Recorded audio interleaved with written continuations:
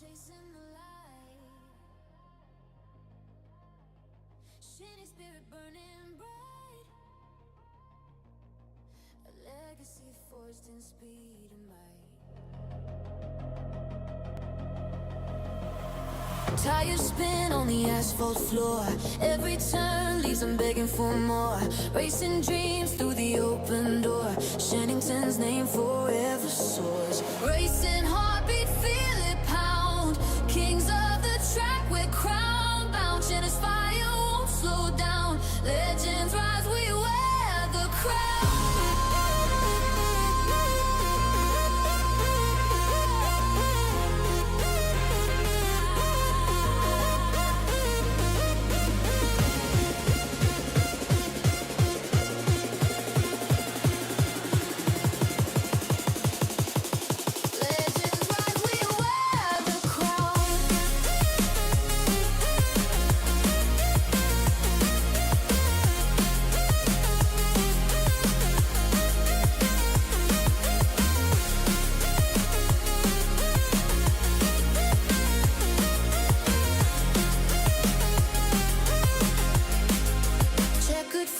In the summer air, adrenaline rush beyond compare.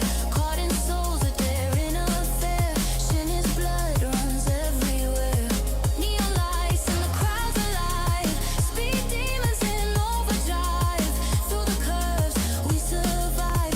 Shenington's pride will never die.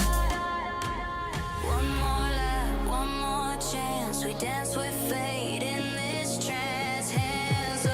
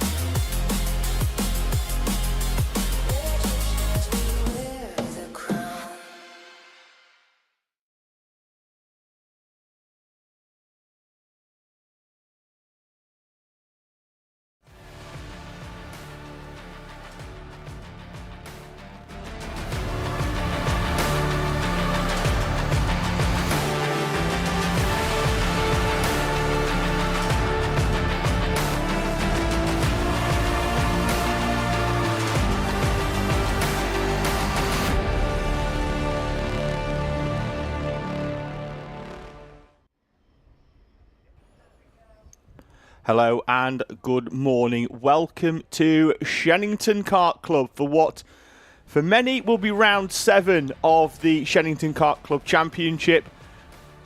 But we all know what we're here for. This is the 2026 Shenington SuperPrix, the 25th running of this annual event that does encompass part of the club championship but does also attract a much wider audience, including the British Historic Kart Club as well. We'll have some historic demonstrations at lunchtime. We've got a few videos as well where we walked around the historic paddock yesterday.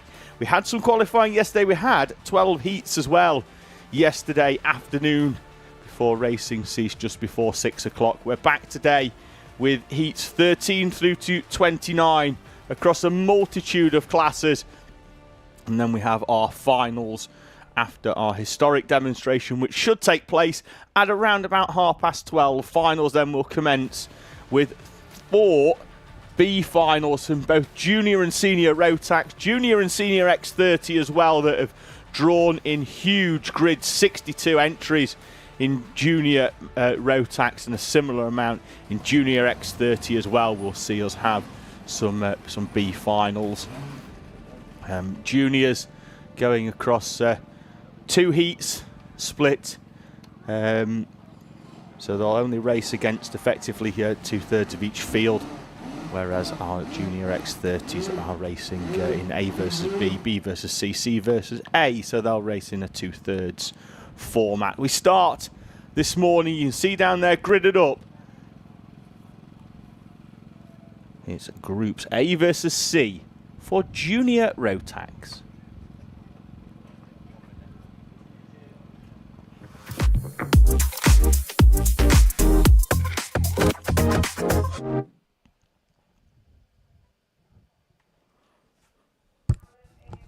So as we look back at the Stratford hairpin, which will be effectively today using both variants, as we've got our 250 Supers and our 210 National using the gearbox circuit.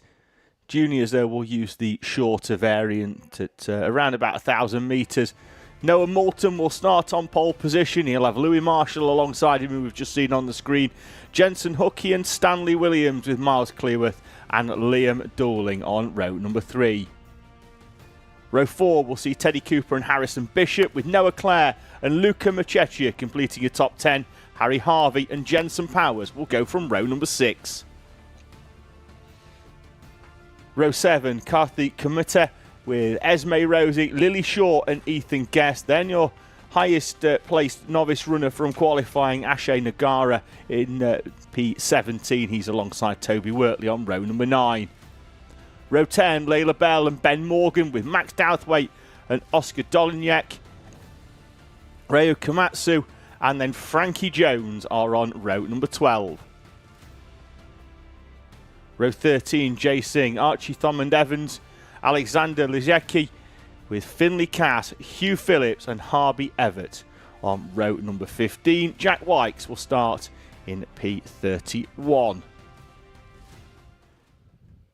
They're your runners for the first race of the day, and right on cue, the green flag from the grid marshal will send our junior Rotax runners out onto circuit. We've got one off there in the 123.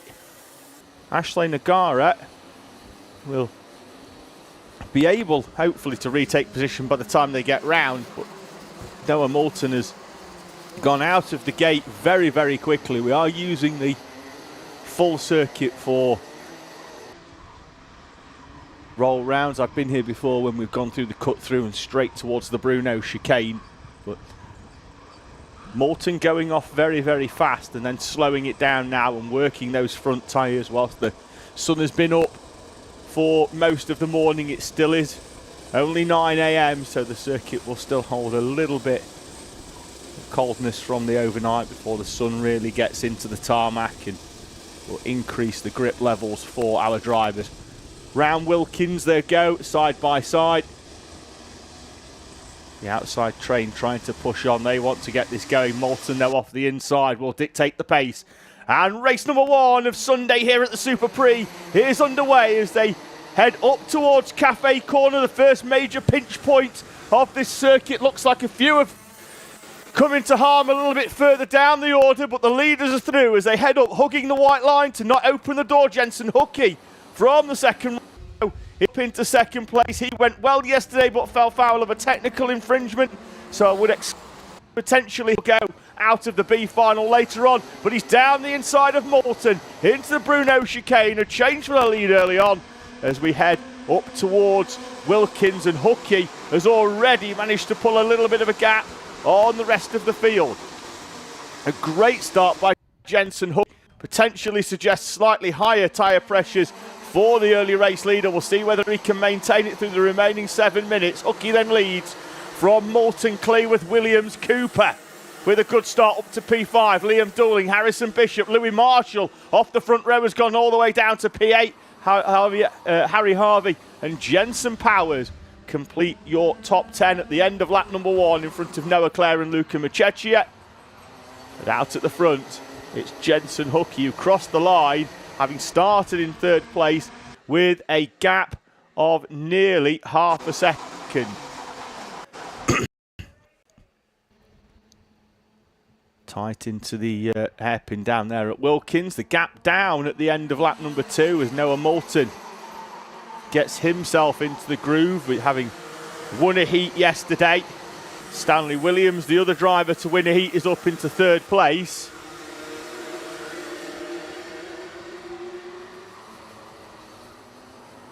So we go 3 wide up towards the Stratford hairpin.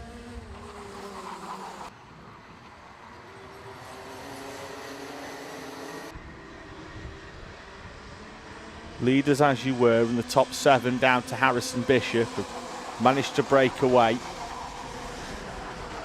Then there's this gap back to the next train of 6, which goes from Harry down to Lily Shaw in P13. Nose down the inside there by Miles Clearwith, but he was too far back.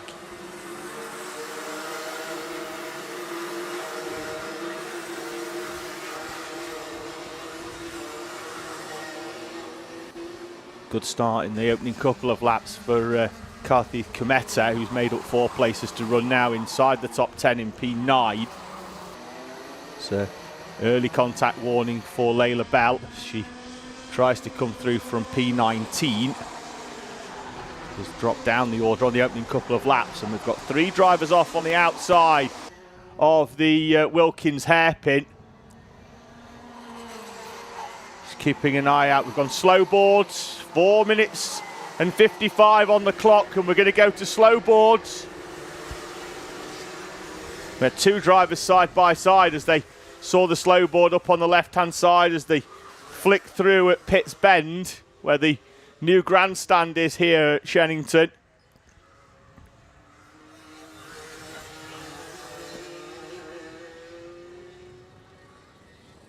So the race neutralised early on in this race. 4 laps completed. Huckey, Moulton, Williams, Cooper, Cleworth, Dooling, Bishop, Harvey, Kometa, Powers, your top 10. It's been a good start as well by Lily Shaw, up to P11 from P15, but the field's slow. And Jensen Huckey doing exactly what he should be, just getting the field slowed down and backed up, allowing the marshals to clear the circuit down at Wilkins. Hopefully we can get going with the earliest possible opportunity. We don't want drivers with plugs oiling up. Luca Machecchia is one of the drivers, but that's not the incident down at Wilkins. That's the run up towards the Stratford hairpin. So Machecchia is out of this race. 41 is Ethan Guest. He's getting back in, and we can see if we can get that kart going for Ethan Guest. The frustration of the driver suggests it's a fairly a hard no by the kart. Does not want to comply. It looks like we've got Esme Rosie, Alexander Luzecki and Oscar Dolinek are the drivers that have been involved down that incident. We're definitely not going to get this going this time round. And we've got the pace going as slow as we can, that marshals are going to have to wait for the whole train to come through. Powered down now, but it's not happening this time round, so time continues to elapse in the top left hand corner of the screen.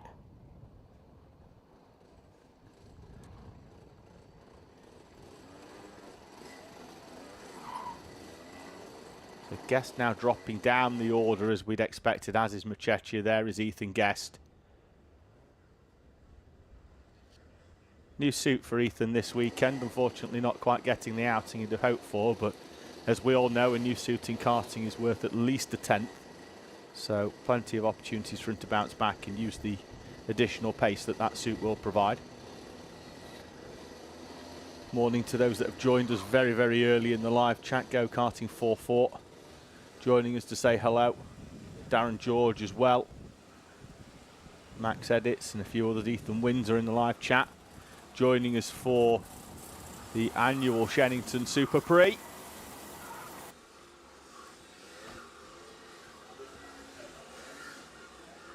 Speaking to the club secretary Graham yesterday, with handing out in the region of £14,000 worth of prizes today to your winners in all of our classes.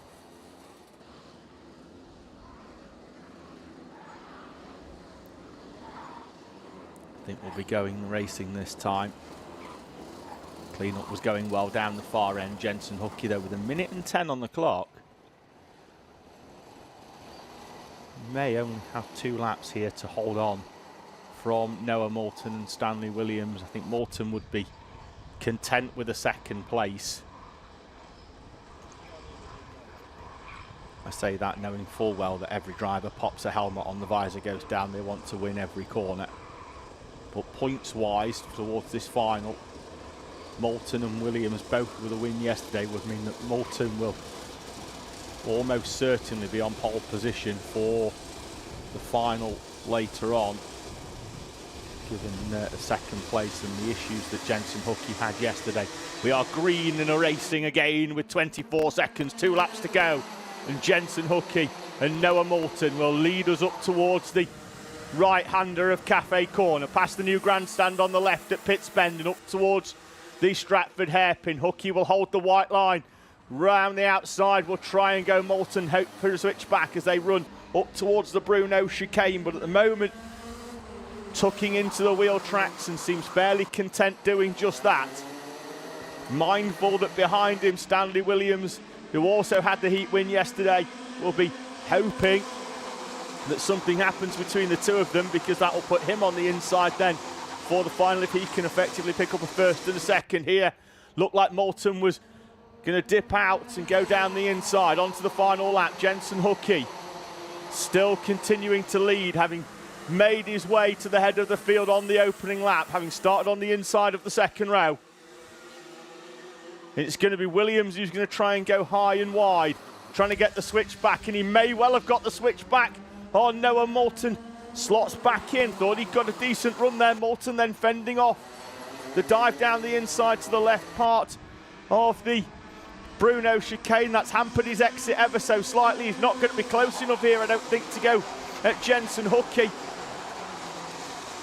And in a race of 2 halves, Jensen Hookie did the hard yards early on, and Jensen Hookie will win the first junior road tax race of the SuperPrix Sunday from Noah Moulton and Stanley Williams, Teddy Cooper, Liam Dooling, Miles Cleworth, Harrison Bishop, Carmith Cometa, Jensen Powers, Noah Clare are your top 10, with Harry Harvey, Lily Shaw, Ashay Nagara, Louis Marshall having started on the front row down in P14, Max Douthwaite and Ben Morgan finished 15 and 16 respectively. Top 20 completed by Archie Evans, Toby Wortley, Frankie Jones and Finley Cass. A troubled race for many of our drivers. 6 retirees. We had 1 pull in just after the race went green once again. That was Hugh Phillips in P24. He'll be classified. Guess Machechia, Rosie Lijecki and Dolignac, all retirees during the race, as well as Jensen Hookie pushes the number 33 machine onto the weigh scales.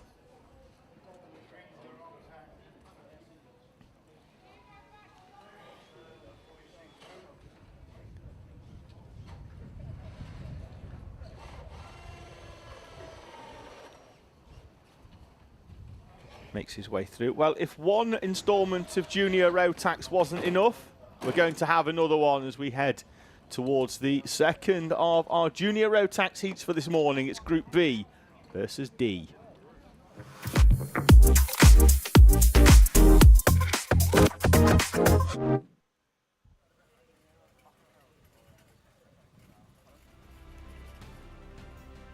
We've just seen 29 drivers do battle. Let's see what we can do this time. The circuit is green, but we're waiting for confirmation that they can leave the holding area. Oscar Keane will start alongside Ryan Rapini on the front row.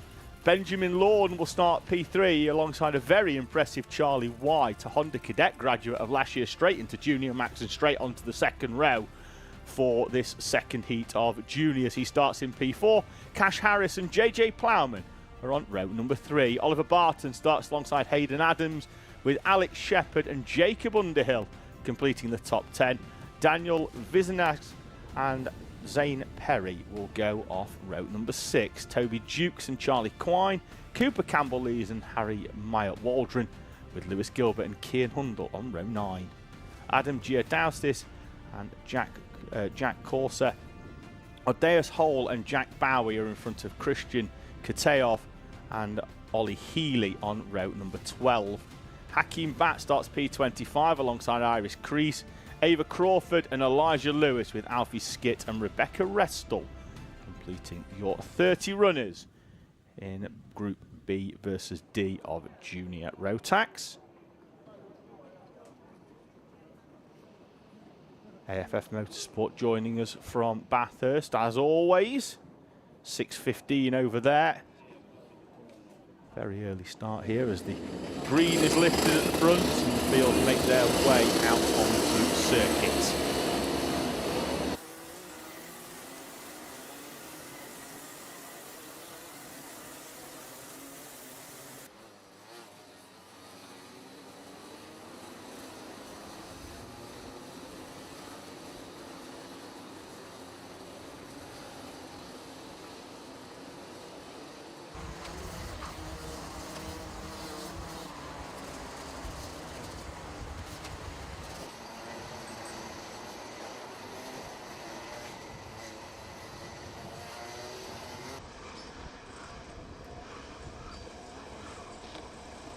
Very similar methodology to the first race. Out early, get some pace in the kart, work it hard and then slow it down.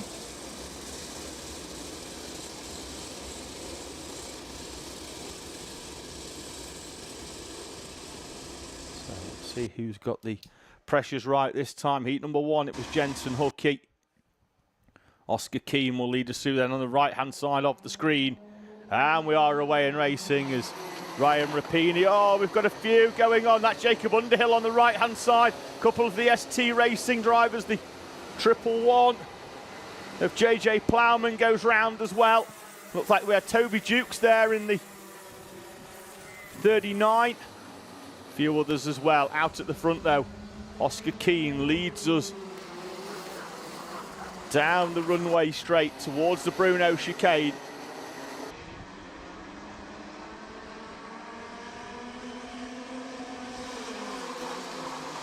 Door was open there, but not quite close enough for Benjamin Lawn, who's up into second place, to come down the inside. So Cooper Campbell leads there in the 121, trying to go round the outside and try and hold off Daniel Wisniewskis. It's down the inside. We have got Benjamin Lawn taking the lead now from Oscar Keane. Ryan Rapini in the white kart in third place, just taking a watching brief early on here. Gap back then to Cash Harris, and it was Cooper Campbell leads in 5th place, but he's been shuffled back. I think he'll come out of this in P7 as they cross the timing line in the Kato Motorsport colours. Indeed he does. Wisniewskis and Gilbert through.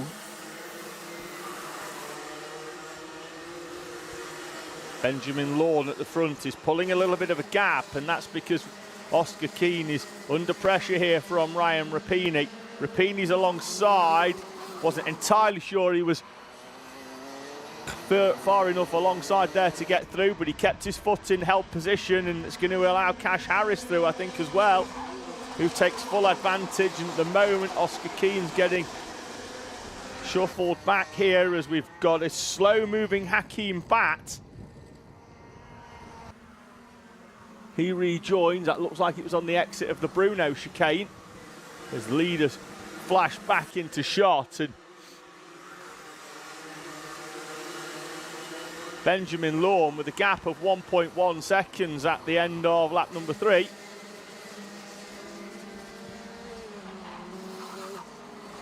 Warning for Wisniewskis.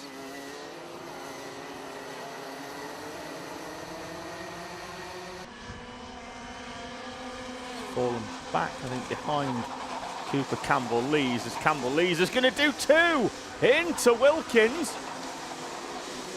And I'm 100% sure he didn't mean that. I think he went for 1 and was carrying that much speed that he had to go for the overtake down the inside. But Cooper Campbell-Lees, with 1 to remember down at Wilkins, moves himself back up inside the top 5. He's up into P4 and will now be taking a slightly defensive line. Lewis Gilbert isn't particularly thrilled by that.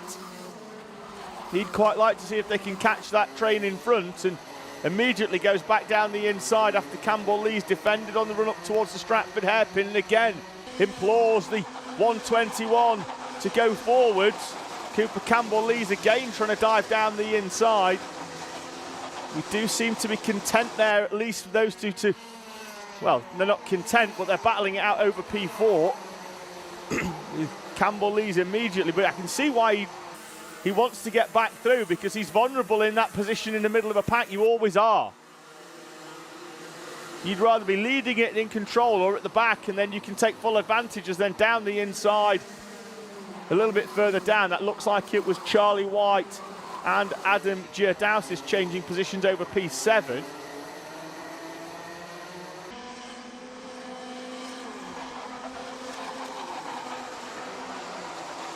Gap continuing to go out for Benjamin Lawn at the front. 1.5 seconds now as Ryan Rapini and Cash Harris will do battle over second place. Good move down the inside by Wisniauskas on Adam Giordausis for 6th place. Charlie White, Hayden Adams just behind. Oscar Keane's been shuffled back from pole position all the way down to P10 now. Mechanical flag for Alex Shepherd in the 85. He'll be closer to me than racing action in about 30 seconds. We've got a yellow flag, albeit a stationary one, on the run up towards the Stratford hairpin. There's again, that's Cooper Campbell-Lees, and that is why it's Elijah Lewis out of the race. Flag is still there. You can see it on the new digital boards that have been introduced by SKRC in the last couple of months,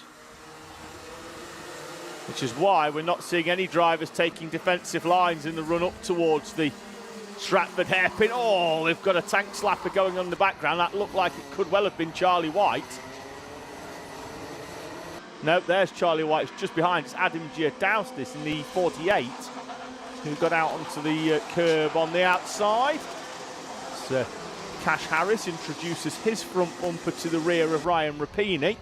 No harm done in the grand scheme of things, but they are backing themselves up into Cooper Campbell-Lees, Lewis Gilbert, and this will be vindication somewhat for Lewis Gilbert, who earlier on was imploring them in this battle for what was 4th place at the time to stop squabbling and to potentially try and catch the duo in front. At the time, it did look unlikely. The gap was out to well over a second between Ryan Rapini and Cash Harris and the train behind, but now they've had a little bit of a squabble and a change round for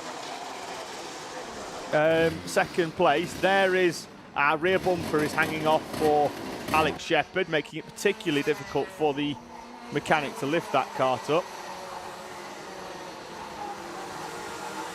Contact warning for Cooper Campbell-Lees.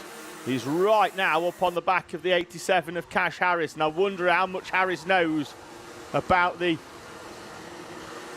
imminent arrival of the train behind. Ryan Rapini going defensive on the exit of the Stratford hairpin.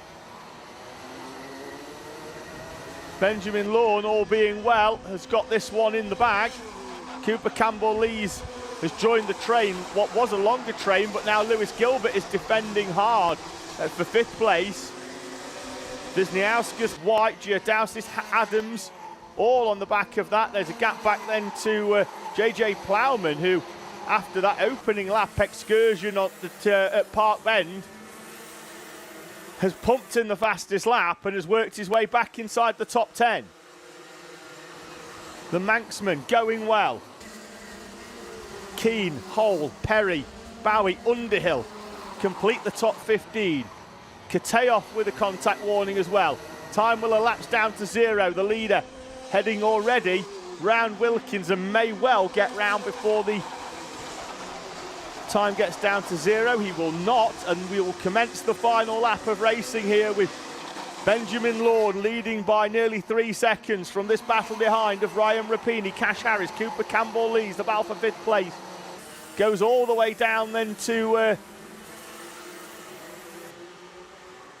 well now outside the top 10. It's got Oscar Keane there as down the inside in a defensive role goes Cash Harris, and that's going to leave him vulnerable in the run up towards the Bruno chicane, and Cooper Campbell Lees has got the job done before the right-hander will pick up the battle behind ever so shortly. That goes all the way down to, I think, a Deus Hole for Dave Edwards racing in P13. Out at the front, a serene Sunday morning drive for Benjamin Lorne sees him take the checkered flag from Ryan Rapini and Cooper Campbell Lees. Cash Harris, Lewis Gilbert falling down the order. There he is on the left-hand side of the screen. And that Nassau panel on the front has taken a bit of a beating by the look of things. Can have a quick look out of the window, but he's crossed the line in P16. There's your race leader, Benjamin Lorne. Oliver Barton's Nassau looks all over the shop. Something's been up on top of the front end of Lewis Gilbert, that's for sure. His Nassau panel is behind the nose. So he's been in the wars down there. Benjamin Lorne, though, with a victory. The gap 3 seconds back to Ryan Rapini, Cooper Campbell Lees, who got the move done on the final lap to take 3rd place from Cash Harris. P5, Daniel Wisniauskas with Charlie White, Hayden Adams, Adam Giordausis, Oscar Keane, Zane Perry, JJ Plowman, Odeus Hole with Jacob Underhill, Oliver Barton, Harry Myatt Waldron, the unfortunate Lewis Gilbert, who ran so well in that one, is in P16. Jack Bowie, Toby Dukes, Ollie Healy, Charlie Quine, Jack Corser, Christian Kateoff, Iris Crease, Alfie Skip, Rebecca Restel and Ava Crawford in front of Hakim Bat, Alex Shepherd and Elijah Lewis, the final few retirees.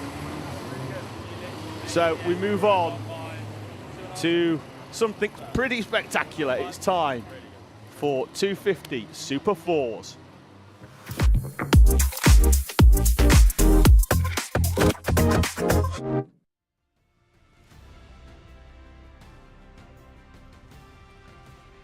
If you've not seen these before, I will give you one word: rapid. Tim Wood starts on pole position. He's got Ryan Lawson alongside Chris Lawson and Jack Bliss with Adam Brooks and Harry Morris on row number 3. Row 4, Matt Allnut and Jack Rolfe with Don Brown and Nathan Caddick in front of Justin Parker and Aaron Powell on row number 6. Charlie Cole, who won the final yesterday, starts P13. Dan Brown, Martin Smith with Marcus Hudson and Kieran Metzen. Then we've got Matthew Duncan on the outside of row number 9. Dan Rawdon will start P19. Reese Woods in P20 with Sam Harrison and David Goody firing off P22 on row number 11. We've got a late joining Charlie Cole, who's only going to get one of the 2 rolling up laps that our Super 4 250 Supercarts get. Now, if you're wondering why they're getting 2 rolling up laps, that is because we don't do a rolling start with these. We go off a standing start. It is pretty spectacular. Chris Lawson is beached at the moment. I mean, the sun is out. It is beach weather, but that is not the beach he was hoping for. Can he get it restarted? He may to hold fire on the start line. But as it stands, there's going to be a gap on the 2nd row.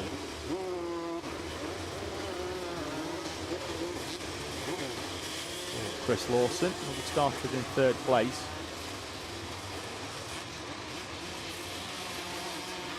Now that kart is being pushed and bump started, and indeed has. Now whether he can take that grid position remains to be seen. He may well have to pull up onto the back of the grid here. We may well be formed up by the time we get there.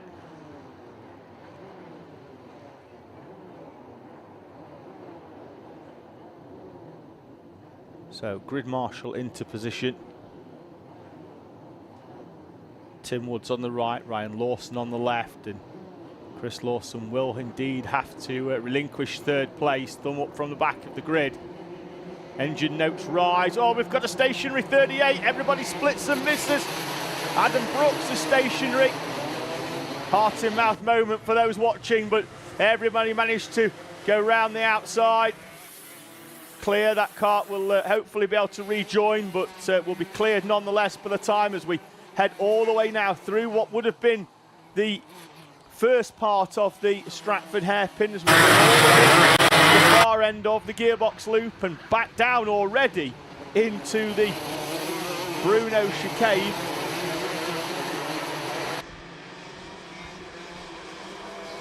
It's Jack Bliss, who is the early pace setter at the front.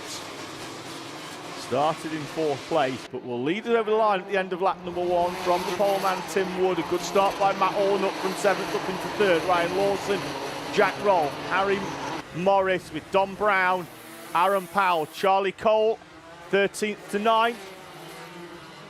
Plenty of work for him to do if he's going to repeat what happened in yesterday's final.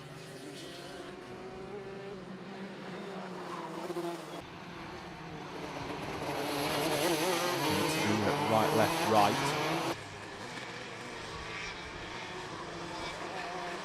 Drivers.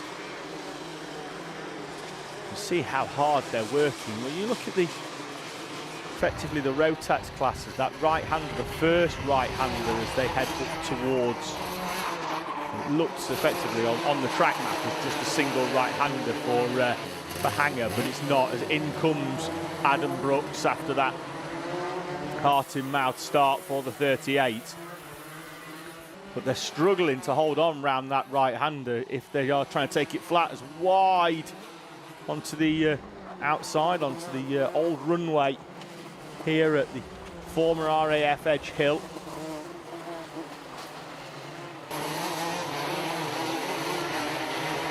Jack Rolfe in the 24 trying to hunt down the 7 of Kieran Metzen. And they crossed the line last time round. They were 6th and 10th, so it looks like Rolfe dropped down, as indeed as Ryan Lawson, who's going all the way down the order to P11. Dan Brown falling down a few places as well, loses 2 to go down to P14 on that previous lap. Charlie Cole is up into 5th place.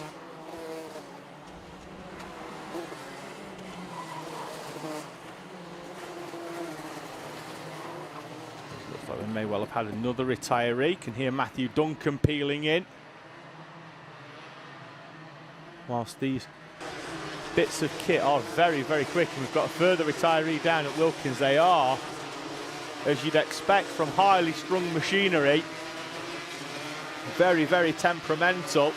Harry Morris, the latest driver to come to a halt down at the far end, and that has allowed everybody outside the top 4 to move up, as Morris was running high up the order. At the front though, Jack Bliss with 3:30 on the clock has a gap of a second back to Tim Woods and another 2.5 back to Matt Ornutt. Kart's just being recovered there through the exit gate down at the far end, so we'll be covered under a yellow flag down the far end for a local, and then we go green everywhere else. And the line these drivers take, see, they're not going all the way out to the outside because they want to maximise the run round Pitts Bend at Marshall Post 3 in front of the new Shenington grandstand to get the run up the straight. So you'll notice all of our junior runners down the inside goes Charlie Cole on Matt Ornutt. He's up into 3rd place now.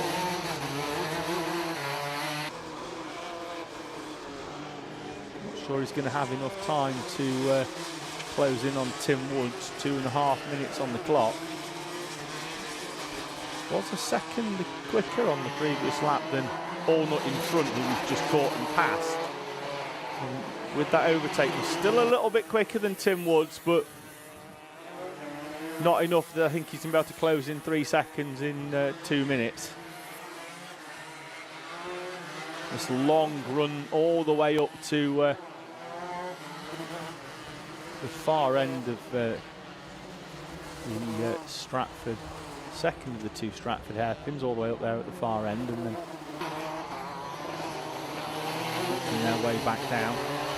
Aaron Powell, Kieran Metzen going at it here for 5th place.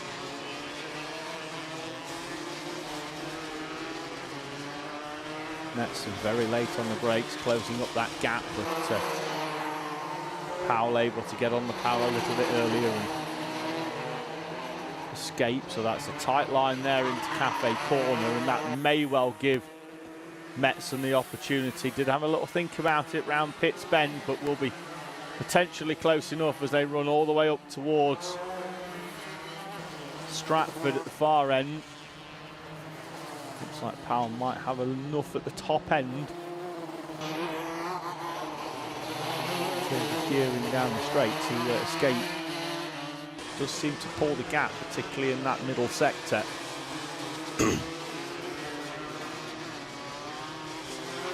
Where it's all about power, and then in the twistier bits, and you see they're trying to get the power down. Kieran Metzen, the rear end dancing on the limit. Does get a good run out of there, and then benefits a little bit from the slipstream, but by the time they get up to the far end of the circuit, and that exit, there's the start now, I think, making their way through some traffic, and I think Charlie Cole has managed to catch in there and find a way through, has he, on Tim Woods? And if it has, that's a monumental effort to reel in 3 seconds. Indeed he has. Tim Woods, I think, has got to have had a little bit of a problem or a scruffy lap. He did have a 45.7, which is well over a second off where he has been earlier on in this race. And now the question remains as to whether Charlie Cole can do the same again, as we just catch the back there of Jack Rolfe making his way through. So it will be the final lap when the leader comes through, as we've got Don Brown trying to find a way through on Jack Rolfe, and indeed does. Don't think we're going to have many arguments over which is the best coloured kart in this race. And he appears to have gone full coal trickle. Oh, and round goes Don Brown. And that's caused a few of other drivers to concertina up. Gearbox, of course, on these karts, 6 speed, so not expecting some of them drivers to have to go all the way down the box down there at Wilkins. Tripped a few up onto the final lap, though. Jack Bliss clearing the final corner. Heads up towards the timing line and will win in Super 4 Supercarts. The 250s from the charging Charlie Cole, who, starting the final later on from a much more advantageous position than his qualifying berth, has got to be the favourite for the final for me. 13th to first yesterday, 13th to second today for Charlie Cole. He finishes in front of Tim Woods, with Matt Allnut and Aaron Powell completing your top 5. Don Brown falling down the order, of course, on the final lap after that spin. Kieran Metzen, Jack Rolfe, Ryan Lawson and Reese Woods, with Martin Smith, Dan Brown P11, Chris Lawson, who had to come from the back, having been unable to take his qualifying position on the grid, finishes P12, with Sam Harrison, Don Brown, and then your drivers that did not see the checkered flag on the lead lap, David Goody in P15, and then drivers that have retired earlier on, with Marcus Hudson, Dan Rawdon, Harry Morris, Matthew Duncan and Adam Brooks, who peeled in at the end of lap number 1. We're going to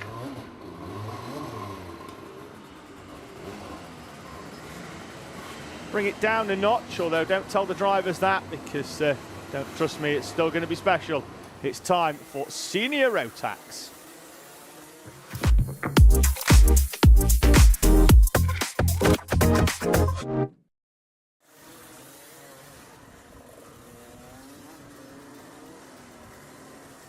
So it looks like that's Adam White with a problem in the 13, and we've got another driver that's had a bit of an excursion on the opening lap. So we'll try and get a grid up, but we may well not get this race going at the first time of asking, depending on how quickly the marshals can work. It will be William Webb and Joshua Smith, Ethan Martin, Noosh Shaffer Leathers with Dylan Brearley and Scott Hayward on row number 3. Row 4, Tobias Alvarez and Bertie Wellesley with Ethan Griffins and Jarek Metters in front of Tom Nottingham and Abby Sanders on row number 6. Row 7, Matthew So, Oliver Bamford Sr., Max Chow, Kian Eastick, Declan Luff and Christopher Hughes on row number 9. Row 10, Marissa Teague, George Cole, Ethan Hepgrave, we are away in racing, so we'll cut away from that. It's okay, we are good to go. First time of asking, we've got a few drivers up and over. Via Maru is one on the right-hand side. There's the kart of Adam White, and we've got the 82 pulling off just near it. Gigi Lim is out of the race as well by the look of things. We run up towards the Bruno chicane for the first time, and that looks like it could well be Joshua Smith at the head of this field. Confirm as they head up towards Wilkins at the end of lap number 1.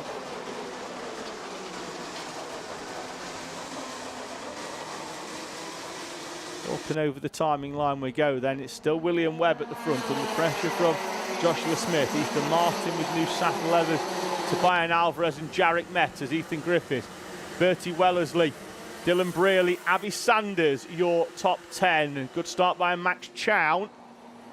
16th up into P11 at the end of lap number 1.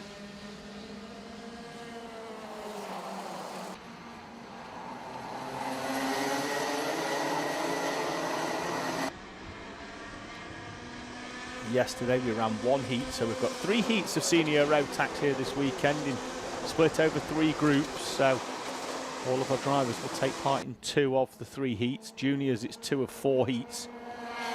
You set your points for the A final and then the B finals as well. They'll be the first races after lunchtime. As down the inside, that was a good move there by Ethan Martin, who set the fastest lap on the previous to move up into second place. Joshua Smith down into third. Tobias Alvarez up now into 4th place after a move on Noosh Shaffer Leathers on the previous lap.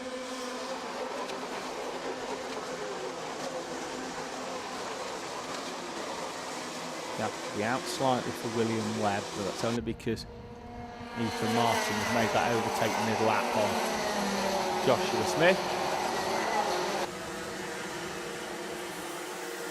Ethan Griffin still P7. He's in the middle of that train behind with Bertie Wellesley pushing along as well. We are group of 3 at the front, the duo of Alvarez and Noosh Shaffer Leathers in 4th and 5th. Jarek Metters then leads the rest of the train, the Tom Day Racing colours just behind in 6th place, having worked his way up in the opening couple of laps from 11th place. Still pretty much as you were at the front. Gap remains consistent at 0.3 of a second between Webb and Martin. So yesterday's final was won by Joshua Turnbull. He's not in this one. That's Bertie Wellesley down the inside of Jarek Metters. Looks like we may well have a battle on as well for 4th place as Alvarez and Leathers go side by side in the run up to the Bruno. That is a late dive down the inside by Joshua Smith, who uses all of the circuit on the outside to make sure he returns to 2nd place. Ethan Martin, I imagine, won't be particularly thrilled to hand that one over, particularly because I don't think he saw the move coming. It was opportunistic by Joshua Smith.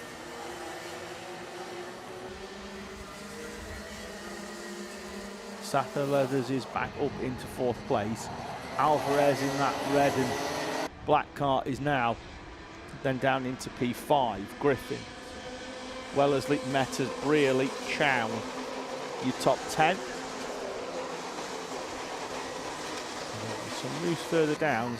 Sanders and Sower still in that mix as well. And there's a few changes further down the order. Indeed there is, as Matthew Sow moves up into 11th place. Wellesley now with the fastest lap in P7, benefiting a little bit from the slipstream of the karts in front of him, and he's in that second train, and now looks like we've got Metters, I think, potentially back up to 7th there in the yellow, but he's had a big train of karts behind him.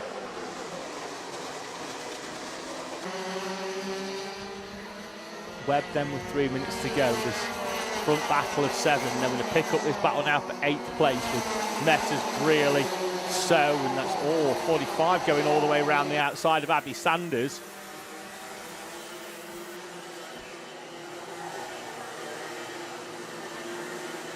There's an opportunity there at this circuit to try and hold that line around the outside of the first corner, and then dive down the inside into Cafe Corner. Jarek Metters is parking the bus, to use a football analogy, if anybody watched that frustrating performance of what England could do if they played well last night.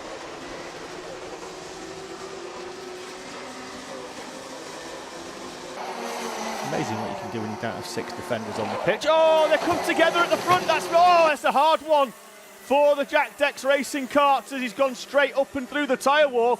In fact, he's closer to the Bruno chicane.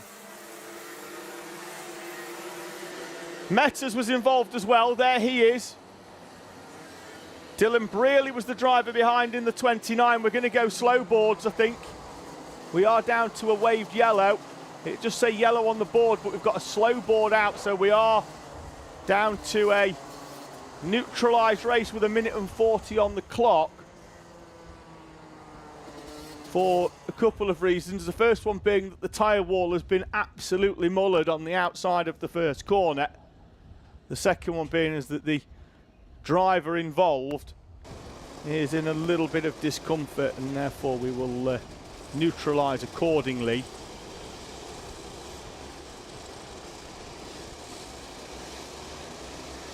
And I do believe that slow board will now become a red flag, and the field will be stopped at the start line.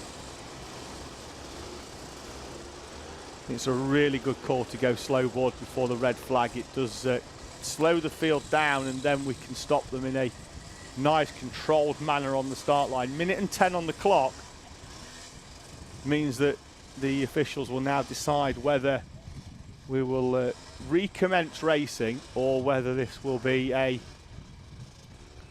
race will be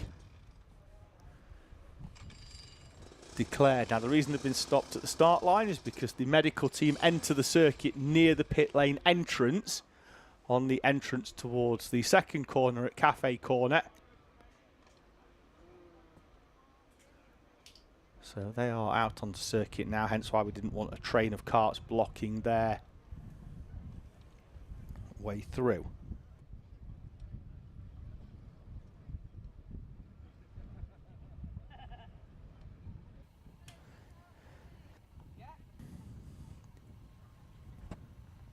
So mechanics are making their way out for recovery of a number of karts.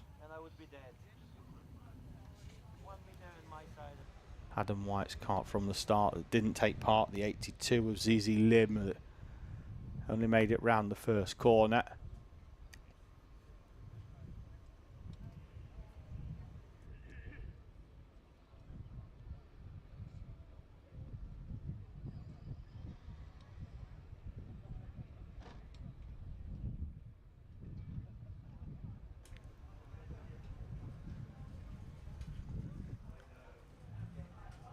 So ambulance is moving again, which may well mean that going sooner than expected.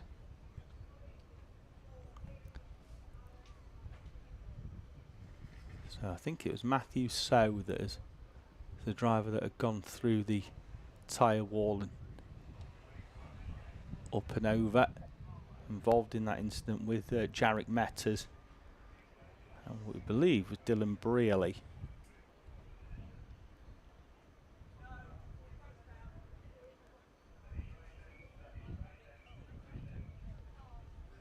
And with that comes the end of Senior Max Heat number 2, I believe. We've got 1:12 on the clock, which means we're well over the 75% of race distance mark.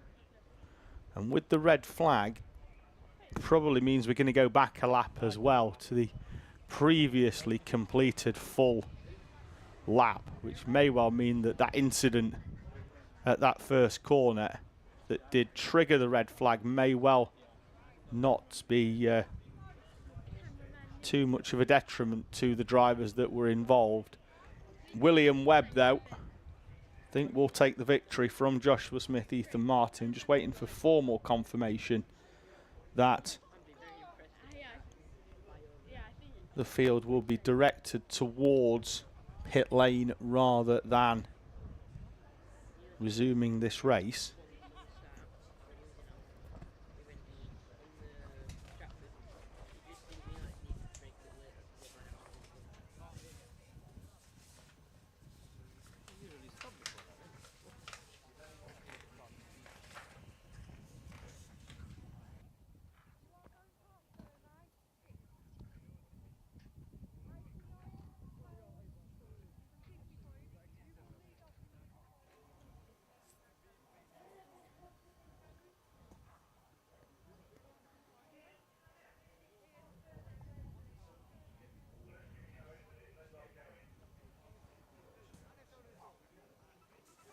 So I'm just figuring out here, we may well be rolling round. Let's see whether we're going to resume or roll into pit lane here. And it is pit lane as expected. Wasn't really expecting anything less, but occasionally it does take you a little bit by surprise.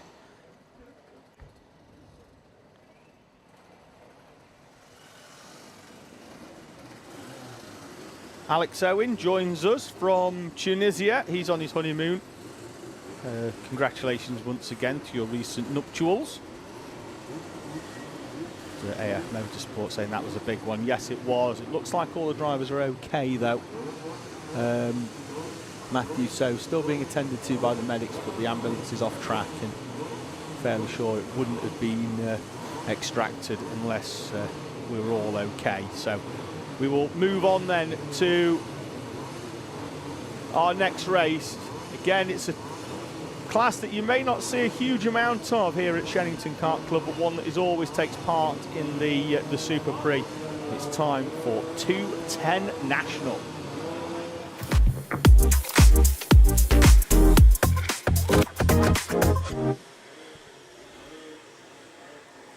Again, we will be using the full gearbox circuit for these highly strung 210 National karts.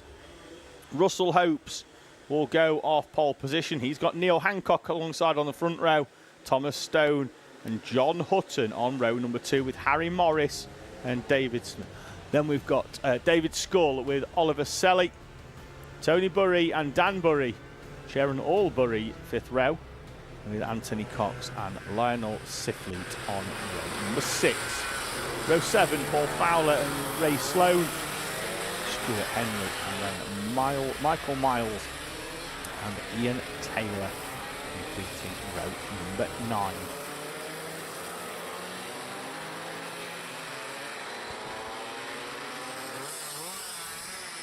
All the way up there then on the long circuit. It's fairly lonely all the way up there. Not much going on. Only used for the gearbox karts. Not a huge amount of runoff either at the far end if things don't quite go to plan. Again, we'll get 2 rolling up laps for our 210 Nationals.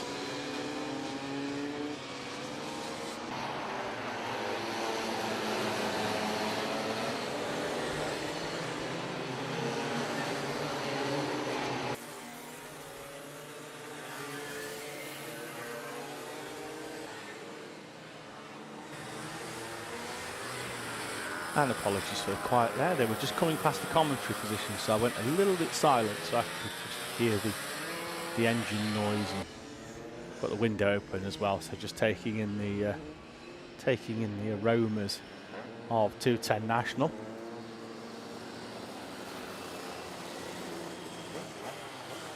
The standing start once again. Field just making their way round. What I do like about these classes, and to a large extent the 250 Super 4s, is just the array of different machinery. You've got modern bodywork, you've got classic bodywork, you've got bodywork that you don't really see in any other class than these 250 and 210s.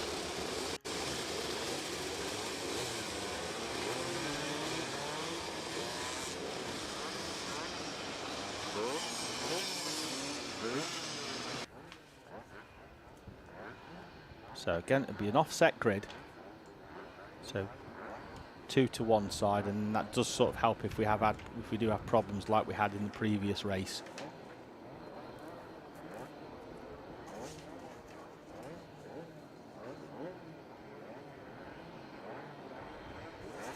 Final few runners then into position before we get this race underway.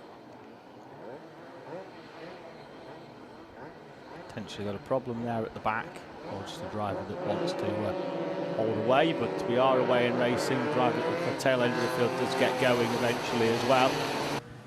There's 210 National, the leaders up then round Cafe Corner with 7 minutes on the clock. There is the 82 going slowly, but they already indicated that they were pulling in, so not a surprise there for Ray Sloan. Harry Morris then off the second row, or third row in fact, started P5 did Harry Morris, will lead us down towards the Bruno chicane for the first time. What will be an absolutely massive gap. There is Ray Sloan, didn't get going for him on this occasion. Hopes there off pole position, struggling a little bit in the opening couple of laps, to get that kart turned in. Lionel Sifley coming through the field now, from starting 12th up into 4th place. These drivers in a class that is racing for the E plate for the English Championship here at this meeting.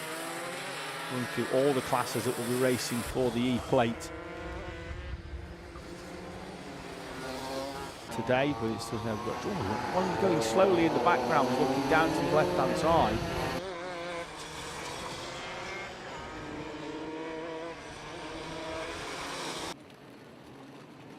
As in pulls Michael Miles in the number 11 machine, so we're 2 down already. Ray Sloan not taking the start, Michael Miles off into retirement as well. Started with 16.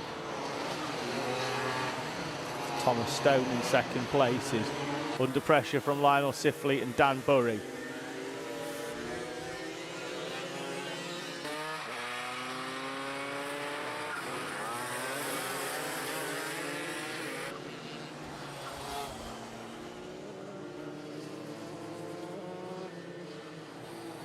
Sifley looks like he's got to the front of that train of 3. Indeed he has, in front of Stone. Good run by Burry out of the Bruno chicane, and will look to switch to the inside. That door will be firmly closed by Thomas Stone.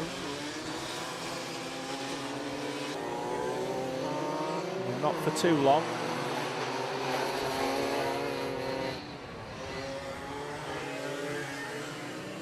Burry makes the move. Gap at the front though is nearly 7 seconds. Harry Morris is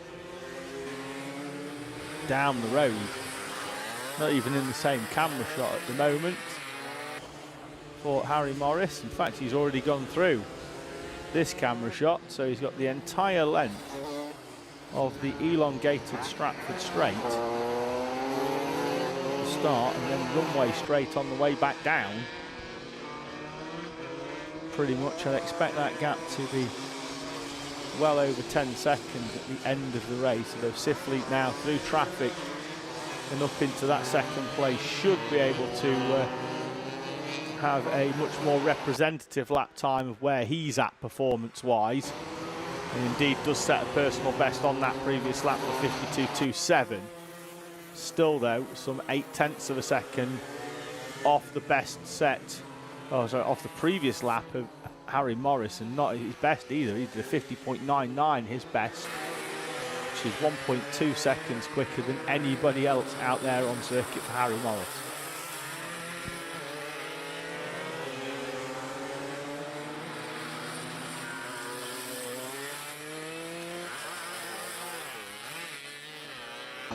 Time elapses down to 2:45. Morris, Sifleet, Berry, Stone, the top four, as we've got a slow-moving Russell Hopes with his arm up. Not sure whether that's just to let the faster runners through there, or whether that's because he's got a problem. I'll let you know in about 30 seconds if he peels off into the pit lane. The field have also made their way up past Ian Taylor in the number 28 machine. And it is indeed a retirement for Russell Hopes as he comes around the first. No, he's not. He's carrying on. His arm was up. I thought he was peeling off, but may well just be letting most of the field through. Thought he was peeling off into the pit lane. Whatever it is, he's not got the same sort of pace that he had earlier on. His previous lap was a 1:19.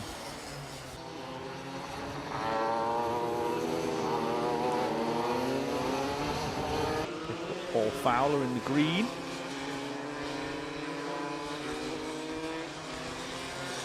Currently running in P7. May well have found a way past David Smith. Indeed he has. There we go. Up into P6 then for Paul Fowler. David Smith down into 7. There's a big gap back then to Oliver Shelley in P8 at around about 6 seconds. He'll cross the timing line now. That gap has gone out a little bit further as well. Still the slow-moving Russell Hopes in that number 7 machine is still circulating. We're potentially seeing him peel off into the pit lane this time round. He's looking over the shoulder. Nope, carrying on again. Just enjoying himself, although the pace is not where he was earlier on. Another 1:19 this time round. He was in the 57s earlier on. We have had a mechanical flag though for Lionel Sifleet, who is in second place in this race. Battling it out with Dan Burry. Now we'll try and pick out what that is. And not peeled off into the pit lane just yet. Currently still in second place as they be heading towards the Bruno chicane and up towards the final complex of corners very shortly.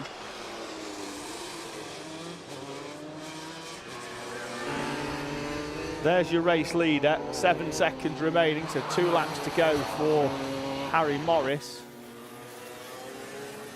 11 seconds is the lead. Again, drivers not running too wide out of Cafe Corner, which is where all the other classes will go. They'll go wide and then so they can carry the speed then round the left-hander without scrubbing too much of it off. In pulls Lionel Sifleet, so he has seen the mechanical flag. Can't quite see anything detrimentally hanging off that thing.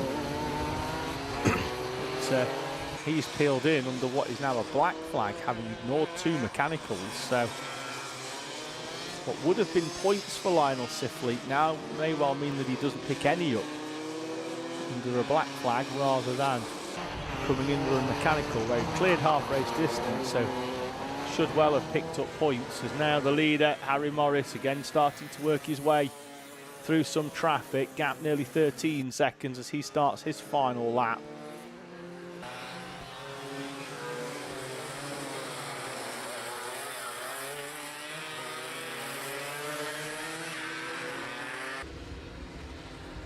There he is, just in front of the 32 of John Hutton.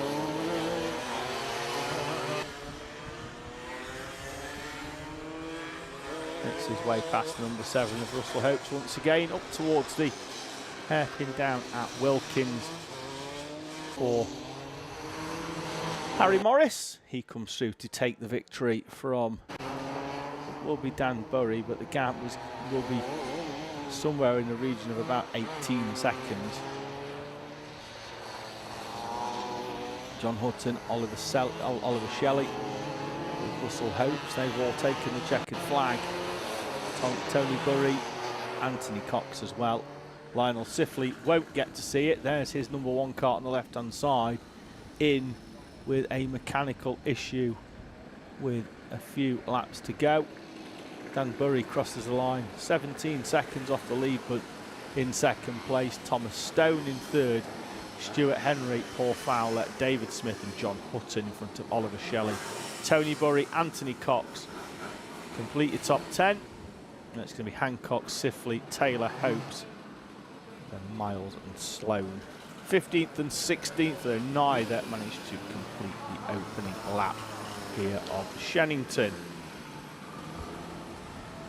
We move on to a race that is going to be difficult to track because we've got 2 classes in it for the heats. They will be split for the finals though, which is good for the viewers at home, so we'll get to put the focus onto both of our classes.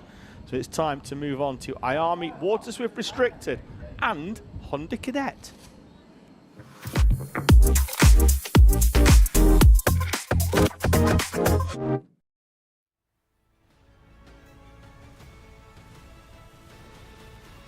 Henry Hales, who starts on pole position and won the heat yesterday, but lost his glove. So if anybody finds a blue race glove, it belongs to Henry Hales. Please take it to reception if you find one of them. We've got Arlo Porter Goody stopped on the exit of the dummy grid, but it's going to be Henry Hales and Louis Wilson, Logan Hodgetts and Max St Hilaire with Darcy Durnford and Freddie Dye on row number 3. Harry Murphy and Freddie Purnell row 4. Arlo Porter Goody, if he can get going, will start on P9 with Charlie Kitchen, Henry Wills and Jennifer Banks on row number 6. Charlotte Hall starts on P13, James Ferguson, Kimberly Banks, and then the first of our Hondas, Mason Becker on pole position with Archie Cannon, Nico Veselovsky, Cooper, Drury, Bailey, Henderson, Ratton, Knox. The rest of your runners and a few others as well, as IARMI Water Swift Restricted head towards the timing line, and we are away and racing, and that looks like it's a 57 going slowly in IARMI Water Swift Restricted, and that's your pole man Henry Hales. Not the start he'd have wanted. He's all the way down the order with loads of work to do. Logan Hodgetts, though, will lead us up towards the first corner with Darcy Durnford in close company as well. We'll keep an eye out on Honda when they get going in a few moments' time. They'll be heading up towards the timing line. Then there we are away and racing in Honda, and it looks like it's been a good start by the 52 of Mason Becker. All the way around the outside goes the 77 of Nico Veselovsky, and he's up into second place. Archie Cannon in P3. Porter Goody did get going, but got going behind the Hondas. So I wonder how that's going to play out in his race, and also how that may well affect the Hondas. Hodgetts leads us through then from Louis Wilson, who finished second yesterday by 100th of a second behind Henry Hales as they cross the timing line pretty much side by side.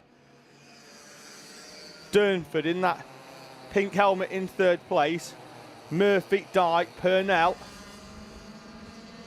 Then it's going to be Max St Hilaire, Charlie Kitchen, Henry Hales up into 9th place already, but work to do for the current Shenington Kart Club Championship leader.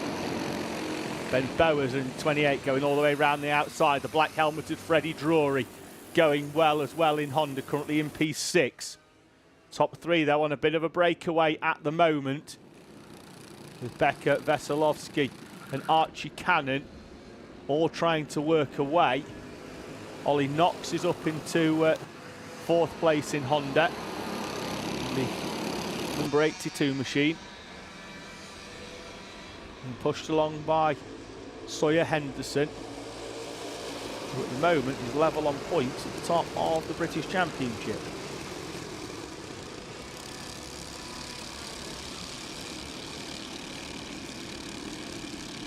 This is Honda racing, nose to tail pretty much all the way down the field as Cian Doherty tries to go down the inside of the 81 of Joshua Bailey. They're also being pursued by, I think it's Benjamin Bowers as well. He is in the 28, he's one to the 22 of Oliver Ratton. Wilson now leads at the front of Army from Logan Hodgetts. They've got a big gap back though to Murphy, Durnford, Dye. Hale's already up into 6th place, but I think 3rd is about as far as he can go in this race.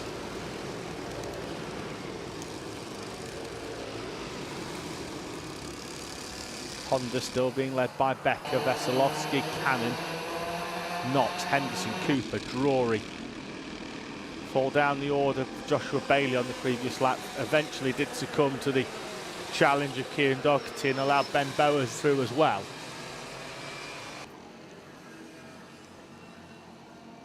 Louis Wilson for Tim Wilson Motorsport leads us up round the left-hander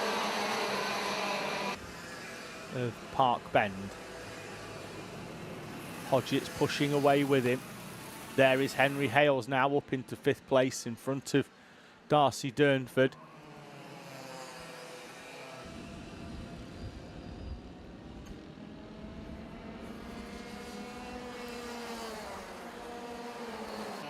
And wouldn't be surprised to see him move up to at least 4th place on this lap. So I think the move there is already coming for Henry Hales. He tries to nose down the inside of Murphy, indeed does, and nearly got the overspeed, I think, there to get past Freddie Dye. I don't think he's going to get it done on exit. Just the 1 place this lap for the Welshman. As we were at the front in Honda, with the exception, I think, now of Marcus Cooper has moved up a couple of places on that lap up into 4th place in Honda, 17th overall on this split grid. They'll get their own final, which I am very much looking forward to, because now they're going to start catching the back of the IAMI Water Swift restricted runners, and this may well have a big say in the outcome of this race, as Cannon has to go round the outside, and that looked like it was Marcus Cooper struggling to navigate some of the traffic.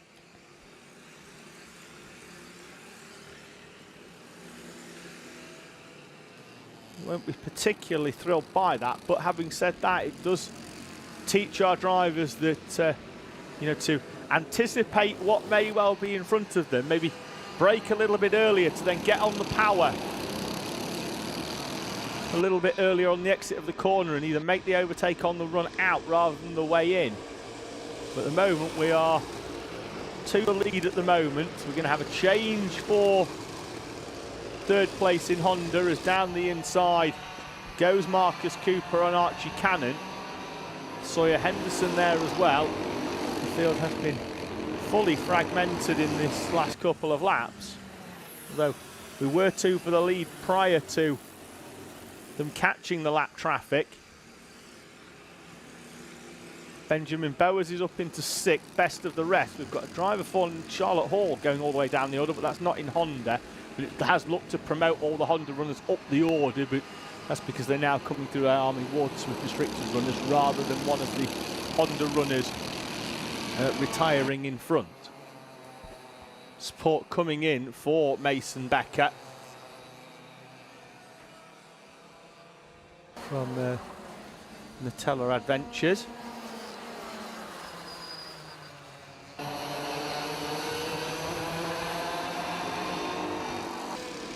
One thing that I do, I'm a big fan of Honda Cadet. I make no apologies for that. It was the route that my son came through in Honda Cadet, having raced various championships. It's a class that is very, very close to my heart. And I do just love the fact that on any given day, you could look at an entry list like we have today, throw 10 drivers' names on the floor, and you could not pick a winner in Honda Cadet. It is so evenly matched, and the quality of driver, particularly at the front, is very, very strong. 46 seconds on the clock overall. Hales is now up into that 3rd place, and is indeed closing in on Logan Hodgetts. Was half a second or so faster previously. Good move down the inside then down there at Wilkins. And that's as we see Darcy Durnford. Max St Hilaire, who has a problem, I'm fairly sure of it. That car going very, very slowly. It's falling away off the back. I think he's going to try and nurse it round to the checkered flag, but Max St Hilaire with frustration and a slow lap time on the previous lap.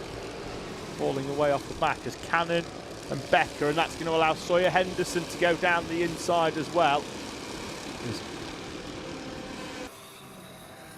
On Marcus Cooper.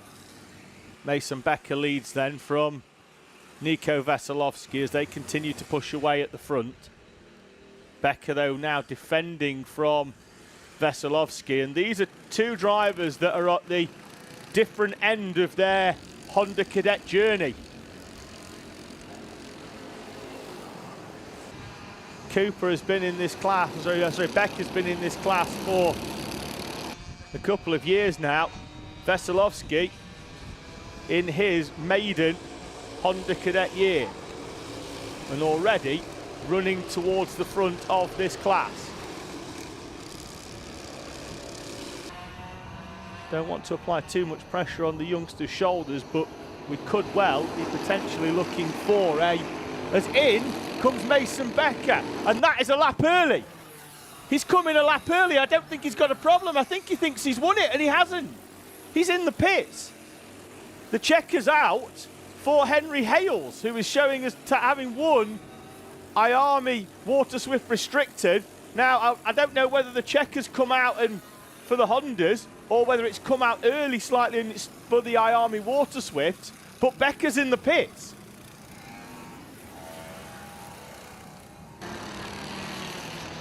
Which could well mean that Nico Veselovsky is going to take the win.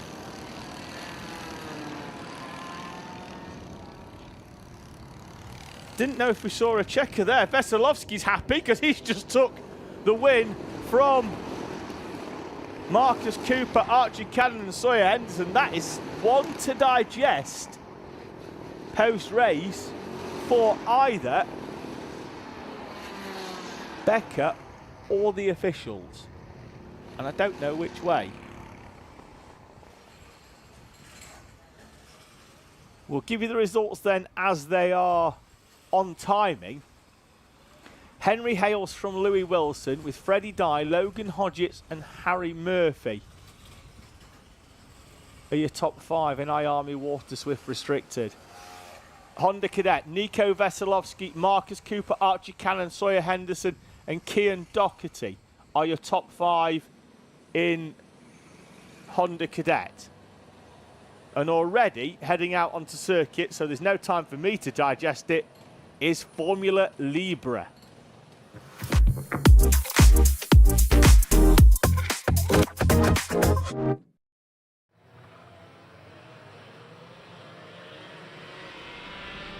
So Formula Libre then making their way around. On pole position it will be Liv Jakins. She will have Matthew Swanston alongside Lewis Payton and Guy Tolley, with Matt Venn and James Ogden on row number 3. Piers Armstrong and Rhys Baines with Ashley White and Oliven, with Hugo Haynes and Jack Stewart on row number 6. Row 7, Harpal Baines and Jack Crisp, with Mark Armstrong, Andrew Silvers and Richard Mallinson. Oliver Bourne, Ian Williams, Ian Davis and Stuart Brearley, or 20 runners in Formula Libre. So they make their way up towards the timing line.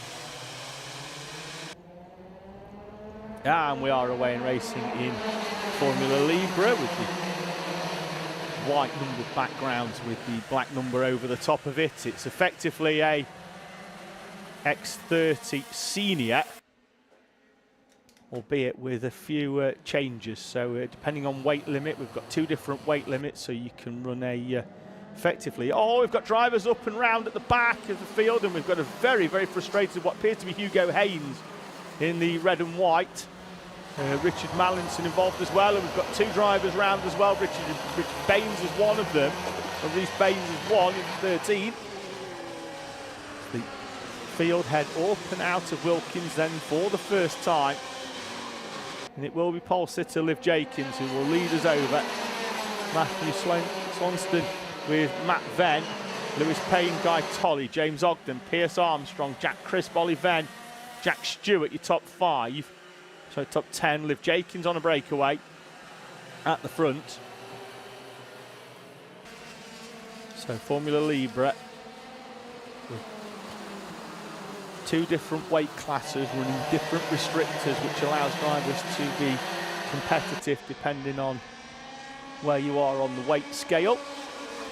And in comes the 15 of Hugo Haynes, his race a very, very short one, and the right hand side of that Birrell ART looking a little bit worse for wear. So tyres provided by the club in Formula Libre to keep the costs down. Not allowed to run new tyres, so tyres that have already done a race meeting in other classes are purchased by the club and then sold to the drivers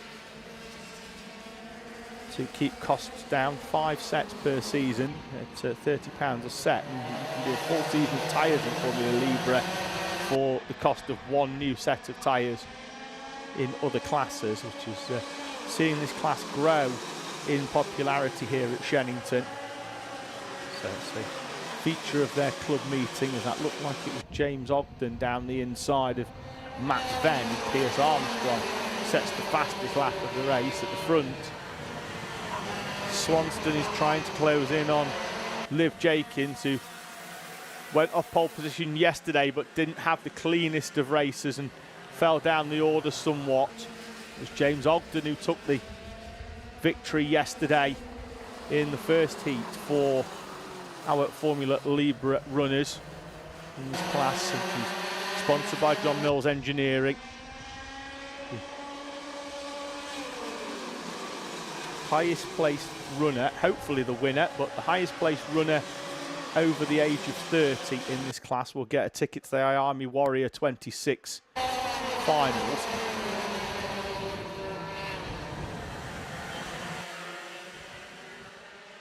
For the Masters class, a few other Army Warrior final tickets and also a full ticket as well in a couple of our classes. We'll run you through those, but it's X30 classes for our Army Warrior finals.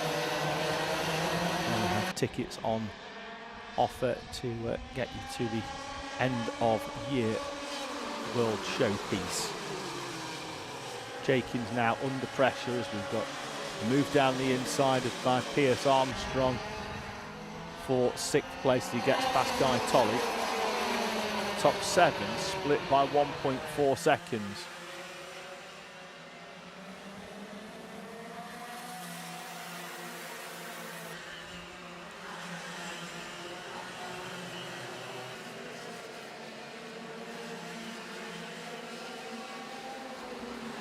Heading towards half race distance, Jenkins so far has led from lights to this point.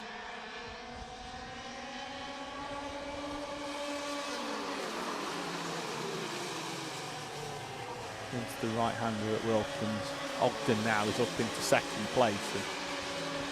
And one does get the feeling now he's moved through into the lead. I was about to say, I don't think he's going to be sitting there for too long. The 2 karts not too different in livery from a fixed camera position. James Ogden then leads from Liv Jenkins. Matthew Swanston is a few tenths back, and Jenkins go with Ogden, who started this race in P6. Not the qualifying he'd have really hoped for James Ogden, but at the moment he's working his way through the field nicely in both of the 2 heats, and he's starting to pull away from Liv Jenkins, but at the same time he's actually taken Jenkins away from Matthew Swanston in 3rd place. This battle going all the way down to P7.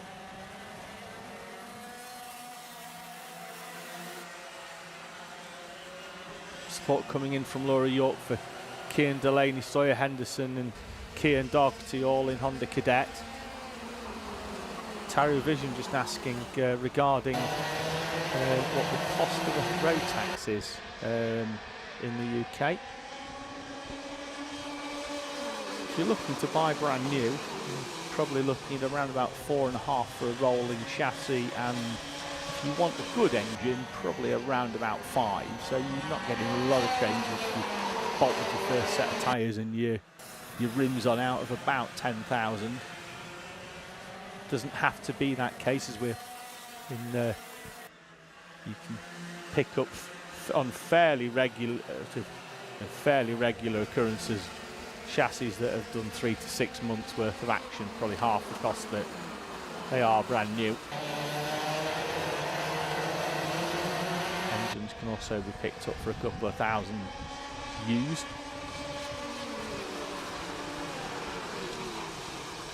You don't have to go and spend the king's ransom all the time to go racing. As long as you go and find a field that you can play on, then that's okay. As we're proving here with Formula Libre, whilst this isn't a predominantly road tax class, you generally see most of the runners will run the iArmy variant in the X30, but you can go racing for a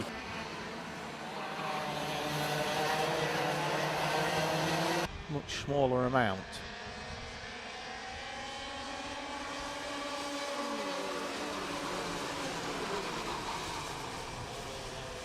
So one driver go round just on the exit of turn 3. Skittled the barrier a little bit, but the barrier is we're okay with that for the time being with 30 seconds on the clock. We'll pick out who it is. I think it would potentially be Jack Crisp. Ollie Venn dropping down the order as well in the 66. They've both had tough laps, and Chris goes up a few. So it was Ollie Venn in the 66. And it looks like the 11 of Mark Armstrong as well has had a troublesome lap. 2 to go, lap and a half really, as they're already out on towards the Hanger Straight.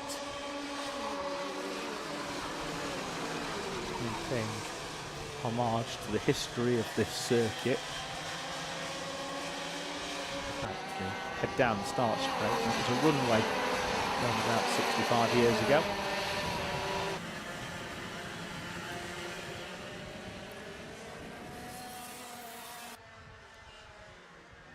James Ogden then onto the final lap has a comfortable gap back to Liv Jenkins, who has almost the exact same gap back to Matthew Swanston in 3rd place. We are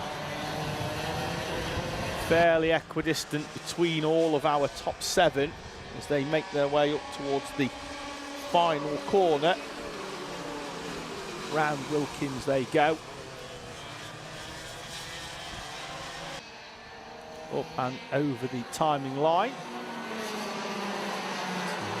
See the checkered flag, and James Ogden takes the victory from Liv Jenkins with Matthew Swanston. We're side by side further down the order as Oliver Forge comes through to take Jack Stewart on the final lap to move himself up inside the top 10. Ogden, Jenkins, Swanston, Venn, Armstrong, Payton, Tolley, Davies, Bain and Bourne.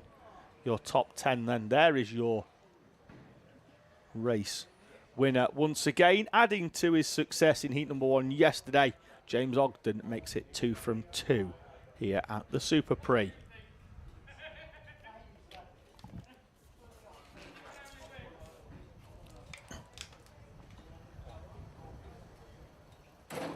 So we're going to move on to the class that are queuing up just behind the iArmy and road tax banners on the right hand side. It's time for Groups A versus C, heat number 2 for Junior X30.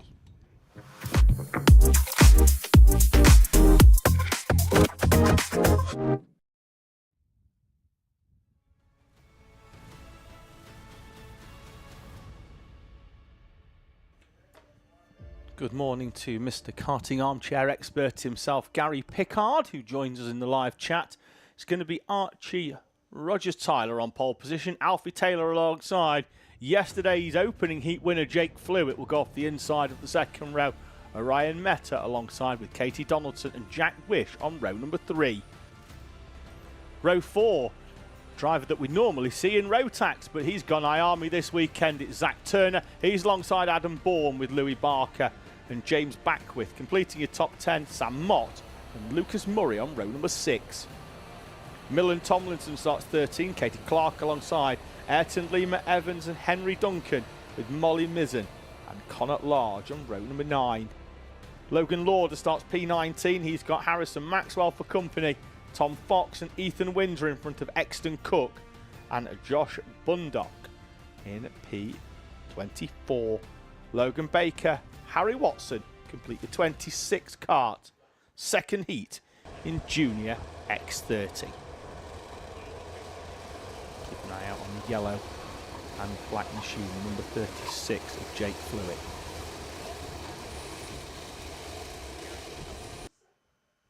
Won the only race for this class yesterday.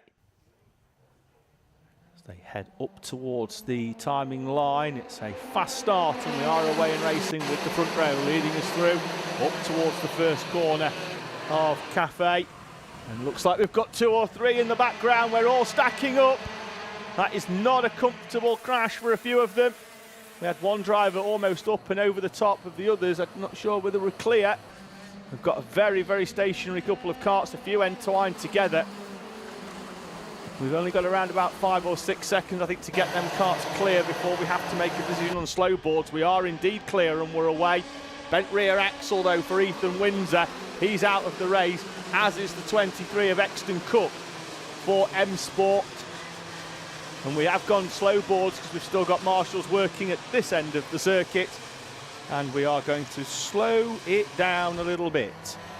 Archie Rogers-Tyler then will lead us through as Molly Mizzen and Logan Lauder fall down the order as well. Flewitt, Donaldson, Wish. Taylor off the front row is down P5. Orion Meta in front of Adam Bourne. Millen Tomlinson, James Backwith, Ayrton Lima Evans are your top 10. Exton Cook, Logan Baker and Ethan Windsor all appear to be out on the opening lap, although we'll have to get all 3 parked on the inside of Cafe Corner, having a little bit of a debrief.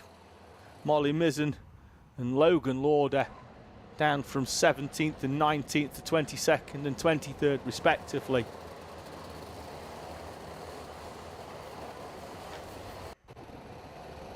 Do expect us to get going at the end of this lap. Rogers-Tyler will take us down the hanger straight.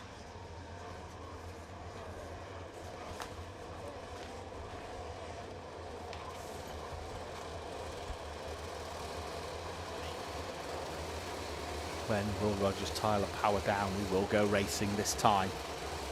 Expect it to be around about now, and Flewitt's seen it coming. As they move out up towards the first corner, it looks like Flewitt is down the inside already. Great move by Jake Flewitt.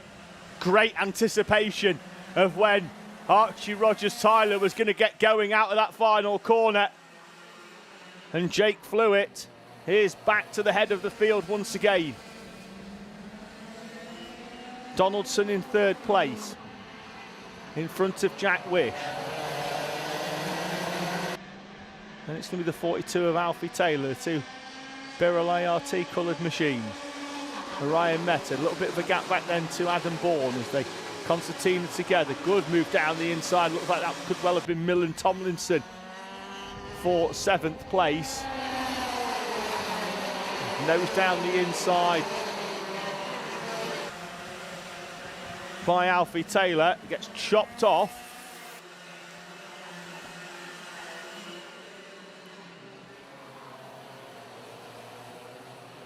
Duo at the front are going to go here because they're getting behind, they're all stacking up. So just that defensive line up towards Stratford that the leader of the train has to take, because if not, there's a train of karts coming down the inside. You can see the leaders, though, have much more of an opportunity to take the what is the faster, wider line into corners. Fluid won't have to defend in the run up towards the first corner. Alfie Taylor's getting shuffled all the way back there now, down into 10th place in front of Connor Large.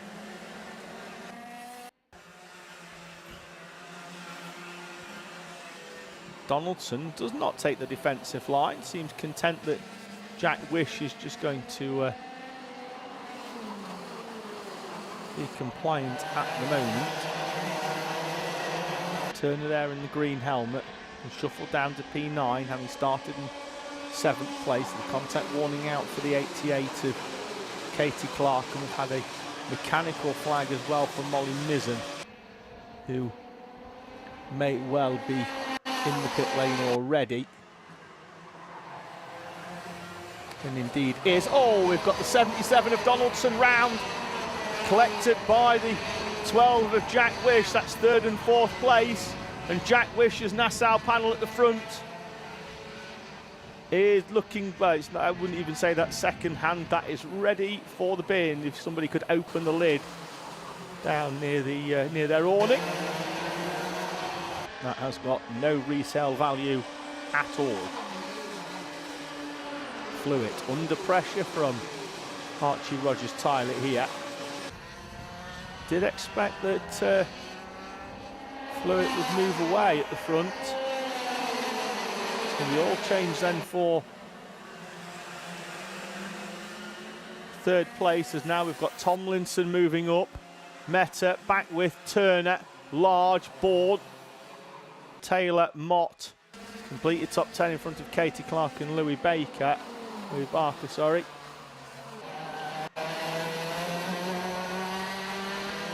Fluid continuing to lead here then. Still under pressure by Rogers-Tyler. I just think Fluid can be a little bit later on the brakes, though. He's going to have to be careful leaving that door open. Whilst I don't doubt he's got the confidence on the brake to get it stopped and get it turned in down that far end of the circuit. It does require the driver to be largely compliant. Behind that looked like we had Zach Turner going down the inside of Millen Tomlinson, and we've got the driver on the outside going wide. I think that was a little bit further down, but Turner's up into 3rd place. Bearing in mind that he crossed the line in P9 about 4 or 5 laps ago, did take full advantage of the Donaldson and Wish incident on the opening part of a lap a few laps ago. And down the inside goes Connor Large as well. So Turner up into 2nd place. Tomlinson was the driver on the outside who ended up over the top of the curve and near the scenery. There's a good move down the inside there by Adam Bourne on Sam Mott for what would have been 7th place. Back with Large, Orion Meta. Large is in 5th place and now has this train of karts behind. Again, we've got drivers getting shuffled back mid-corner. They're still going to run 2 or 3 wide up towards the pinch point of the Bruno chicane. Turner and Backwith have escaped, and we've had a change for the lead as Rogers-Tyler's gone down the inside of Jake Fluid. 2 laps to go. Rogers-Tyler leads then. Fluid with Turner, Backwith. Orion Meta's picked up a contact warning. He's in P6 at the moment on the back of Connor Large in that big train of karts that goes outside of the top 10. Fluid back down the inside, and now will almost certainly be parking that kart on apexes, and indeed does run the kart a little bit tighter, and then will look to come to the inside, I think, here as Rogers-Tyler points forward, but they've got a gap of well over 2 seconds. Don't think they're going to be working together. It's been a scruffy run around the final corner a little bit there by Rogers-Tyler, and that's opened the gap up, giving Jake Fluid a little bit of respite and doesn't have to defend in the run up towards the first corner of Park Bend.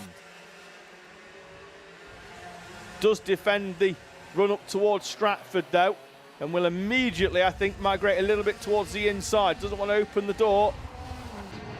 Turner in 3rd, comfortable. Backwith likewise. Behind there's a battle going on then from Large down to at least Sam Mott, and I think a little bit deeper as well, just outside the top 10. Although Millen Tomlinson and Louis Barker have fallen a little bit further away.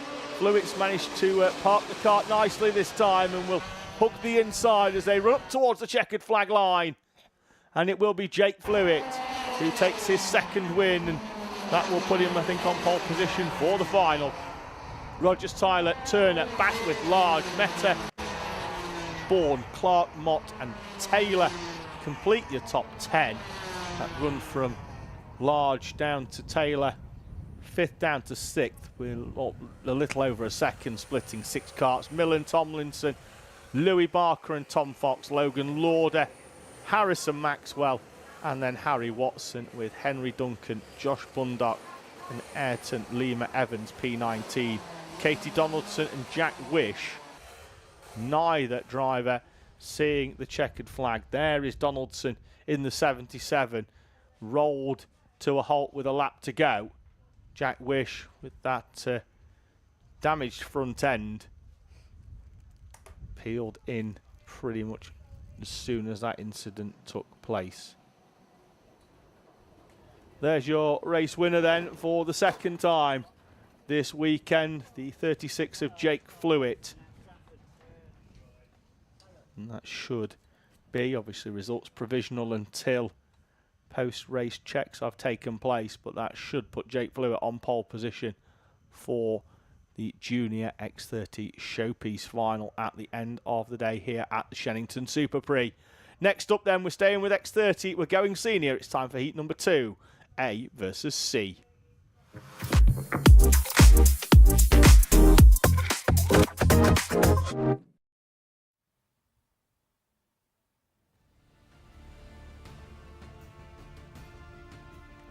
Nat Johnston will start this one from pole position,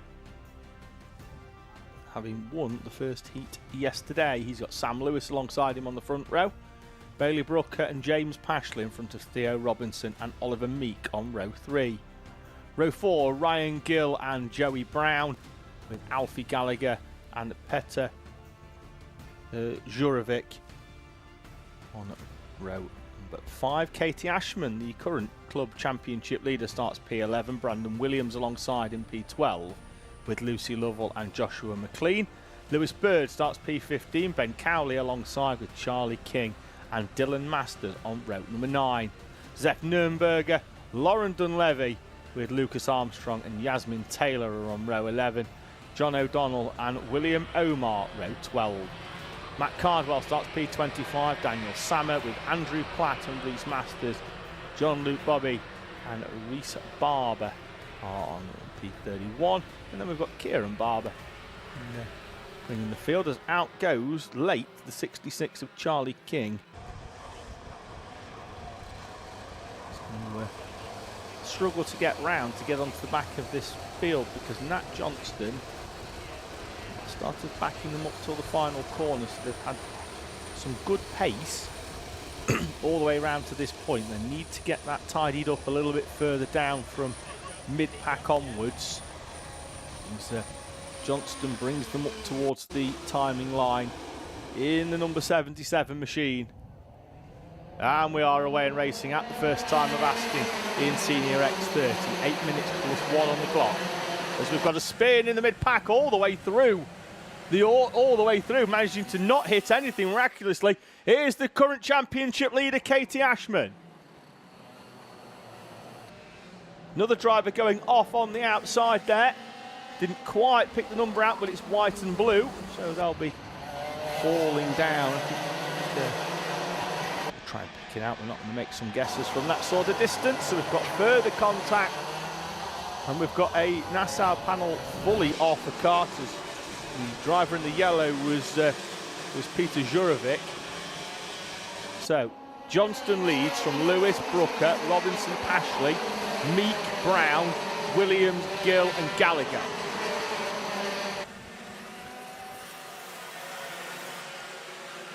Joshua McLean, we've got slow boards out because we've got a kart off on the run up towards the Bruno chicane.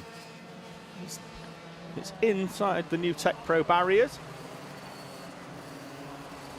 Could well be John O'Donnell. So he hasn't tripped the timing line at the end of lap number 1. Tough opening lap for Joshua McLean, Katie Ashman, who we saw on the opening corner, Peter Jurovic, who we saw off on the right-hand side. That's Lucas Armstrong. When I said there was a Nassau missing, that's where it's from.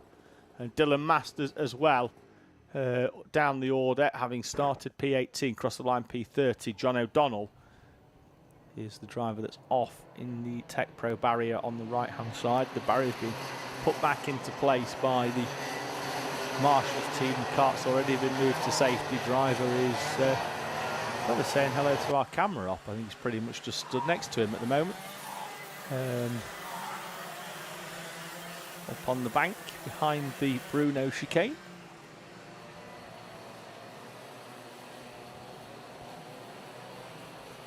We'll get going this time round, I think. Looks like we are clear in this camera position. And we'll get going with what will be around about 5 minutes and 15 seconds on the clock.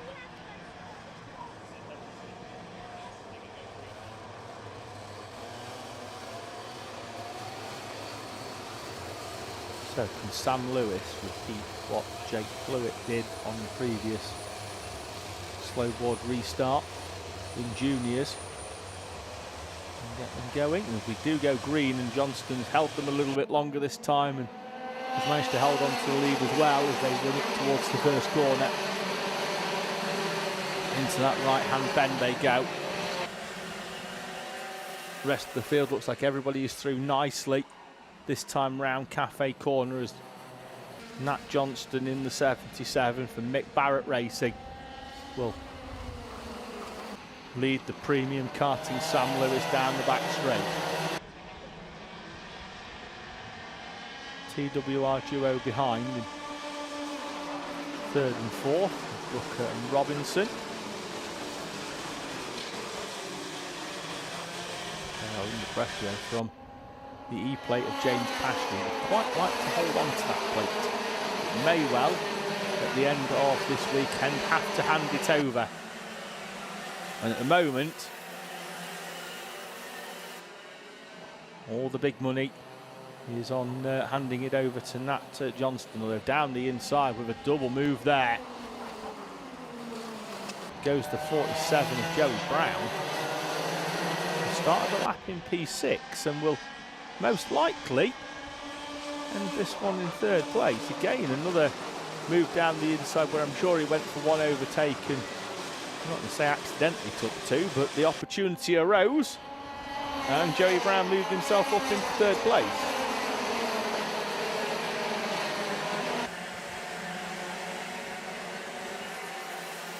Johnston still under pressure from Sam Lewis, who a few laps ago set the fastest lap.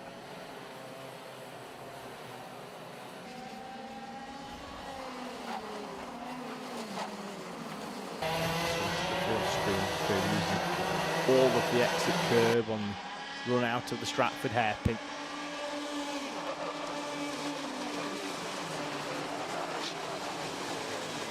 Pashley down the inside of Leo Robinson for fourth place. Robinson's going to come straight back down the inside of Pashley. Pashley will run all the way around the outside of Park Bend. Does just that, puts the kart back onto the racing line just in front of Leo Robinson. Robinson though will finally get the job done once again in that run up towards the Stratford hairpin. Great racing between them, but not particularly fast in terms of the grand scheme of staying with Joey Brown, who is pulling away now in third place, and we'll be hoping that the leading duo have some form of argument over the lead in the next couple of laps. But at the moment, Nat Johnston has got enough of a gap that he doesn't have to defend, which means he can keep putting in laps that at the moment just match Sam Lewis, and he's got a gap of a quarter of a second. It's more than enough to hold on.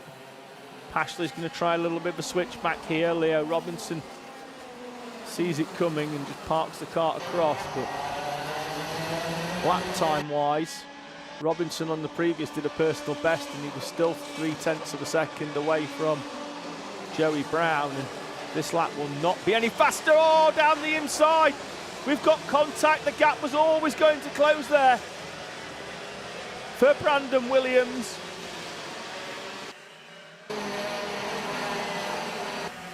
She goes into Bailey Brooker.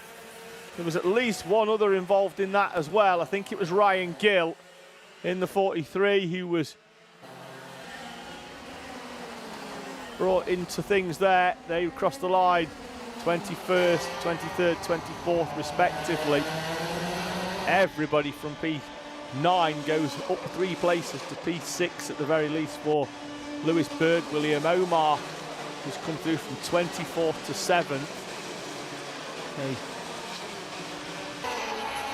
very accomplished junior driver, William Omar, who came through Tillotson T4 amongst other classes as well.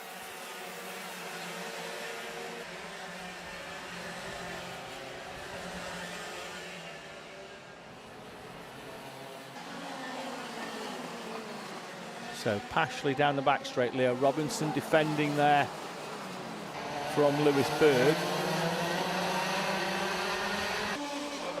which has given Pashley the green light to escape this battle. Fastest lap for Joey Brown in 3rd place, which was a fraction faster than the leader, but more importantly 2/10 faster than Sam Lewis.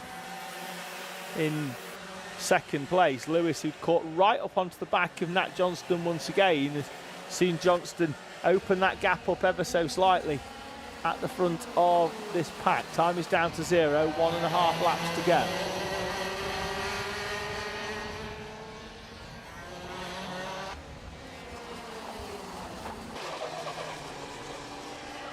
No need to defend for Johnston. See the last lap board this time round, indeed does. Through he comes. Gap is out a little bit further again to Sam Lewis.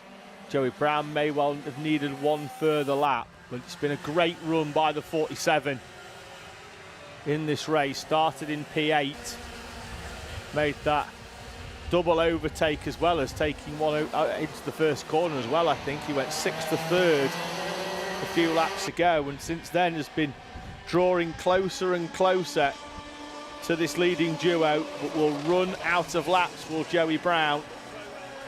Nat Johnston will make it 2 from 2 in Senior X30. That should be pole position for the final for him, with Sam Lewis and Joey Brown the top 3. James Pashley, then it's going to be Leo Robinson with Oliver Meek, the Nottinghamshire driver, moving up into P6 on the final lap. William Omar, Lewis Bird, Alfie Gallagher and Matt Cardwell completing your top 10 in front of Lucy Lovell, Lauren Levy, Joshua McLean, Ben Cowley, Zeph Nürnberger, Katie Ashman, who recovered from that opening lap spin at the 2nd corner, back to P16, Charlie King, Daniel Samir, Ryan Gill with Jasmine Taylor, Brandon Williams, Bailey Brooker and Reese Masters in front of Andrew Platt, John Luke Bobby and Kieran Barber, Reese Barber, and then Peter Jurovic, your final runner to see the checkered flag. Armstrong, Masters, O'Donnell, all out of the race in the opening chapter.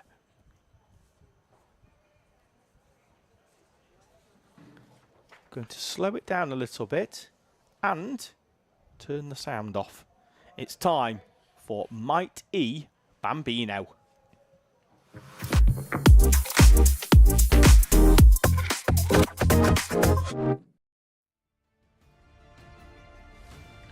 Why are we turning the sound off, you ask? Well, the E in Might E will give you a clue, because these Bambinos are electric.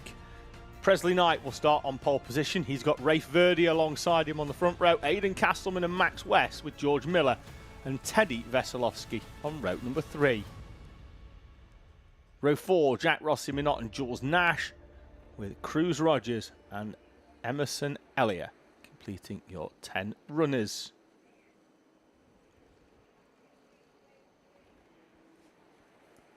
Standing start for our Might E's.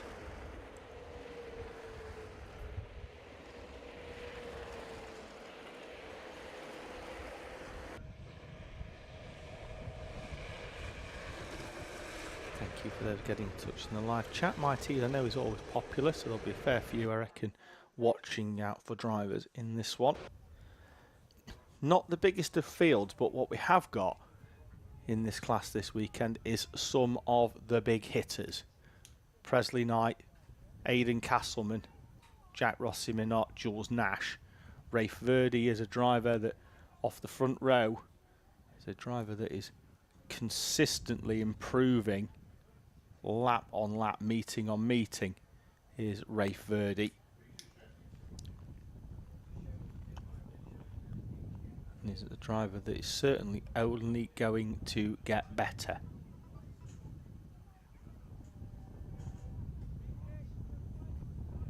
Presley Knight won the race yesterday. So anything that Rafe Verdi can do today off the outside of this front row in the number 20. We're away and racing. It's a good start from the second row though. Do they have a better view of the lights right above them as being effectively not straight up at the sky, which the sun is also in, of course. And it's been a good start from Max West and Aidan Castleman. Presley Knight is going to try and come back down the inside. He's picked one off. May well get the second one in the run up towards the Stratford hairpin. Gets the kart stopped, and Presley Knight from first to third and back to first by the time they've got up to turn 4.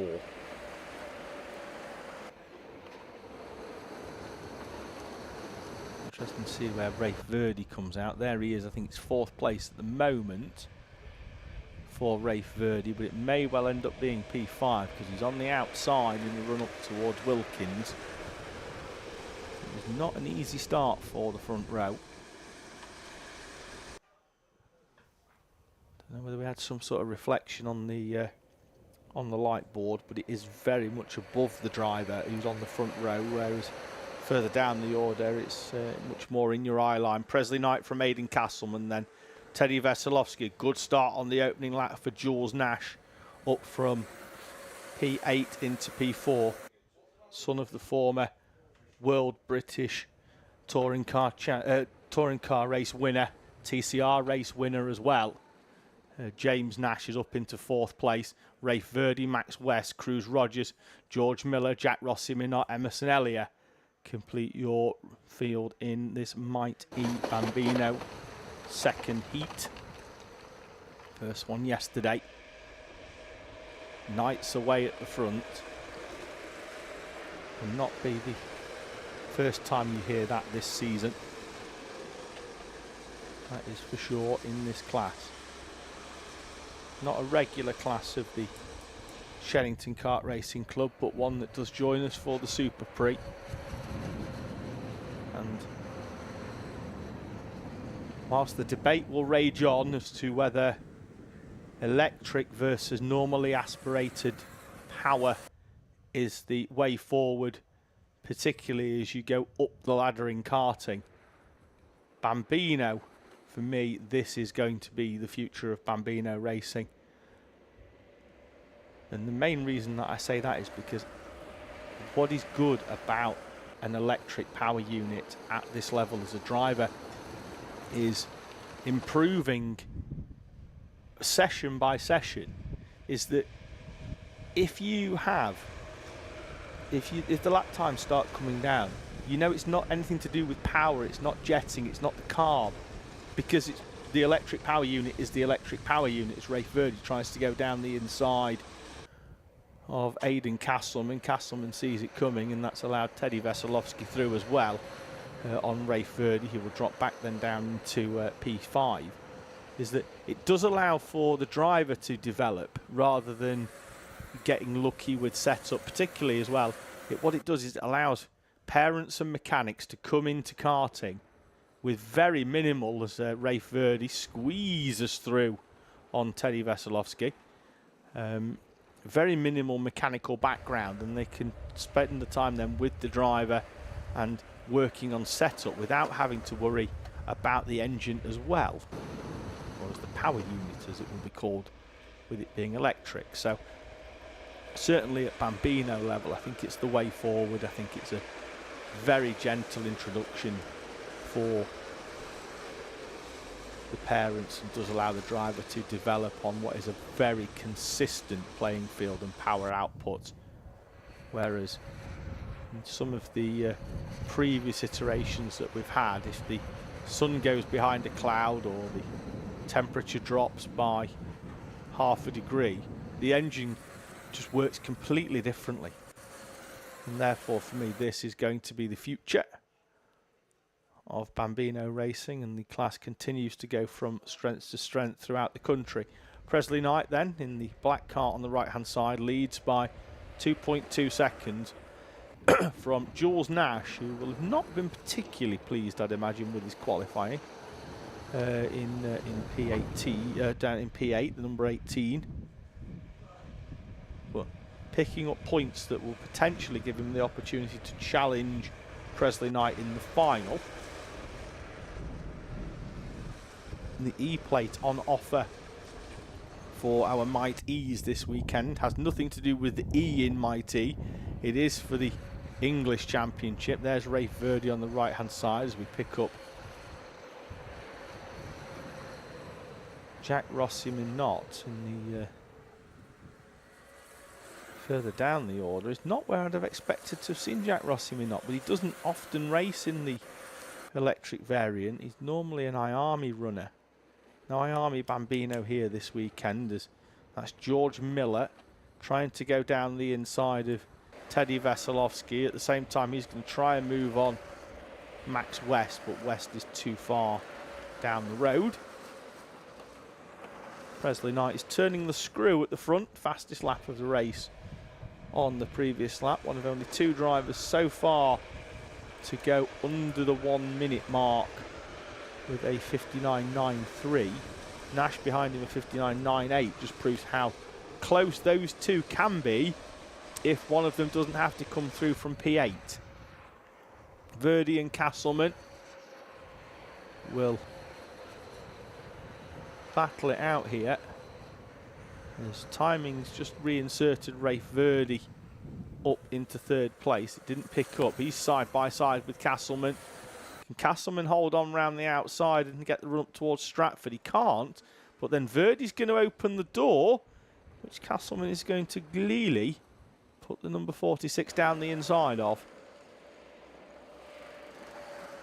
Verdi had done all the hard work there and then allowed Castleman a reprieve in that run up towards the Stratford hairpin. Minute and 10 seconds on the clock. Support coming in for Jules Nash. He's currently second. He's a lonely second, but it's been a good drive to second from P8 for Jules Nash. And will, given that his lap times are fairly close to that of the race leader Presley Knight, will give him an opportunity to challenge, I think, in the final, where he most likely will start in a much higher starting position than where he is. Castleman is back past Rafe Verdi for third place, and then behind still West, Veselovsky and Miller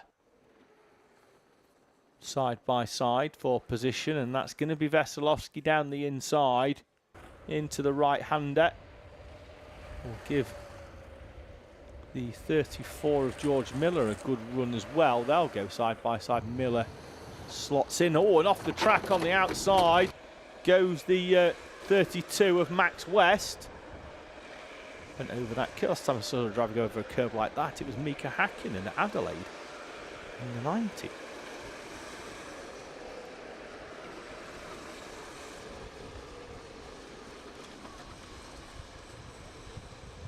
On to the final lap we go then. Knight from Nash, Castleman and Verdi still going toe to toe. Miller, Veselovsky and West doing just the same. Then there's a gap back to Jack Rossi Minot with Cruz Rogers and Elliot Emerson. Castleman to the inside. Verdi will try and get the run on the way out. Miller, Veselovsky, West are as they were. As the sun gleams off the visor of George Miller. And that run up towards the Bruno chicane. Run out of the final corner though. It's going to be win number 2 of the weekend for the 16 of Presley Knight. Knight takes the victory from Jules Nash in second place. He seems to be happy with his work, having moved up from P8. Castleman and Verdi are 3rd and 4th.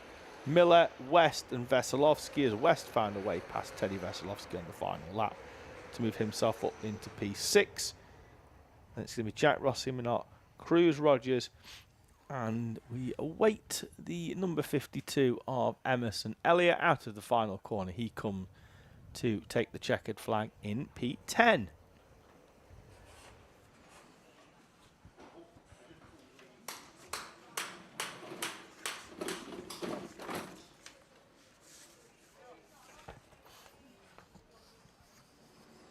So it's time to recycle some notes, because we have a class we've seen already. This time it's B versus C in senior Rotax.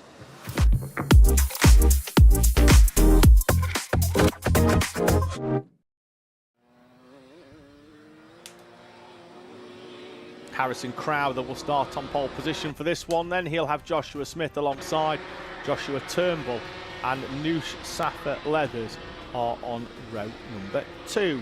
Row 3 will be Drew Preisner with Scott Haywood, and it's going to be Rossi Costello and Tobian Alvarez on row number 4. Pasha Thomas Vand with Ethan Griffiths, Will Forber and Tom Nottingham on row number 6. Charles Sutton, Matthew So, if he's back out, we'll see, in front of Daniel Kateov and Max Chown, Ryan Sayers and Declan Luff on row number 9. Freddie Snelling, Marissa Teague with Max Haywood, Charlie Hepgrave, Connor Tubby and Alex Vazier with Ben Adams, Harvey Quick, Jaden Robinson and Jensen Pearple. Max Lorna Bennick will finish off with a few others as we head towards the timing line, and we are away racing already. It's a very fast rolling up like here at Shenington. Does not give us a lot of time to get us going, but away we are on racing. Got plenty to get in, that's why we are pretty much, as soon as the one class is clear, we are off with the next one. Been a good start for Senior Max. Clean thus far.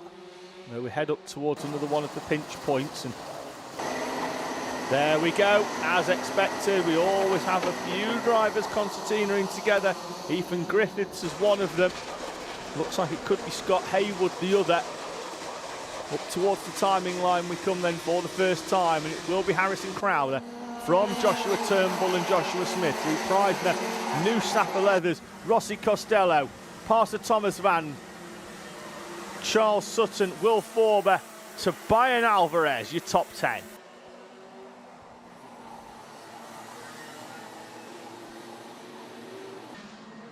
Was Scott Haywood was the second of the two drivers. He's stationary.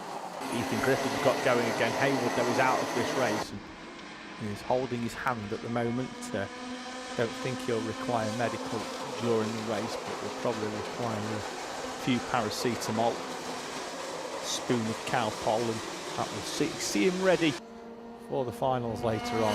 Back out onto track as it comes to 91, having of Ethan Griffiths having peeled into pit lane, but there is an escape road here at Shenington which does allow our drivers to get back out onto circuit. So Harrison Crowther and Joshua Turnbull, the Coles Racing duo at the front, in front of Joshua Smith and Drew Preisner, Noosh Safa Leathers, Rossi Costello of Jack Dex Racing, in front of Parson Thomas Van, Charles Sutton, Will Forber, Tobian Alvarez. There is the uncomfortable Scott Haywood.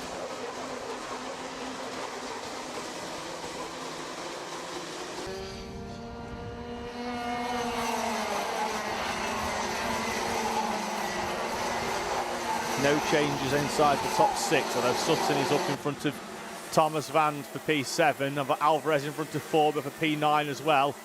Chown in front, Sayers swap round, so all change outside the top 6 for the next 6 as they all make a change.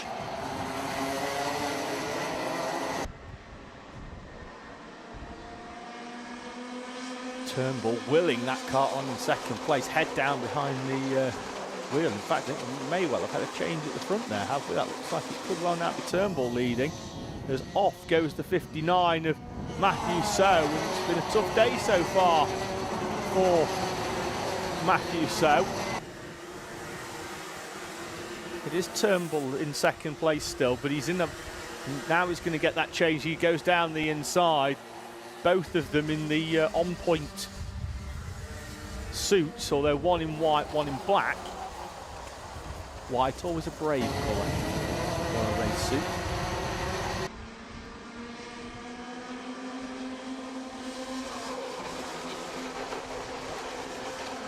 So Crowther now in second place, trying to tell Turnbull it would be very helpful if they were to stop battling and backing themselves into Joshua Smith.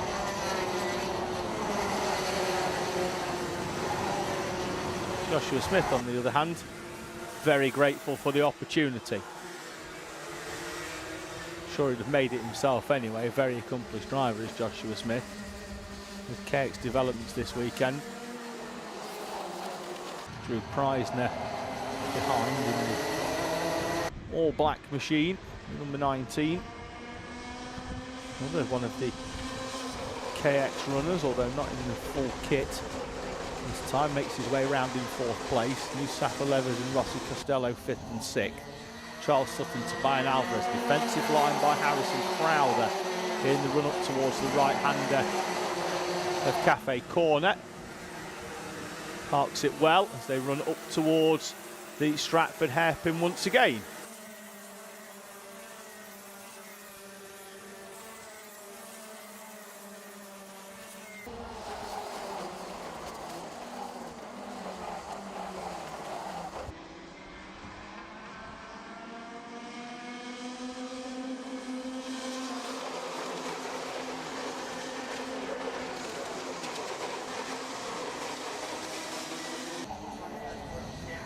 Three minutes to go then as Harrison Crowther and Joshua Turnbull continue to lead this race at the front as Joshua Smith takes a slightly different line round Cafe Corner and holding on as there's an arm up from the leader.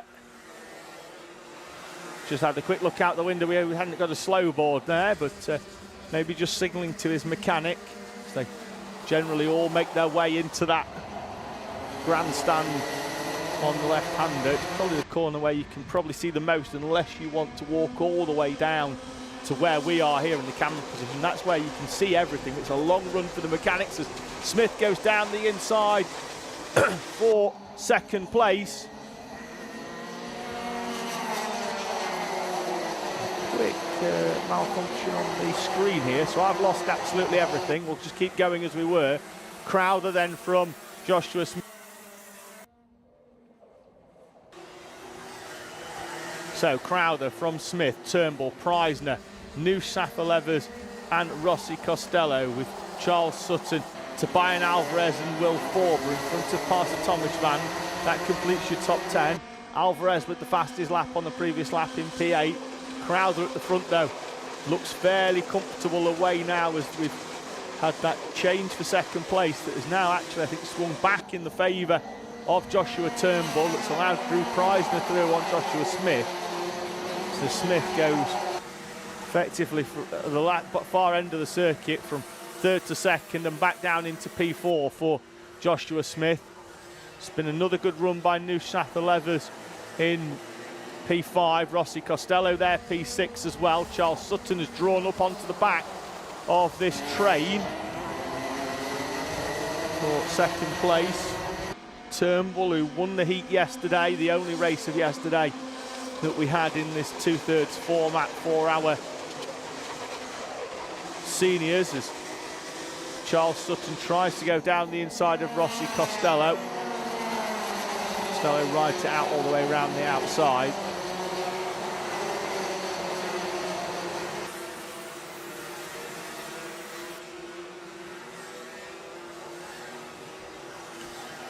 Turnbull very mindful, and he's parking that kart.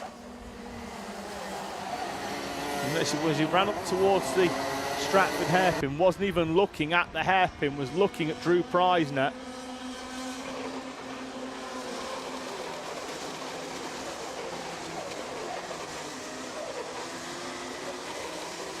2 laps to go. Crowther just needs to keep it on the tarmac. We've got a change for... No, we're not. All the way around the outside, holding on is Rossi Costello from Charles Sutton, and Tobias Alvarez is in the mix as well now.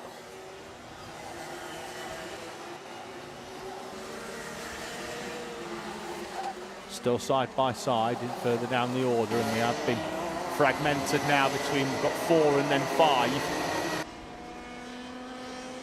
Stationary car on the right hand side. We'll pick the number out on that one very shortly, but I think it could be Declan Love in the 49 machine. Lead across the timing line to commence the final lap. The gap of 2.2 seconds. Back to Joshua Sternbull, Drew Preisner, Joshua Smith and New Sather Leathers. Sutton has finally managed to work his way past Rossi Costello. He's toiled lap on lap to get that done and is up into P6. Forber, Thomas Van Alvarez drops 2 down to P10 for the Frenchman. In front of Max Chow, Ryan Sayers, Freddie Snelling, Charlie Epgrave and Max Sheldon Haywood. Completely top 15. Leader's going to be up and round the final corner already. There he goes. This is that battle for second place that looks like it's going the way of Turnbull, but he will have to defend it to the line. Preisner, Smith, Leathers, Sutton, Costello, Forber, and then we've had drivers falling down the order. Thomas Van Den Alvarez are going all the way outside the top 20. Chow finishes P9. Sayers, Snelling, they've still not crossed the line. Have passed Thomas Van Den Alvarez.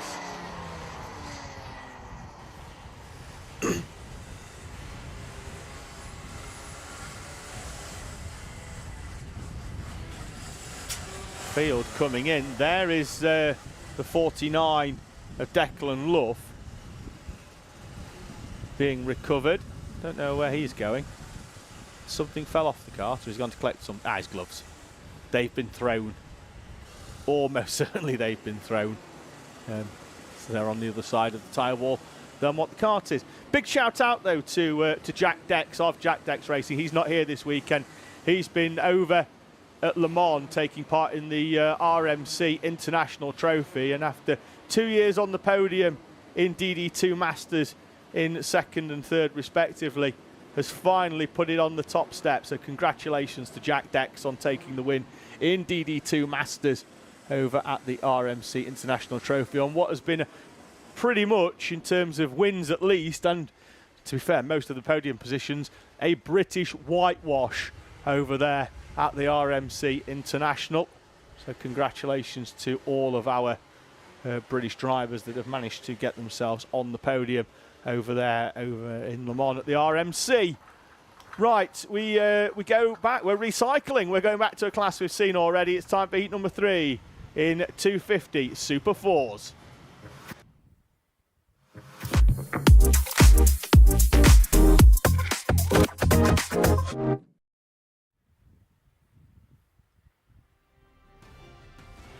Just in the live chat, Dirk's asking if anyone's got live timing to hand. Yes, I do. If you type in alpharacehub.com/SKRC for Shenington Kart Racing Club, so SKRC/live, you will get all of the live timing. We're just about to go with Super 4. So if you're really quick, you might see the results from Senior Max, but it's Super 4 heat number 3, which we'll see Matthew Duncan on pole with Dan Rawdon alongside Dan Brown, and Reese Wood with Kieran Metzen and Nathan Caddick on row number 3. Row 4, Don Brown and Marcus Hudson, David Goody and Sam Harrison with Chris Lawson and Ryan Lawson on row number 6. Row 7 with Tim Woods and Adam Brooks, Jack Bliss and Charlie Cole with Matt Allnut and Harry Morris on row 9, heat 2 winner.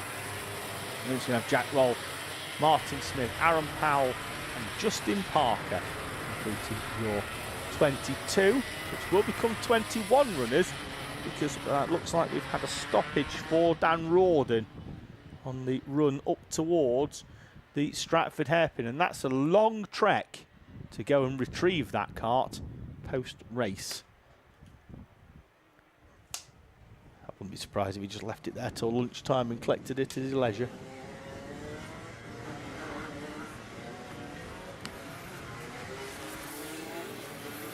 Got David Goody falling down the order as well.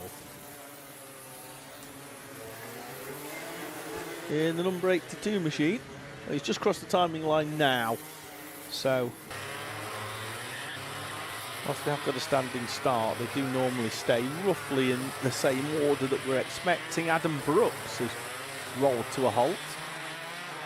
He did have a troublesome opening race where he didn't get going off the standing start, and there he is taking off the glove. Helmet will probably have to stay on though. It's on the white race circuit after all, so I do like to see them leave their lid on.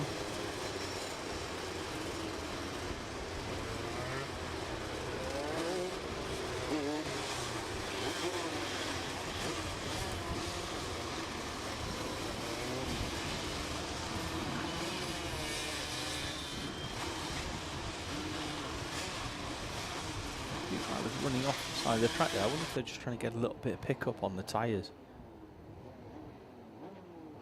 Which normally, well, problem I think is that Harry Morris rolling straight through and into pit lane.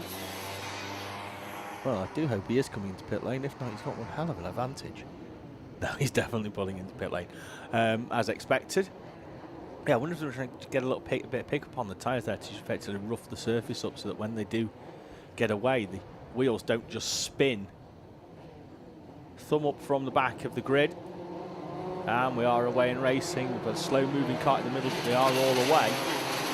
They head up towards the first corner. It's going to be Matthew Duncan who leads us out of Cafe Corner, round Pitts Bend, and up towards Stratford. Stratford 2 as we'll call it, as it is the further of the two on the gearbox loop.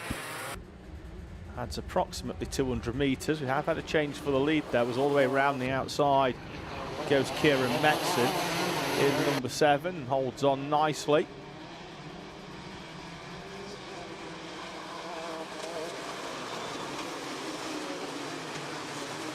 Good move down the inside well by Jack Bliss. Hard on the brakes. And these karts that do have front brakes as well as rear. Small brake on each of the front wheels.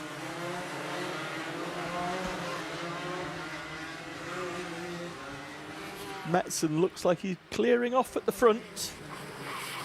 We expect Charlie Cole to come through once again though. There he is trying to go all the way around the outside. At the moment though, it is Kieran Metzen leading. Timing in the top left hand corner is not quite where we have things on screen at the very least. As Jack Bliss with a good move down the inside of Dan Brown. He's himself up into third place as they cross the timing line. There we go, timing has sorted itself out largely, with the exception that Harry Morris is definitely not leading. He came in the pit lane. So it's Metzen at the front rather than Harry Morris. From Brown, Bliss. So from there, Duncan, Brown, Bliss, then the two Browns, Dom and Dan. Reese Wood, Tim Wood, Charlie Cole in P8.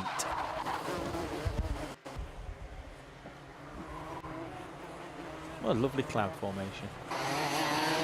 That's why. Because somebody has gone into the barrier hard, and whatever they've done, they've managed to, we've got slow boards out. I don't know whether the camera op has jumped out of the way or whether a tyre, which I think is more likely, has been come from that barrier and taken the camera out.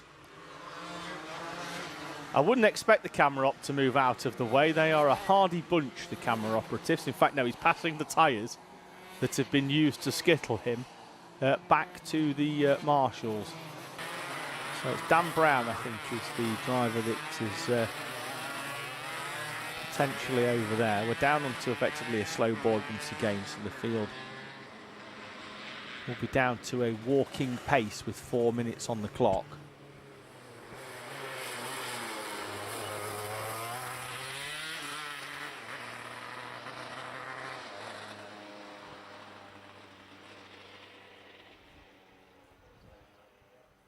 So looks like we've just managed to get the Tech Pro barriers back in place with the cart behind it. And we may well get going at the end of this lap. Marshall has worked really well down there.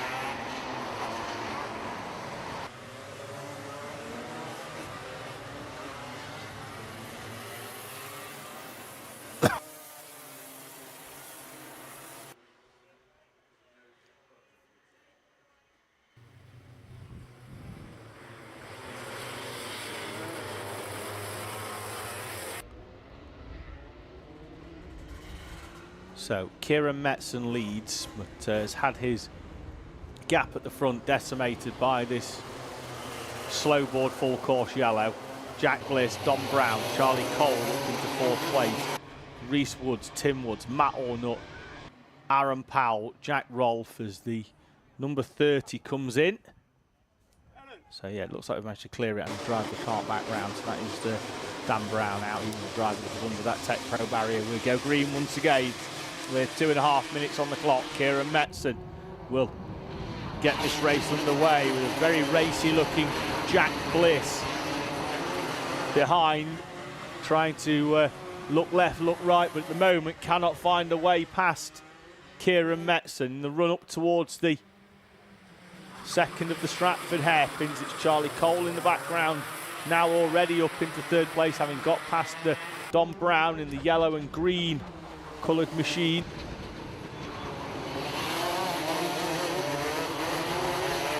Cole pushing along behind the one of Jack Bliss. Will he go down the inside into Wilkins?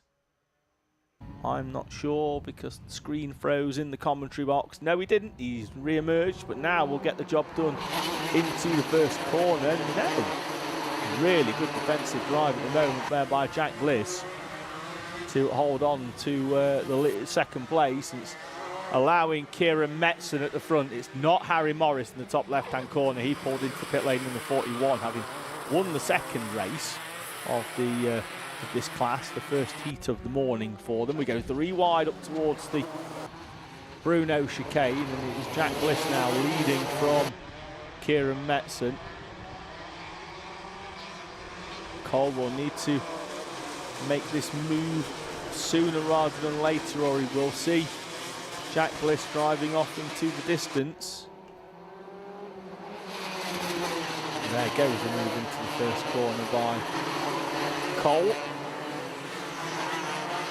Going to get 3 laps in here. Comfortably get round. These 250s are doing 45-second laps, even with the extra 200 metres of gearbox loop on there as well. As wide goes Kieran Metzen on the outside.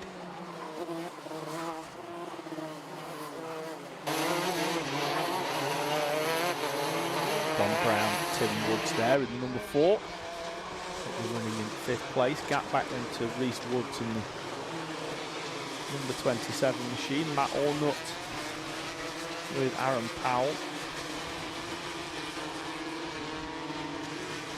0.6 of a second is the gap at the front, but Cole is very quick round the first complex of corners. So we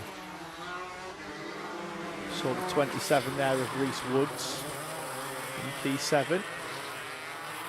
Lando Norris inspired helmet.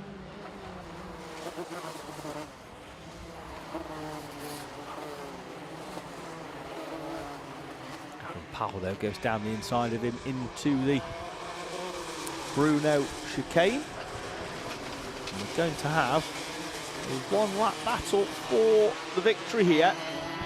As Charlie Cole sets the fastest lap, was 0.3 quicker on the previous lap than Jack Bliss, but it's 0.3 behind Jack Bliss as they run up towards Stratford for the final time. Semi-defensive line by Jack Bliss at the front. Cole is not close enough at the moment to make a move, and I think Jack Bliss could well have enough here. We've got a stationary cart on the right hand side, but we're green by the time we run up towards Wilkins. Cole will have to settle for second place. This one will go the way of the number 1 of Jack Bliss He takes the victory from Charlie Cole and Kieran Metz and Don Brown. Tim Woods and Matt Ornutt with Aaron Powell and Jack Rolfe in P8. That's Sam Harrison coming through for P9 in front of Martin Smith, Ryan Lawson. With Marcus Hudson, Chris Lawson, Nathan Caddick will be your final runner that will see the checkered flag. He's going to come into shot. No, he won't, but he would have done if we'd have stayed with that camera shot around about now. And then we've got Reese Woods, who retired. You saw him on the right-hand side and then run up towards the final corner. David Goody, Matt Duncan, Dan Brown out of the race as well. There is your race winner, though. The number 1 of Jack Bliss taking the victory.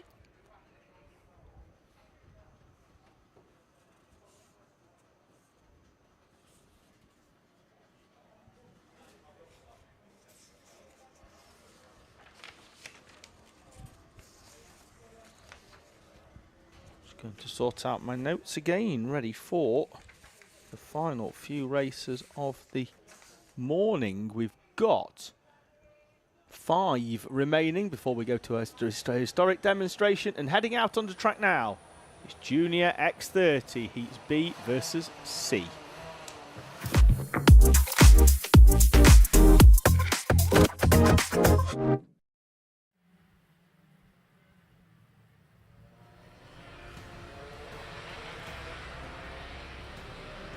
Pole for this will be the 17 of George Quinlan. He'll be alongside Alfie Taylor on the front row. Max Mason and Orion Meta are on row number 2 with Finley Hines and Jack Wish on row number 3. Row 4 will be Jack Baker and Adam Bourne with Seth Angus and Jack Backwith in front of Conrad Barton and Lucas Murray.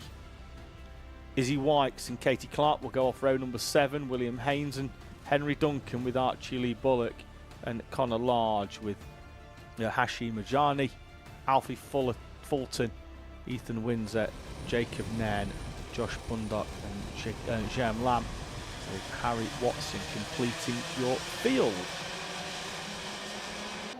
Timer starts and we're away and racing in Junior X30 as we run towards the right-hander of Cafe Corner. Everybody through nicely on this occasion for the juniors. So the door is open and looks like we're going to have another change for the lead. Quinlan and Mason battling it out, and we've got it stacking up on the exit of the Stratford hairpin. Yellow flags are out down there at the moment, and we will go to a slow board. Whoa, we've got a spin on the run into towards the to Wilkins. It's Orion Meta's dropping down the order. There he is in number 13.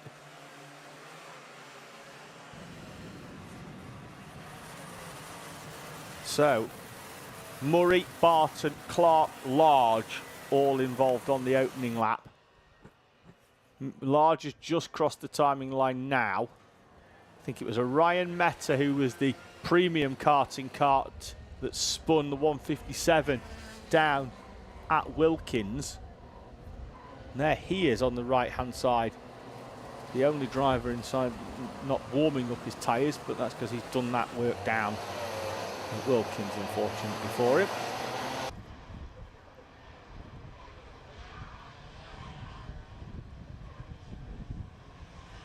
May well get this one going at the first opportunity here. Karts have been cleared up the far end, but given how quickly our field get round, it's around about a 45-second lap for Junior X30. It does not give the marshals a lot of time to work, and Max Mason has gone at the front here. We will remain under a slow board. I wonder whether that's anything to do with how quickly he went off there out of that final corner, but what he has done is played his hand early for Max Mason. Mason, Quinlan, Hines, Taylor, Bourne, Baker, Backwith, Angus, Wish and Wykes, your top 10. Haynes, Bullock, Meta, Duncan, Bundock down to P15. some big moves in that sort of 15th to 20th, taking advantage of a tough opening lap for a few of our drivers down the far end of the circuit.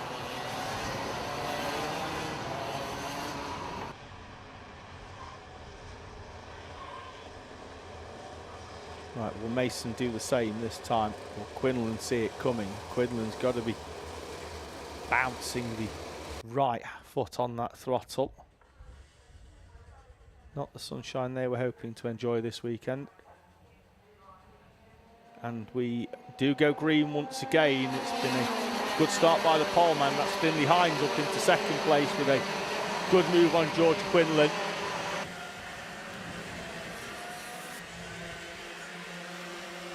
So it's a crock 1-2 at the moment, with Max Mason leading us down the back straight in the number 71 from the 57 of Finley Hines. Arguably, even though we have only had effectively half a lap of racing here, I think Hines will certainly feel that he's got the pace here.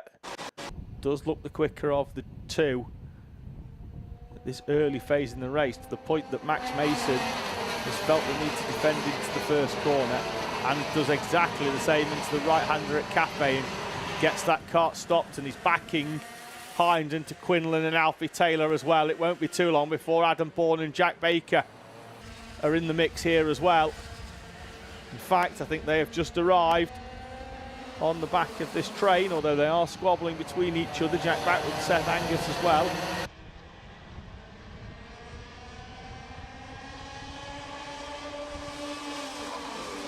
Will Hines just push away at the front, try at least to push Max Mason away, and we can have a two-kart battle, but I think the answer to that is going to be no, as he goes down the inside of Max Mason, who defended that lead venomously on the previous lap, but on this occasion just left the door open, and that allowed Hines to go through down the inside. Hines on the brakes up towards the Stratford hairpin.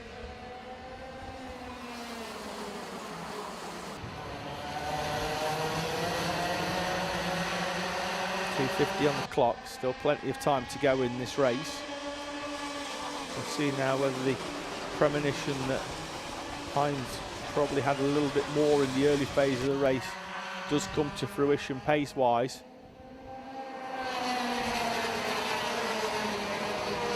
Get the feeling though we will have to defend in this run up towards the Stratford hairpin, which does keep the field concertina together.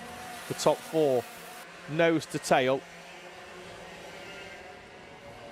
The only one that can really take the optimum line is Alfie Taylor in fourth place, and that's because behind they are battling as Bourne and Baker go side by side in the run up towards the right, left, right, and Baker is through, but Bourne is coming back down the inside on Baker. Keep an eye out for that. The door is closed though by Baker. I think he's done enough to hold on to the fifth place that he's just recently gained. Although, keep an eye out in the background, because I think Adam Bourne has just come back down the inside into the, there they are. And indeed, that is Bourne back through. Wide goes George Quinlan, the door open, and through goes Taylor for third place. Squabble going on now for that P5 behind. So we can luckily keep an eye off in the background of this battle for the lead at the moment, with Hines, Mason, Quinlan and Taylor. Half a second splitting the top four.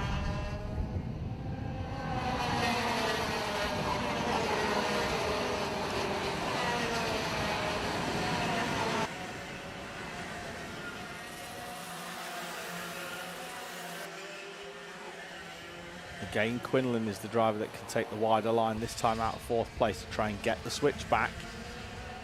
Can't get on the power early enough, can George Quinlan.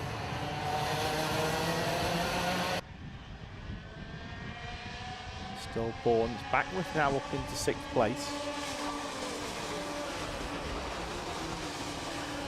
To Jack Baker in the number 45 machine.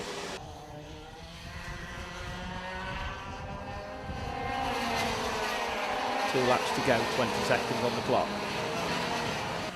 Hines from Mason, Taylor, Quinlan. Then this train, which goes all the way down now to Izzy Wykes in 10th place. Archie Bullock there as well in number 11. Oh, we've got one wide on the outside, picking up some what will be very, very dry grass given the weather we've had recently on those tyres. That will diminish the grip somewhat for a corner or so until they've managed to scrub it all off. Time is down to 0. Hines and Mason will lead Taylor and Quinlan up and over the timing line to commence the final lap.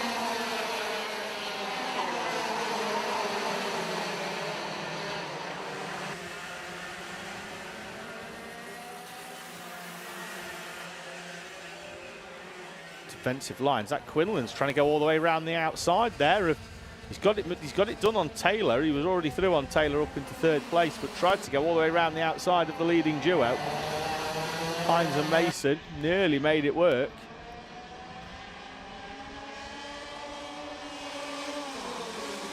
Hines will be hard on the brakes on the inside. Going to switch back move by Alfie Taylor, but I'm not sure that's going to work out that final corner. And it's going to be Finley Hines from Max Mason, George Quinlan, Alfie Taylor, Adam Bourne, Jack Wish, with James Backworth, Jack Baker falling down to P8 and then as high as P5.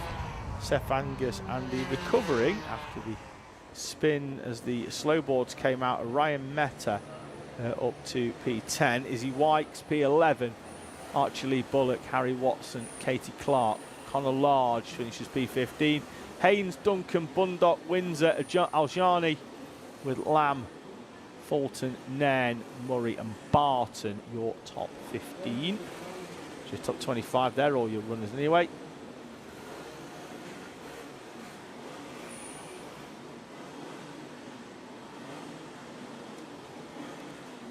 So I can hear a lot of revving outside, and that means we've got 2:10 National up next.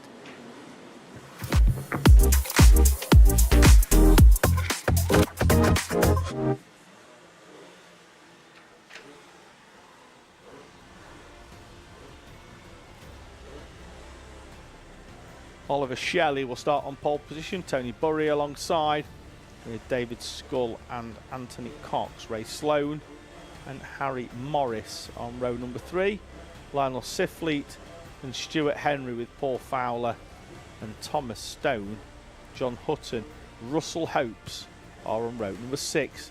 David Smith, Dan Burry, Neil Hancock with Ian Taylor and Michael Miles going off row number 9. The final 2 novice runners with their black backgrounds shown on timing with the white numbers.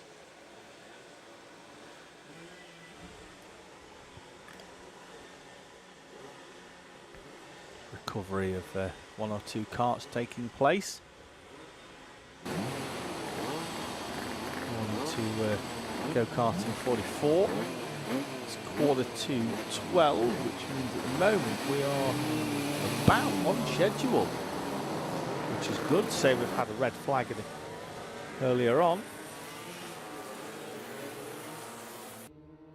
which does mean that we are on schedule to start with our historics demonstration at about 12:30. So that will be live stream, so stay with it.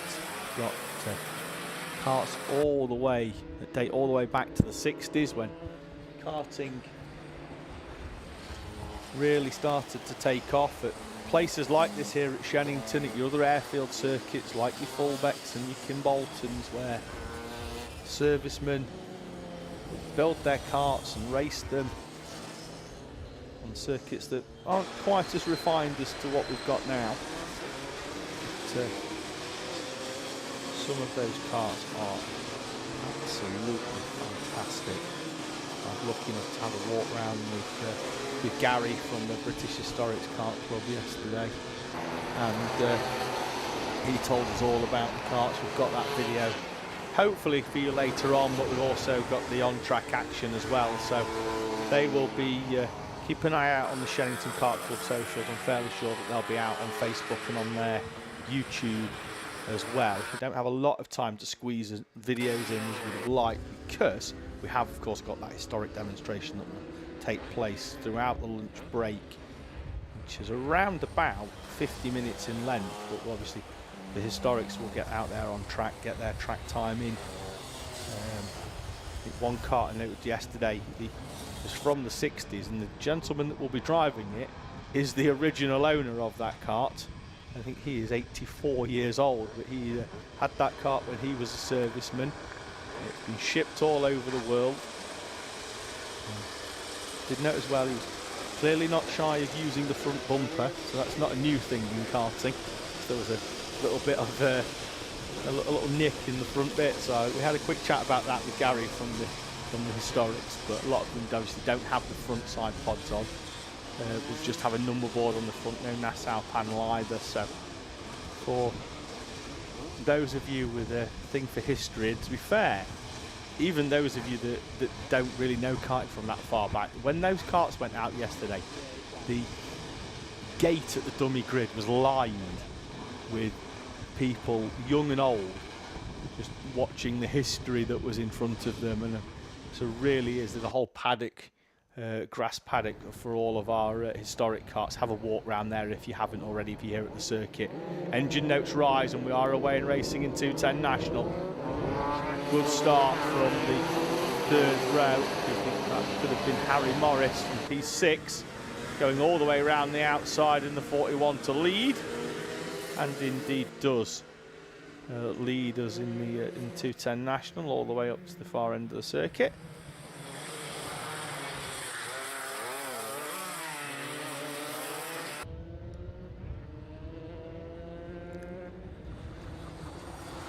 Making their way through very respectfully.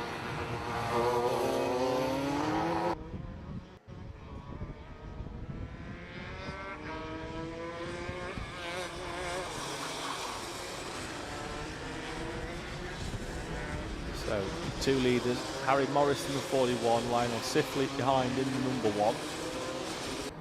And across the timing line now, with Stuart Henry in front of Dan Burry, Thomas Stone, Paul Fowler in P6, David Smith, Ray Sloan, who didn't manage to take part too much in the first race, has managed to get round lap number 1, currently sits in P8. Russell Hopes, who had some problems earlier on, is back on pace now, back under the 1 minute mark on this full gearbox loop.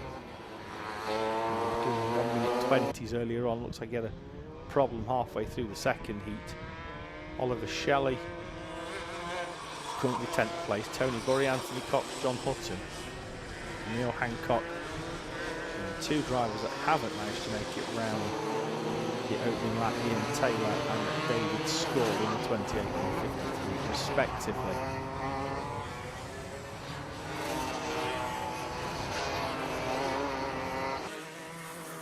Oh, that sounded like a bit of a misgear there by Stuart Henry. Kart came in and just hit a big rev before it dropped down the gears. So don't know whether he'd gone up 2 rather than 1 on the way out of the cafe corner.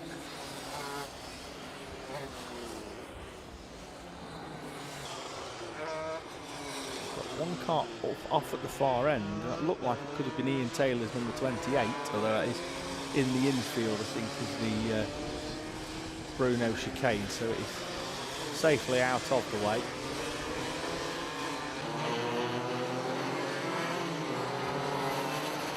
Morris leads by 2.2 seconds to Lionel Sifley, and he's got a gap of 6 seconds then back to Stuart Henry. He is under pressure there from Dan Burry over 3rd place. That was less than a second, and this is that battle coming up here into the right-hander.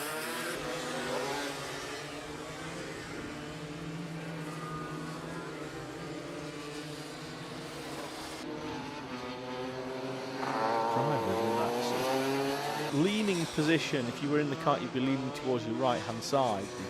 The seat is made that way, to allow the size of the engine to the side of the driver. Just keep the driver's centre of gravity fairly central and low to a large extent, rather than having the driver fully offset to the other side. So Burry and Henry continue to battle. It's allowing Thomas Stone to stay within touching distance of the duo in front.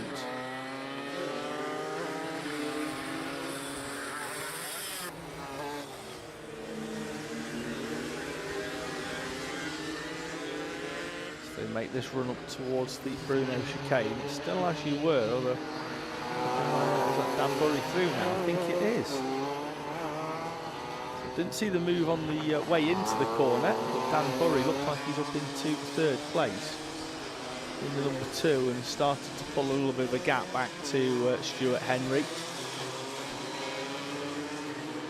Thomas Stone P5 has taken a fraction out of the duo in front on the previous lap, but nothing that's going to trouble them unless Stone can find a little bit more time.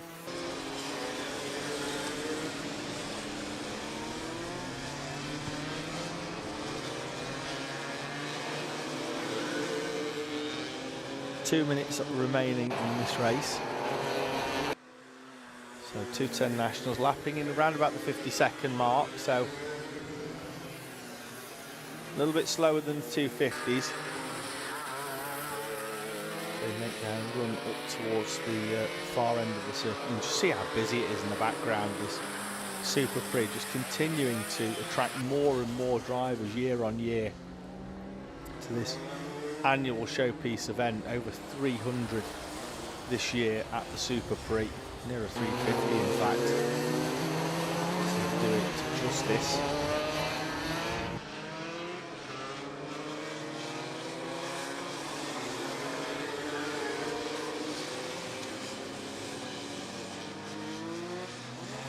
Following 32 of John Hutton, currently sits in P12.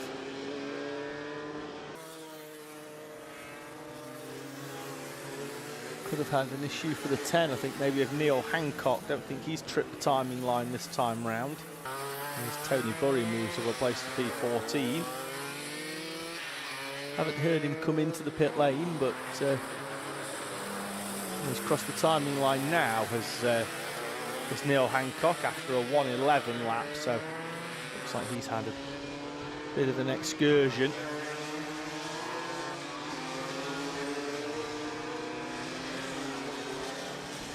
Michael Miles with a transponder failure, so it'll be timed manually by the timing hut on the start line. Leaders start making their way through a little bit of traffic. That was Lionel Sifleet making his way through. Dan Burry is in third place and 8/10 faster on the previous lap, but with the time down to 0 now, play into things. Leaders making their way through though. Harry Morris can do it at his leisure.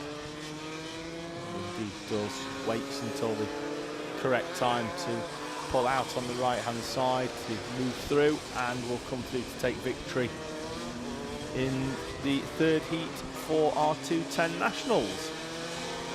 So it's a win for Harry Morris. It's not his starting the final lap, although I'm fairly sure it will be a win for Harry Morris. He has a gap of 10 seconds.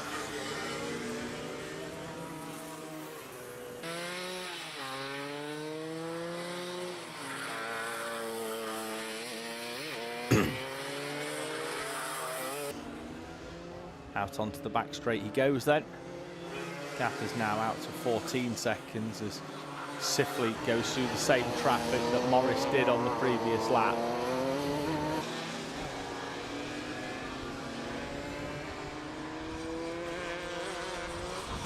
Towards the right-hander goes Harry Morris. And takes the victory, although does have to cut across in front of the 82 as he takes the checkered flag. 8 and the 82 will continue round. Will be classified in 9th and 10th respectively.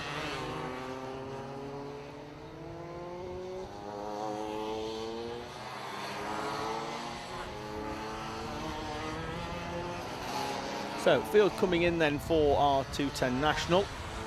3 races to go then before our historic demonstration.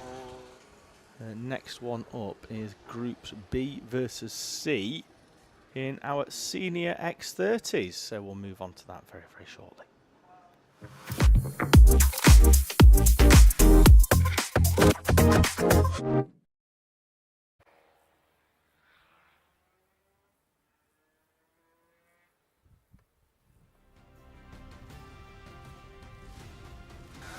Luke Taylor will start on pole position. He's got Sam Lewis alongside him on the front row, Oliver Smith and James Pashley in front of Dominic Parabok and Oliver Meek on row number 3. Alistair Creswell and Joey Brown, who had that impressive run in the second heat, he starts in P8. Finley Allen and Peter Jurovic in front of Monty Brathwaite and Brandon Williams on row number 6. Then it's going to be Jake Brook in P13, Joshua McLean alongside Tom Edmonds and Ben Cowley, Sebastian Dew and Dylan Masters on row number 9. It's going to be Harvey Rofe and Lauren Dunlevy on row number 10 to complete the top 20. Charlie Philp and Jasmine Taylor, Stefan Boston-Jeeve and then William Omar in front of Archie Forber with Daniel Samir, James Workman, Reese Masters, Dylan Chadwick and Reese Barber, your 30 runners in senior X30. Driver has not provided his name on the side of his helmet, which many of them do.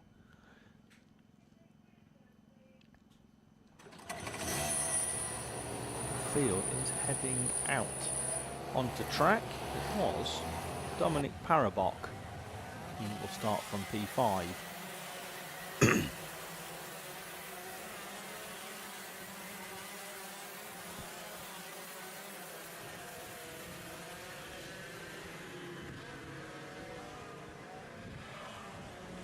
Field making their way around. Taylor's going to start backing them up early on this occasion as they come out of the Bruno chicane. He's already backing the field up and now works the tyres.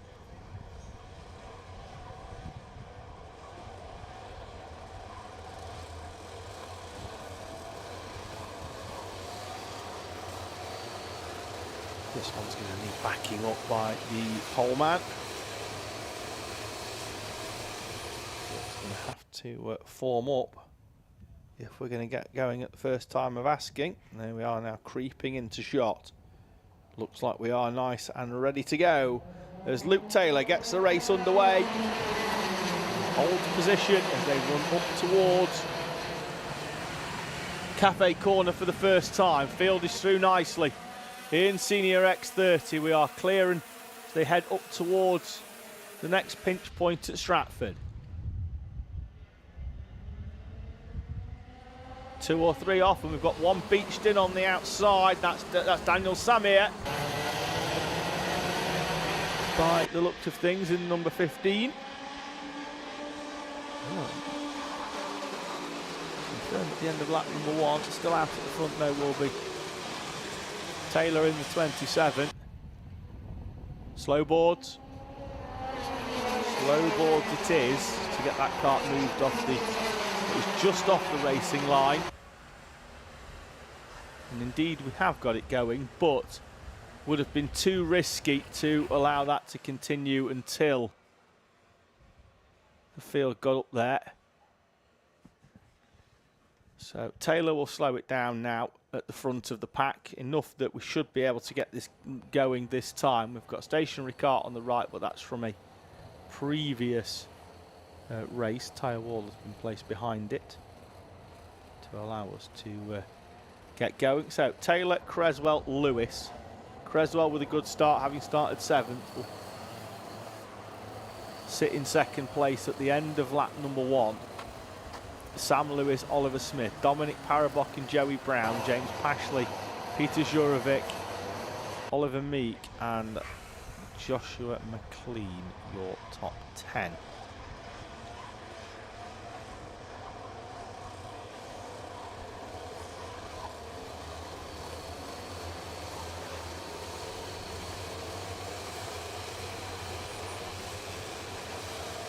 Out of the final corner we come. Expect us to go green this time round, and we indeed do. As the 27 of Luke Taylor leads us up and round the right-hander of Cafe Corner. Sam Lewis, Oliver Smith, Dominic Parabok and Joey Brown are your top 5. Full tickets there are in the Warrior Finals at stake for the winner of the final this afternoon. The runner-up will get their place as well.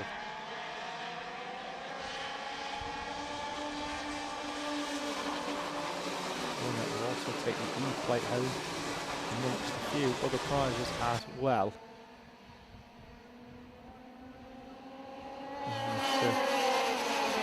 Class, it's sponsored by John Mills Engineering. Good move down the inside there by James Pashley.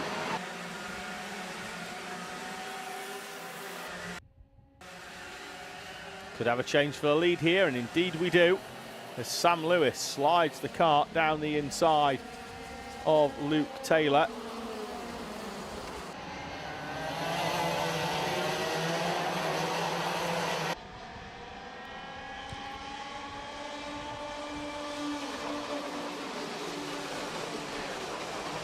Oh, you know, 3 wide. That looked like it was Joey Brown again doing 2 into one corner. Confirmation in the top left-hand corner, indeed it was. He is going to lose one though straight back to Aaron Creswell, Alistair Creswell, who goes back down the inside and into the first corner. A warning early in the race for William Omar, that would be 24.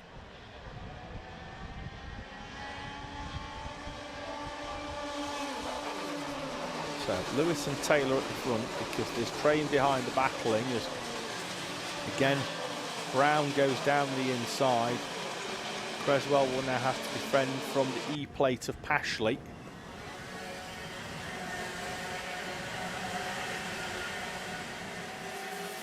But the duo at the front look comfortable at the very least. Nat Johnston's already got 2 wins to his name so far. Not in this race, as it's a 2/3 format rather than an all-in or a halves format as we've got in junior road tax, where we have drivers taking part in 2 heats out of 4 races to collect points. Got to confirm just after lunch. I'm going to change the lead there as to who's in that B final in the last chance saloon. So Taylor leads now then from Lewis. That's swapped round. Moved down the inside by Dominic Parabok on Alistair Creswell for 5th place.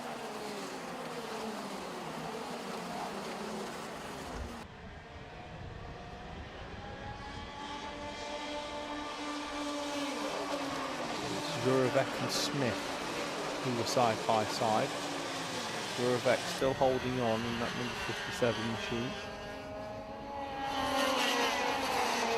Smith is now through there with a move down at Wilkins. So the 38 machine moves himself up nicely into P9. 2 minutes to go. Leaders as you were, but again being reeled in by Joey Brown in number 47. Pick them up as they come out of the Bruno chicane. Will Brown do what happened in the second heat? He ran out of laps, really. The pace was there to challenge at the front, but he ran out of laps to close in. On this occasion, 2/10 quicker and sets the fastest lap on that previous lap. He'll be benefiting from a little bit of a tow from the karts in front. Will want more. He's dragging James Pashley into this mix as well.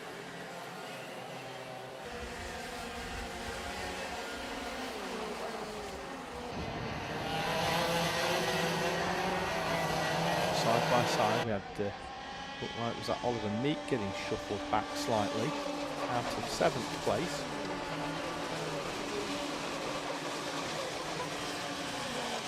further down the order will pick it up as they come up and over the timing line as to what changes we've had. Indeed, it was Oliver Meek who lost one to Joshua McLean. McLean then up into 7th place, Meek down into 8th, Smith and Branthwaite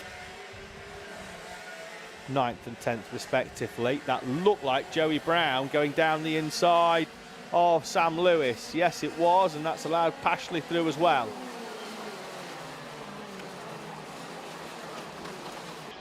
So Sam Lewis, who led a portion of this race, has now fallen down into P4.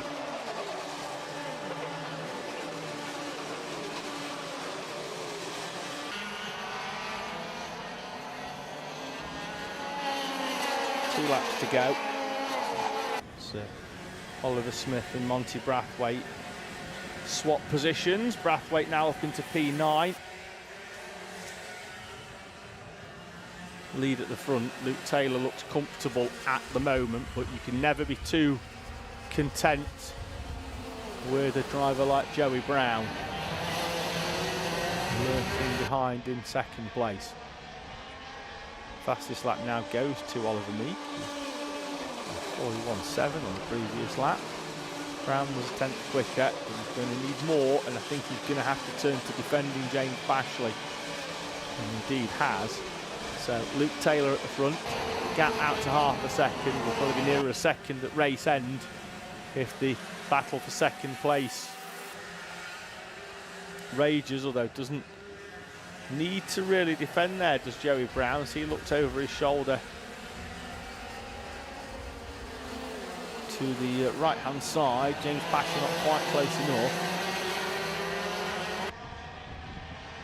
Taylor with a little look over his shoulder. He's just needs to make sure that he's content with his work. And Luke Taylor will come through to win the 3rd heat of Senior X30 from Joey Brown and James Pashley, Sam Lewis, Alistair Creswell and Dominic Parabot, McLean, Meek, Brathwaite and Smith in front of Jurovic, Williams, Dew, Allen, Edmonds, Roth, Cowley, Dunlevy, Masters and Omar completing your top 20.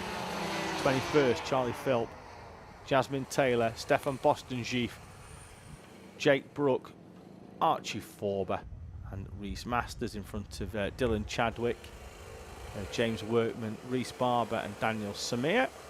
So pick up the gliding club next door at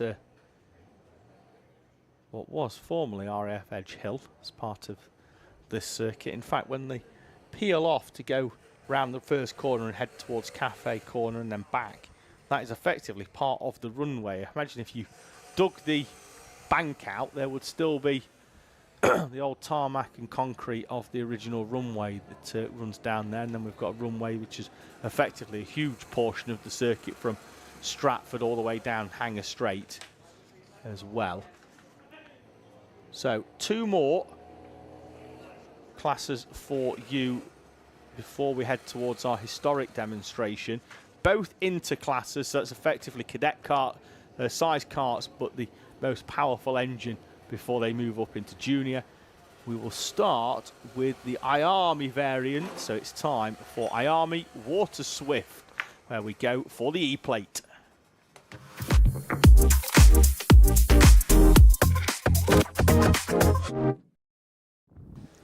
So the E-plate on offer for all of our iArmy classes at the end of this race weekend, along with our 210 National, our 250s and our Might E's as well. Harry Chapman will go off pole position. He's got Rudra Gogonath alongside him, Cody Vertigan and Dimitar Uzanov in front of Oliver Kleinfelter and William Bennett on row number 3.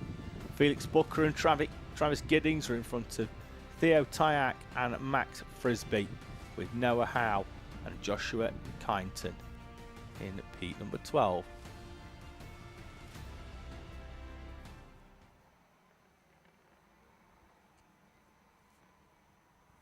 So field up towards the right-hander of Wilkins for our Army Water Swift runners. Another ticket available for this class for Army Warrior Finals. inside line gets up to speed, and we are away and racing with Harry Chapman leading in the outside line of Rudra Gogolnath. Across the timing line, pretty much side by side did Chapman and Gogolnath, but Gogolnath just didn't manage to get going, and the whole train stayed behind him. As we head up towards the Stratford hairpin for the first time, and it will be Harry Chapman leading the way.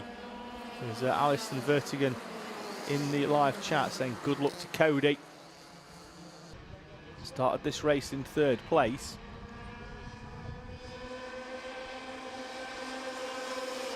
So we've got a mechanical flag for the 62 of Dimitar Uzanov, who went off the outside of the second row. And still in fourth place for Dimitar Uzanov, and does indeed pull off into the pit lane. I'm going to have a quick look out the window to see if we can figure out what it's for. Rear bumper seems to be attached, so he's having a look back, and there is a missing chain guard. And that is why Dimitar Uzanov's race has come to a premature halt. So, Harry Chapman in the number 32 machine, leading from Cody Vertigan in second place, and Vertigan at the moment happy to push away with the 32 of Harry Chapman.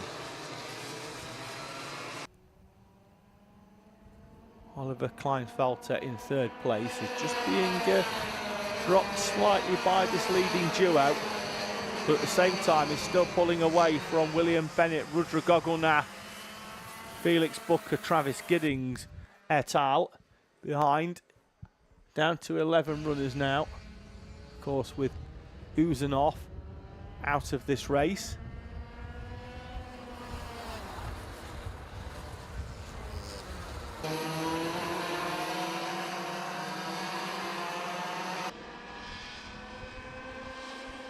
So leaders pushing on.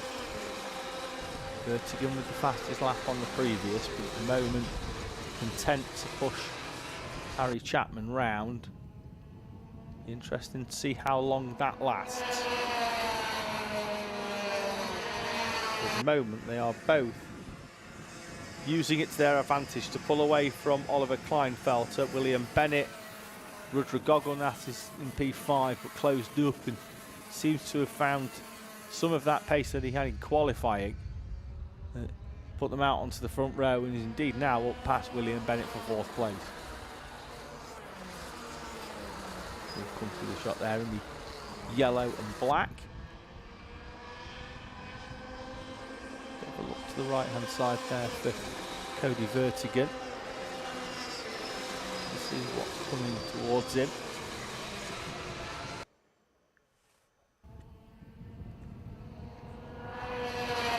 Again, 1/10 of a second between the two of them.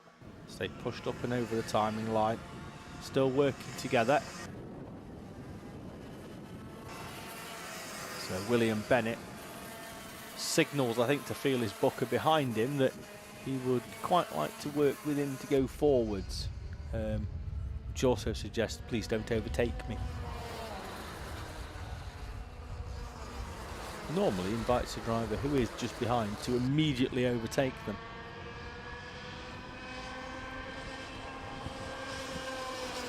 So Harry Chapman continuing to lead this race as we head towards half race distance plus the one lap at the end of this one. 8 minutes plus 1 lap for our heats. Out to 10 plus 1 for the finals, with the exception of Might E and 210 National, which will be 9 minutes, and our B finals, which will remain at the 8-minute length for our heats.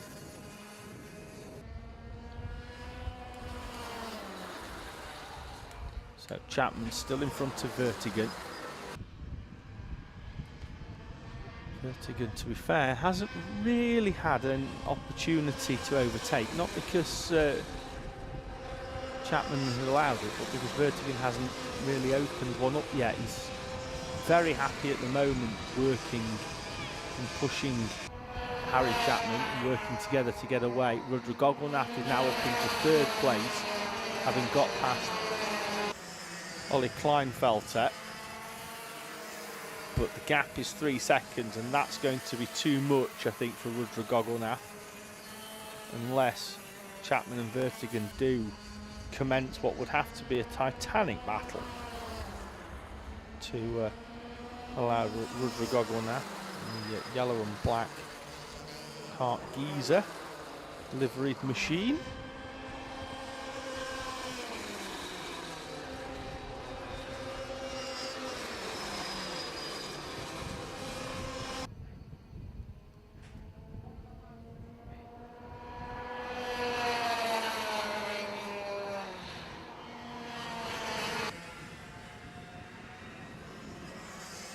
Chapman leading, still with Vertigan pushing along. Vertigan though, again Chapman not taking the defensive line, so he's clearly happy that Cody Vertigan isn't going to send one down the inside on him.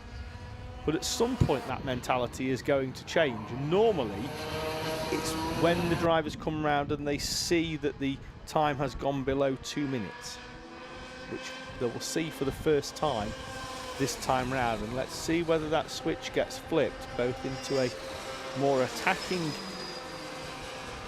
position for Vertigan and a more defensive position for Harry Chapman. Again, Chapman seems very content to leave the gaps down the inside into corners that would be venomously defended at the end of a race weekend.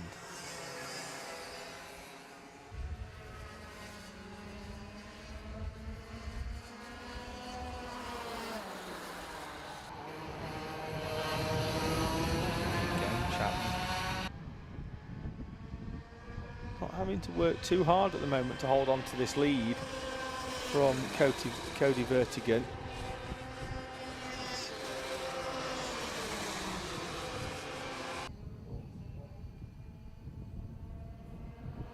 And they will probably cross the timing line, I think, with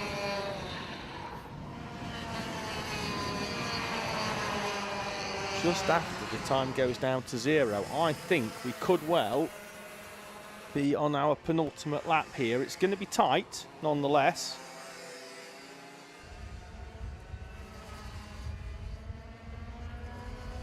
Down the back straight they go. Onto the hanger straight after the runway. Lap and a half, and Vertigan is going to have to do something.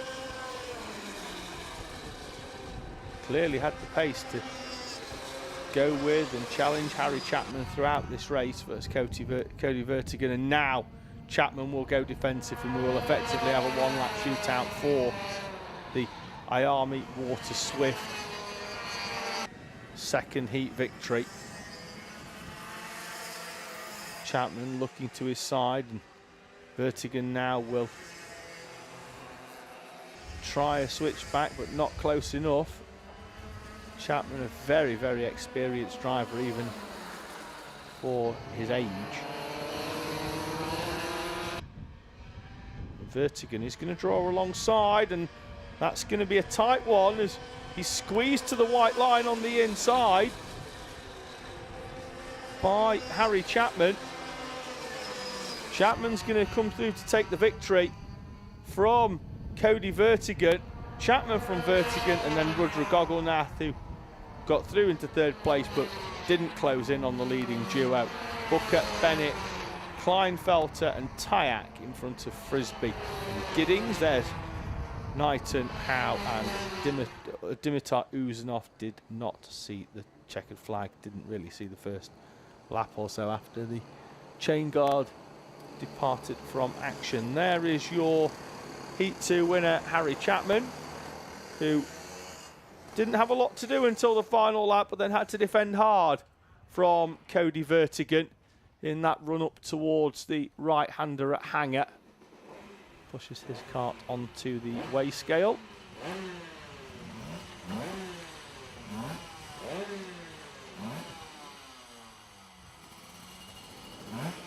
And already the final heat of the morning before we go to our historic demonstration is heading out onto track. It's time for Inter-Rotax.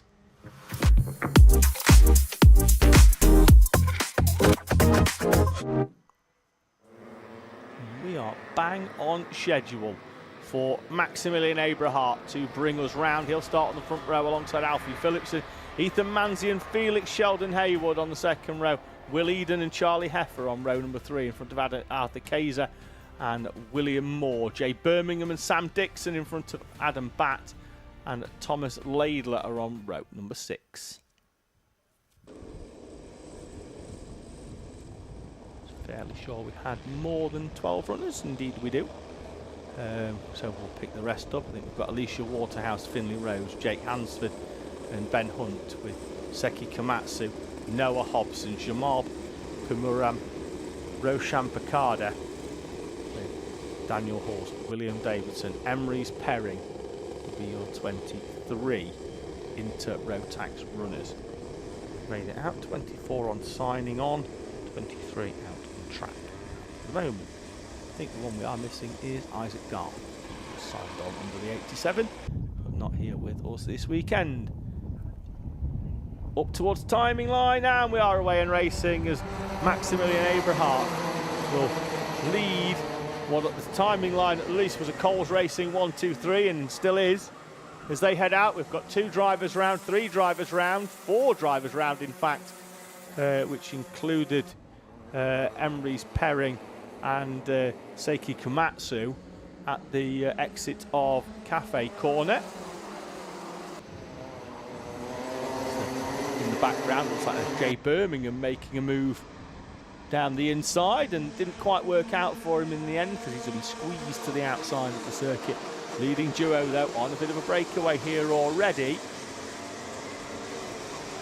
is Maximilian Abrahart leading Ethan Manzi through. Alfie Phillipson the best of the rest, albeit half a second back already. Will Eden, Felix, Sheldon Haywood, Heffer, Kayser, Moore, Bat, Hunt in front of Dixon, Laidler, Birmingham, Waterhouse and Rhodes, your top 15.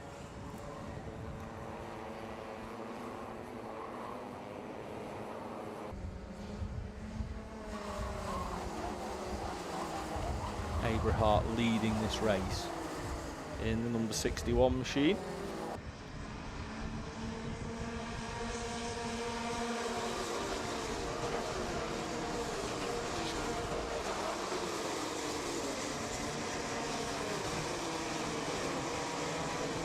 A bit of a battle going on further down.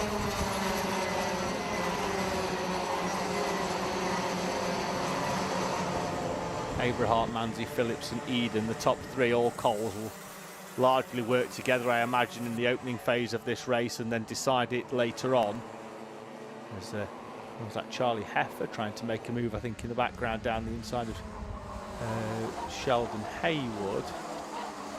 Potentially, we definitely had a dive further back in the run up towards the Stratford hairpin.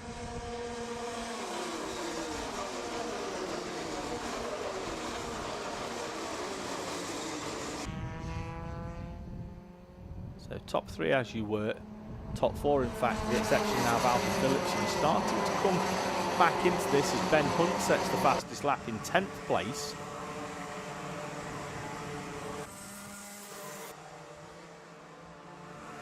Phillipson just easing up onto the back of his Coles Racing teammates in front of him.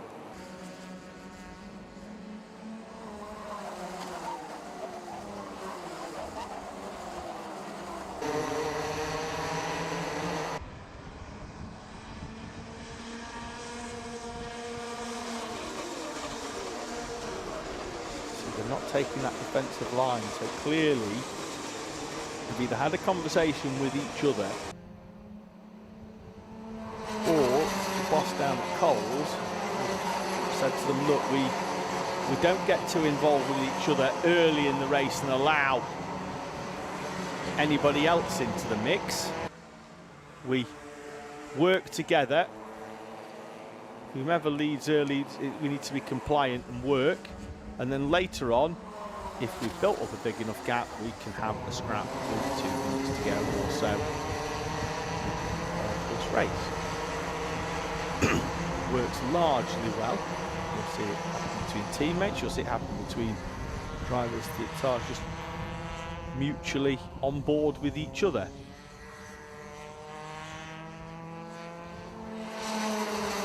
moment, Abrahart, Manzi, Philipson, who closes in and then falls away lap on lap, depending on whether he gets it hooked up or not. He's still there or thereabouts, but has been closer, but at the same time has been further away.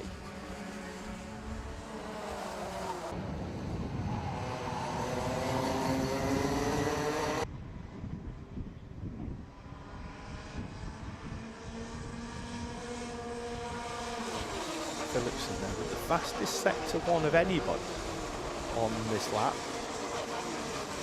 Did look noticeably closer earlier on. He was a tenth faster than the duo in front. At the moment, we just seem like we're just waiting for this one to kick into life.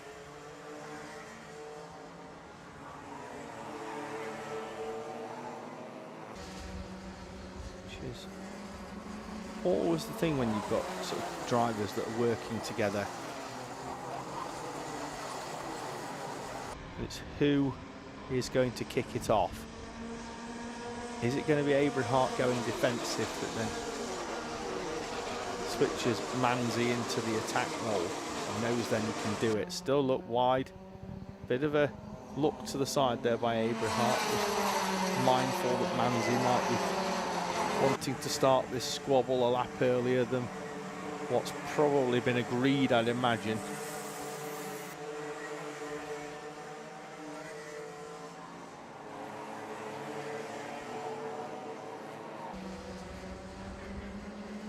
Now I think we're just starting to ramp this one up, stoke the fire. And Manzi, indeed, he has a look over his shoulder as well, just to make sure that he's not going to be vulnerable from Alfie Phillips, and always tough one being in the middle if there's a three, but at the moment it's two at the front.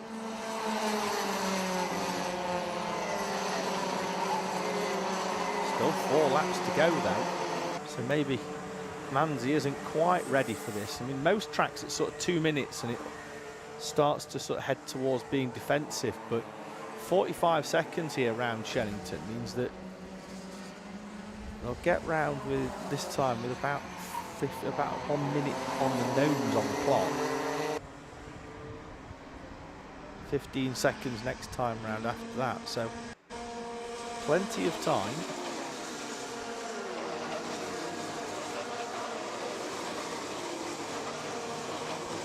Abrahart is starting to open it up a little bit to Ethan Manzi. Has he kept a little bit in the tank?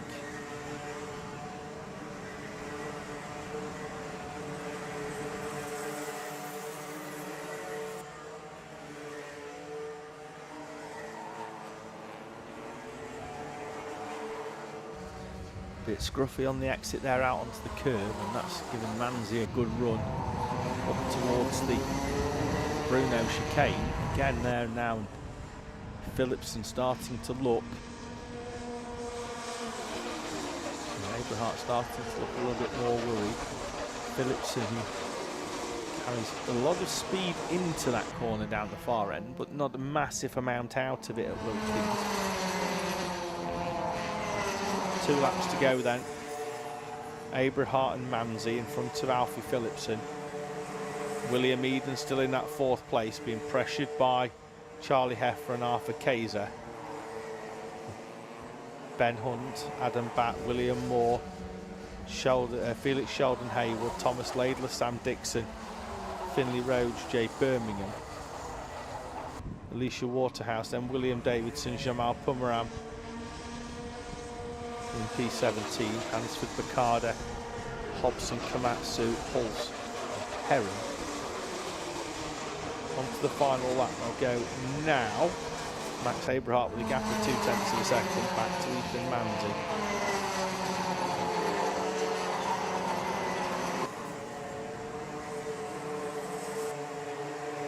Round the right-hander they go at Stratford, and oh, wide down the inside, Ethan Manzi all crossed up every which way but down the inside of Maximilian Eberhardt, and that's allowed Alfie Philipsen through and into second place.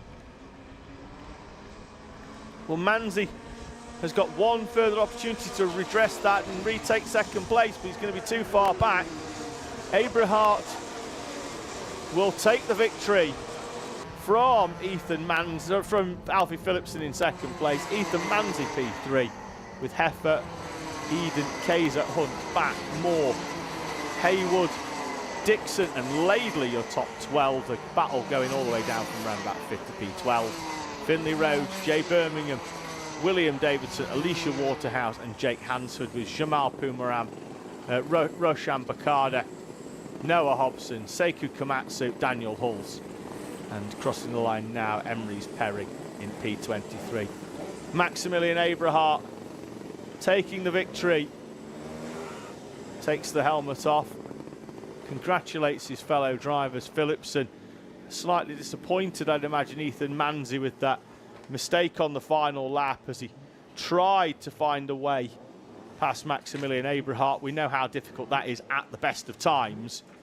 So he managed to move, tried the move, but couldn't find a way through. So the circuit will fall quiet ever so slightly, but do not go anywhere, because we have got our historics heading out onto track in a few moments' time. And looking at some of the bits of kit out there, they've got it's some of the newer pieces of the historics, even though, you know, we expect them to be really, really old, but we do go into the sort of 90s, early 2000s, and they've got wings on them and they are spectacular. And I've got somebody else joining me in the commentary box. I'm going to hand the headset over to a gentleman that knows considerably more than me.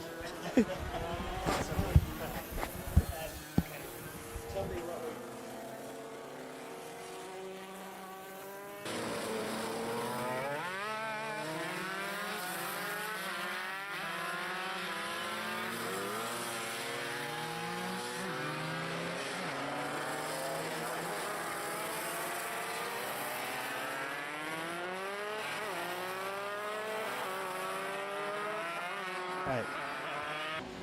So that's on there.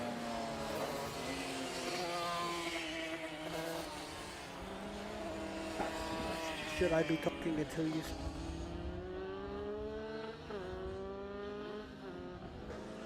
Okay, this is Ed McDonough. I'm very pleased to be here in the commentator box with the historic, and on behalf of the British Historic Kart Club, which has been around since 2006. The historic movement got started a few years earlier, and it was really here at Shenington where the interest was generated, and the Historic Kart Club got started, now has about 200 paid up members, and is recognized by the British Motorsport Association. And we're very pleased to have two groups running for you today. The classes in historic racing are diverse, about 13 different groups, according to age of kart and size of engine and whether it's a gearbox kart or not. What we have out on the circuit at the moment are what essentially mostly gearbox karts from class 4 and some of the other historic classes. So who you're going to see out there are people like Ross Allen in number 1 in that 250 Dino. He was many times Midlands champion. He was a Superkart British champion, and he's here with his relative Scott Allen, who's out in number 1 in a Birol, also a Midland champion, a K2 British champion, and a long circuit winner. I'll run through some of the karts that are out on the circuit now. Richard Stimson in number 4. He's from the Legends Superkart group. That's a Zip GP kart. That's a recreation of his 1980s Zip kart that he raced for a number of years. He used to be an apprentice at Perkins Engines when he started karting. That kart's got a Yamaha 250 engine. 26, veteran Pete Hammond in what we call Class Formula C. This chassis, a Zip chassis with a TM125 engine. This has been racing for 24 years, no, 44 years. The engine's well worn, but still a very high revving engine. Pete was at the Shenington 250 International Club. He was the champion in 79, 80, and 81. Nigel Young, also number 1, a Blow Whirlwind with a Villiers engine, a revered Villiers engine. He raced it in the late 70s, came back to historic karting. Number 185, Simon Lloyd, who is normally found in orange as a marshal at Brands Hatcher Goodwood. He's been involved in karting since 1995. He finished 3rd in the heavyweight sprints in 2015. This kart has been restored, has a long history, very early kart. I think it was 62 or 1963, this kart. Simon regards himself as not a person who sets the world alight, but a safe pair of hands. And he's had several respectable years in Club 100 racing, especially fond of 1960s karts. Richard Sherwood is out there with another quite older and very rare kart, a Corvette with a Villiers engine. And this kart also has quite a long history. Gordon Gray, number 47. He won the 2023 Class 4 Classic Award at Shenington. Been to Italy, to Jesolo in Italy for events. His kart's a Zip 925. And he's racing in the current Retro Kart Championship, driving an Anderson chassis. Lex Fells, number 40. He's got an Anderson AK with a TM-K5 engine. It's a British-made chassis with an air-cooled engine.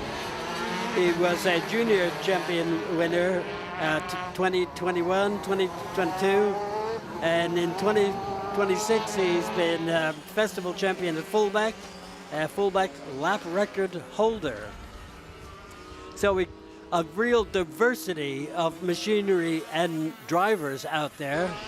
For those of you who may be unaware, 2026 is the 70th anniversary of karting, which started in the United States. Art Ingalls built the first kart in, I reckon, early 1956 on the West Coast.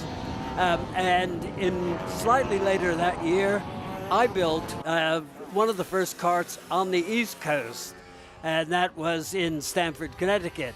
There were no organized races in that first year. They started seriously in 1957, but a number of people were building their own karts and running informal events. And I used to run, and we ran events on the Connecticut Turnpike, which was being built in the end of 1956, which was a great place to practice and race. And as some of you may know, I'm allegedly the only person who raced in 1956 and still gets behind the wheel thanks to the British Historic Kart Club. But the attention's out there out on the course. I think we got the first group coming in. So now we will move over to what are largely called Class 1 karts. And I'll give you a rundown on some of the Class 1 karts. Although we may have David coming and do some interviews in a minute, but we'll keep on going. I'll give a rundown on some of the karts when they start going out very shortly. They were here, of course, yesterday. Some of you may know that Johnny Herbert was here on Friday, started in karting, moved up to Formula One, very well known both in sports car racing.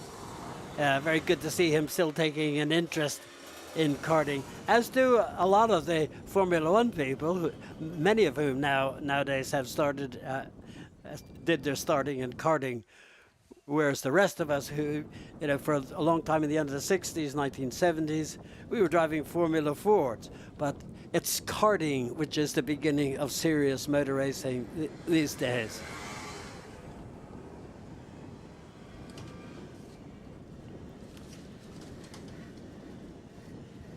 The UK historic karting scene began when a group of enthusiasts attended Shenington's 40th anniversary meeting in June 2000. By 2005, the British Historic Kart Club had been formed and is now involved in offering events for these older karts, now going out onto the circuit. Number one is Tony Brinkworth, who's been in the club for some years. He's got a Tro kart with a Clinton engine. I think he also runs a Buckler Gold Star with a Comet. In 1959, Thomas Clinton, one of the earliest karts made from the British mass production of the first karts. And the 1963 Buckler is another very early kart. That's Tony Brinkworth.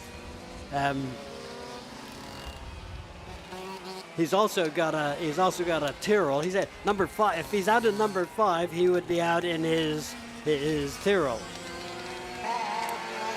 Another number 5. We've got some duplicate numbers, so there might be a bit of confusion. But Owen Potter in number 5 is in Class 1 post-classic division in a DAP Greyhound with a DAP 100cc engine. This is DAP's last milestone chassis. They were world champions, and in 1983, Alex Zanardi, the late great Formula One driver, was a DAP driver, as was Stefano Modena and Vincenzo Salspiri.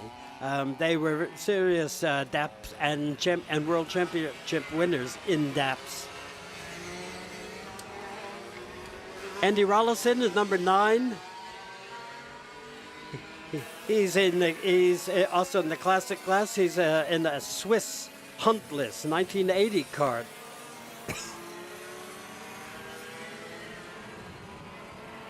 He's had several good results racing this kart. Pete Townsend, number 95 in an ARC K96. Very popular TKM chassis in the 1990s. This kart won the British TKM Championship, and it was the Retro E-Plate Heavy winner in 2023. His brother Ryan Townsend is out in number 99 in an ARC K97 with a 100cc BT82 engine. He's raced in Access Karting and the Retro Kart Championship. He's probably the youngest historic driver this weekend, whereas if I were driving, I'd be the oldest. And he was at 3rd in a recent Shenington event.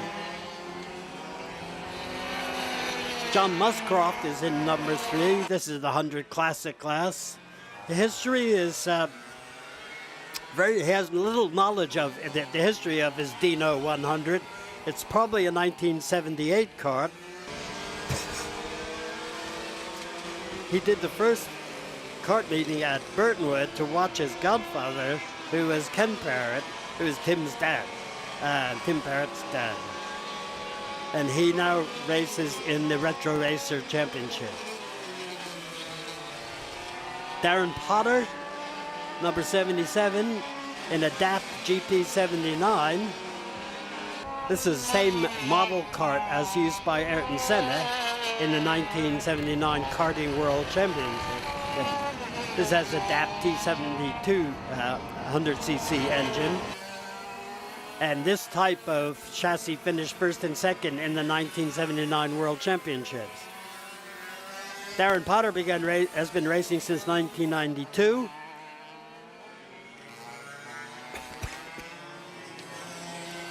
Adrian Lane is in number 13 in a Skida with a West Bend 98cc twin engine. Very rare machine. Kart engine from 1962. I think there's a 1960 Kart in the static display of the British Historic Kart Club, which is a 1960. I think that might be the earliest kart here. This Adrian Lane's kart was mass produced by his father, Ken Lane. The engines are from the United States and the only ones running in the UK. Adrian never drove as a youngster, but he does have a photo and did sit in his dad's kart at the age of 18 months. Robbie Ashton, a great veteran, strong supporter of the Historic Kart Club, been around karting. He's in number 68 in a Blow Comet K77. Excuse me, he's been a Historic Kart Club member since the very beginning, since 2005, very early days. In 2006, the Historic Kart Club was invited to Monaco to support the FIA International Kart Championship. I happened to be there at the time and got invited to drive in those demonstrations. That's in October. That will have been 20 years ago. People like Robbie Ashton still at it, still going, no sign of getting up. He started in 1968, raced for a year, but kept his Barlotti and came back, and he still owns that Barlotti 58 years later. So those are the first two runs. Historic karts were out yesterday, twice, midday and later in the afternoon, as well as on Friday. And next weekend we'll be at Silverstone Classic as invited guests running on the kart circuit there. Bit of an honor for the club to be recognized seriously and invited to a major event such as the Silverstone Classic.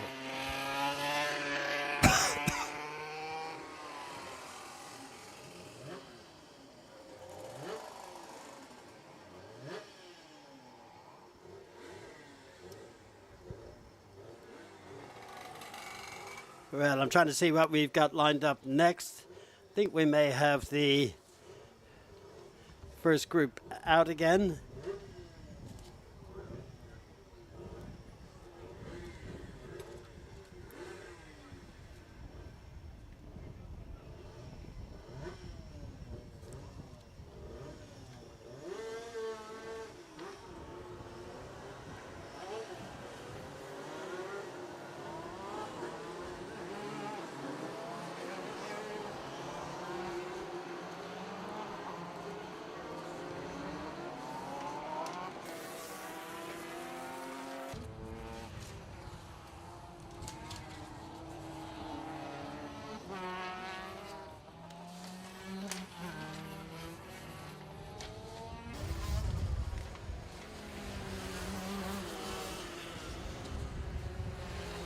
Yeah, so we've got a second run for the essentially the gearbox karts. I think Richard Stimson is out, number 4, with his zip kart. He's raced this kart at a number of places in the UK, Fullback, Kimbolton, Hello. I think he's had it for quite some time. Quite potent Yamaha 250cc engine.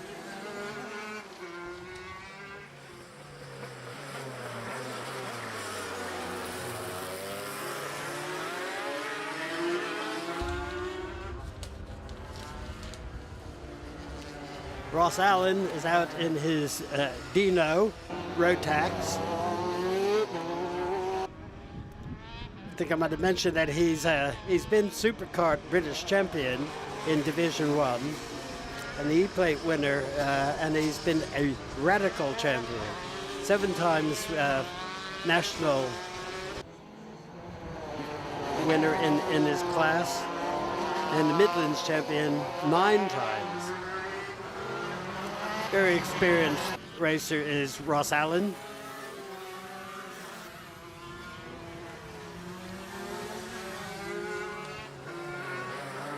Although some of these karts look quite modern with wings and bodywork, they are historic in the sense that they are 1990s karts. Wings started appearing fairly early, maybe even late 80s, and some of them have been modified and have more modern equipment. But underneath them, I mean, some of the 1990s cars are 30 years old and have been racing very consistently over that period.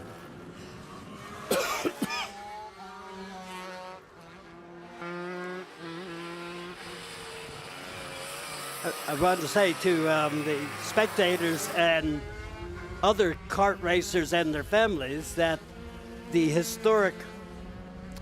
British Historic Kart Club has a large enclosure in the center to which everybody is invited. There is a display of some very interesting older karts on display. You're very welcome to come and see and talk to the people and get information. One of the ways, given that karting, as many of you, especially many of you who are parents who are paying for the kids' karting, realize how expensive karting has become. Historic karting is a good entry into karting. It's much lower in cost. It's to some extent less competitive, and it's quite relaxed. But its main attraction is that they're very interesting and supportive people in the club, willing to support new kart racers. There are historic karts available. There are still lots of them about. And they're a great way to get into karting, to one, see if you want to do it, and two, as a way to begin to get some experience. So come to the BHKC's exhibition over in the center, have a look, talk to people, have a look at some of the old karts. The owners will be happy to show you around.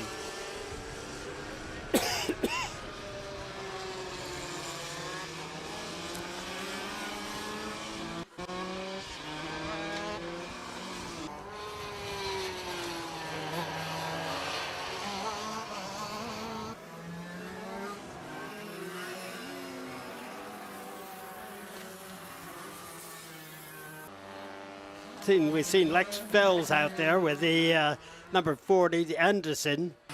Again, a reasonably rare chassis with a TMK5 engine. British-made chassis with an air-cooled engine.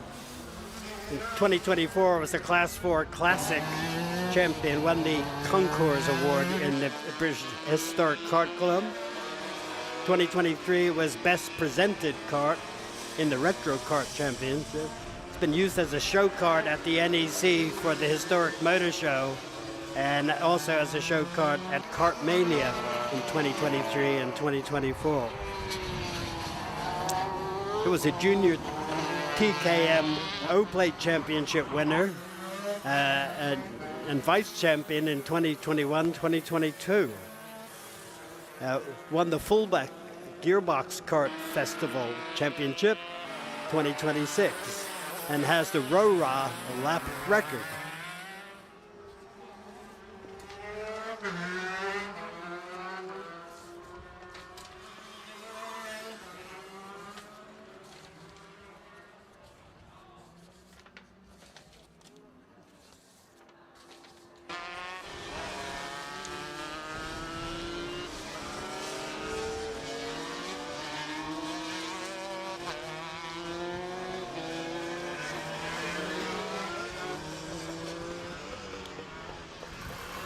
Gordon Gray out there in the Zip 925.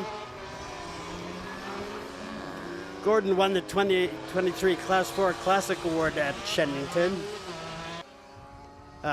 He's been a supporter of British Historic Kart Club. They go to Jesolo in Italy every year. He's been to that classic event for the last 3 years. His kart is basically a 100cc kart modified to take a gearbox engine and was sold by Zipkart in the mid-1980s. Was very popular on short circuit events for its good handling ability to put the power down.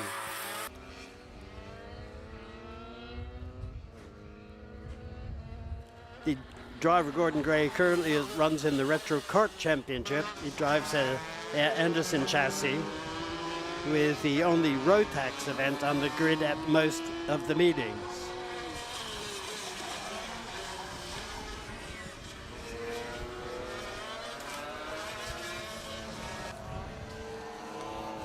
I think we're seeing Ross Allen going around, probably lapping most people. Ross Allen, very experienced, very quick driver in his Dino Rotax.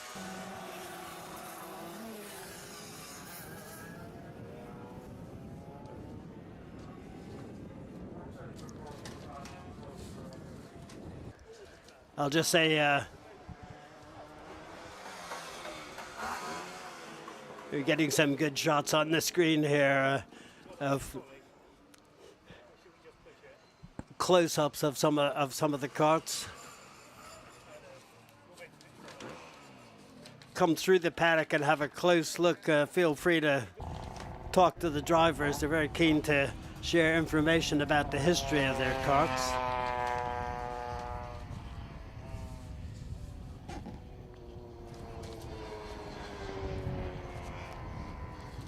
Let's see if we...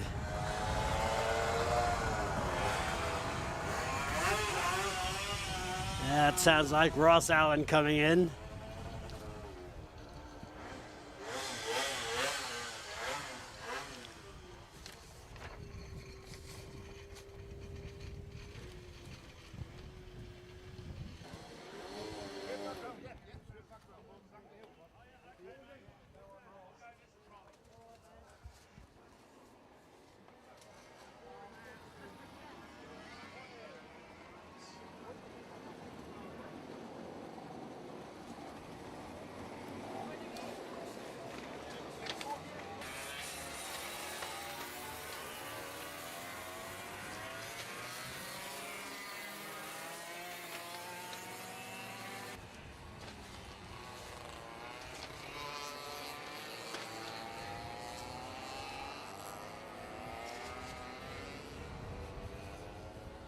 So we've got some of the Class 1 karts going out again for their second run.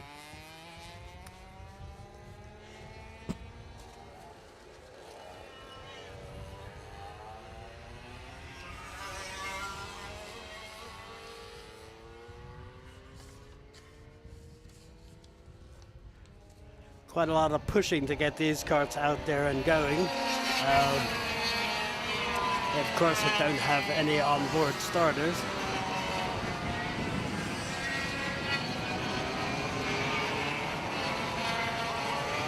So historic kart races depend, as do modern kart races, depend on friends and helpers to not only organize themselves for racing, but to actually get started.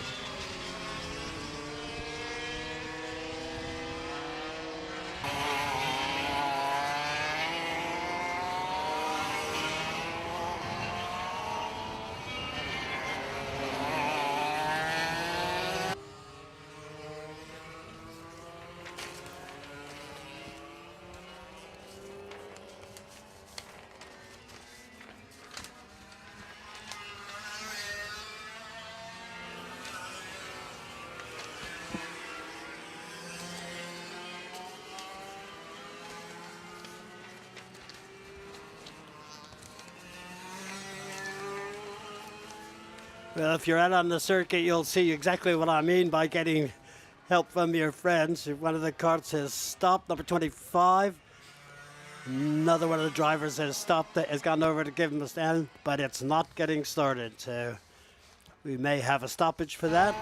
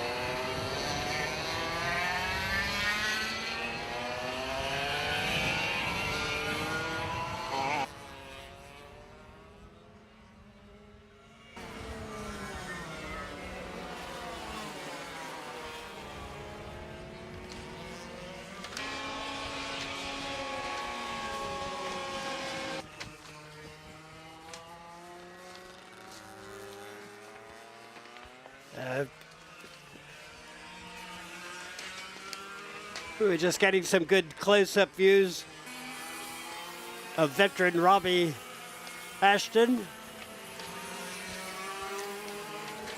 As I said a bit earlier, Robbie's been a very, very long time member of the Historic Kart Club, a member since the beginning of the club in 2005, but a person who started his karting back in 1968, where he raced for a short time in his Barlotti, which he kept, and he's now running his Blow Comet, which he takes out on a regular basis.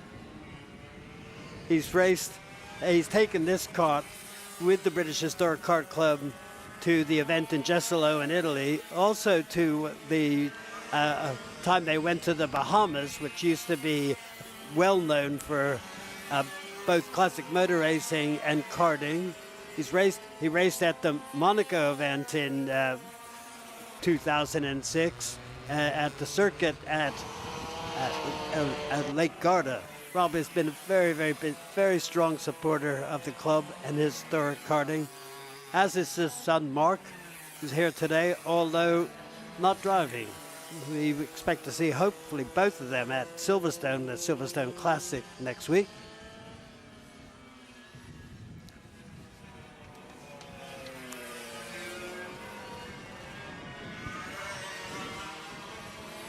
Karting started in the United States, as I stated a bit earlier, towards the end of 1956, and serious racing organization both on the West Coast and the East Coast got going in 1957. It was a bit slow in moving to Europe, partly when American servicemen were in Germany. They started doing kart racing on airfields, and that helped kick off the interest in karts in the UK, which really got going towards the end of 1958, but more in 1959. So 1959 was really the start-off year for serious karting in the UK, and has been going ever since. Karting, of course, continues to be extremely popular and diverse across the United States. Very large groups.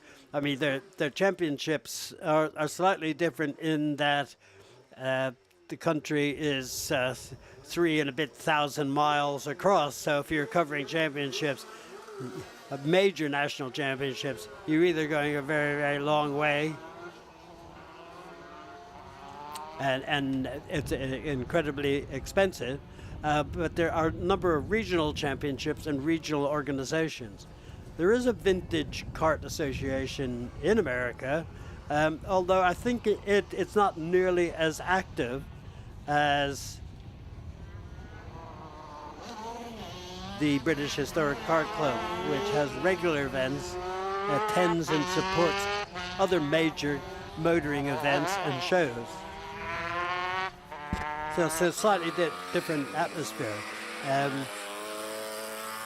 Some of the people karting in the United States are now moving into higher forms of motor racing, or different forms of motor racing. I wouldn't necessarily say higher, but that's fairly small in number. I'm not sure if any of the kind of up-and-coming Americans who are wanting to do, or doing Formula 2 and Formula 3 globally, are started with karting. I think some of them probably have.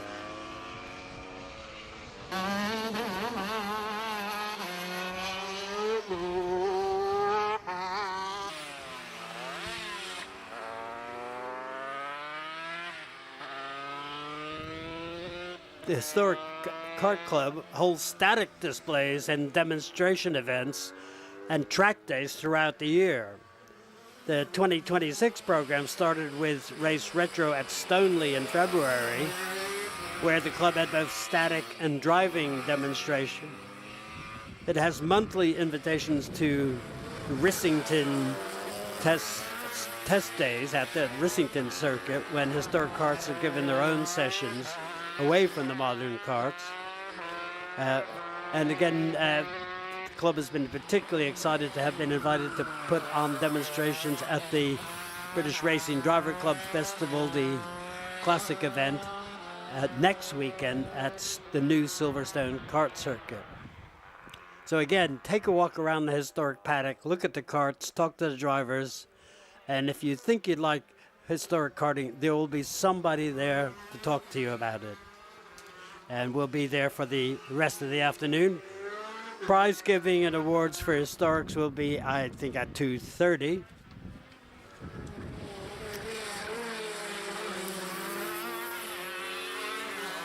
One of the supporters of the Historic Kart Club is, of course, the great Terry Fullerton, who was 1973 World Kart Champion. He views Shenington very positively. He's said how he sees it as the firm favorite on the karting calendar because it continues to generate its own unique atmosphere, and it gives him a great deal of pleasure to be involved in the events here, and he's a strong supporter and patron of the British Historic Kart Club. Of course, Terry Fullerton is well known. He raced against Ayrton Senna on a regular basis, beat Ayrton Senna, and was the person that Ayrton Senna had confessed to be the only person he was ever afraid of on a kart circuit, which is a fairly remarkable thing.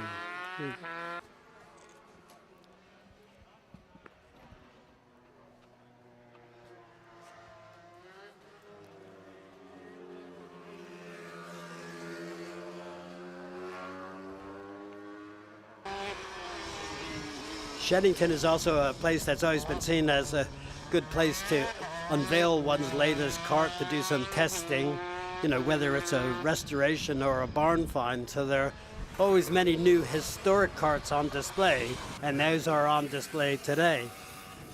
Kart design, of course, has evolved seriously over a number of years, and modern cars very, very different to some of the things that started racing 60, maybe almost 70 years ago. Nevertheless, current historic cars are very quick indeed, as you can see by what's been going out on the track.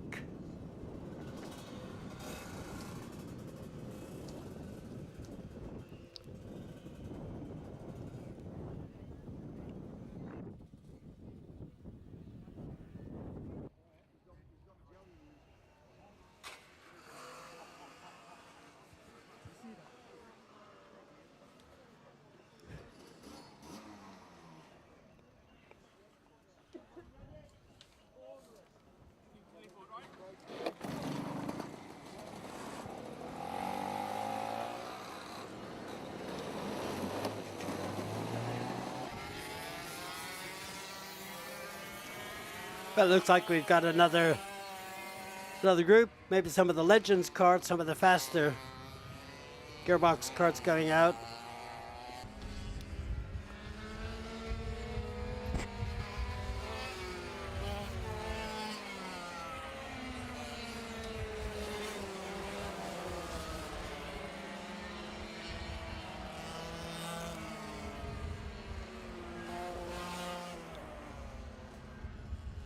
The Retro Championship, which I've mentioned a couple times, is run for historic karts.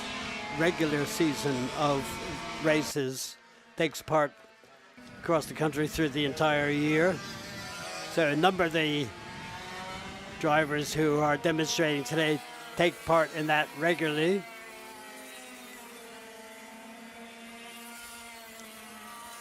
I did several races in it a few years ago when I came back to historic karting.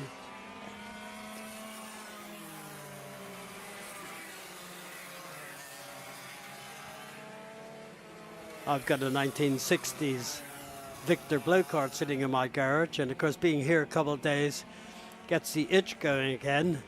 I have a suspicion that maybe that comes out from under its coverage, and before the season is over, that will come out again. That's of course an old 60s Victor blow kart with a Villiers 197cc engine with a gearbox. bit of a handful, still on its original tires from the 1960s. Still goes quite quickly when it's tuned and ready to go. Villiers, which were of course motorbike engines, became very, very popular in karting, still are. Now quite sought after for those people, for the growing interest in historic karting. People are looking for Villiers engines, old motorbike engines that have been sitting away in garages and sheds.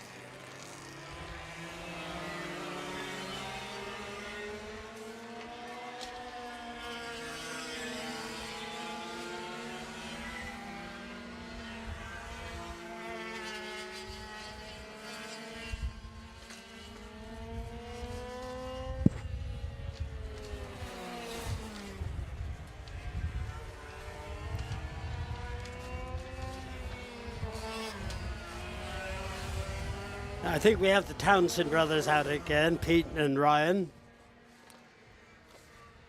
both in ARC K90, a K96 and a K97. K97 is a 100cc engine, while the K96, if I've got it right, is a 115cc engine.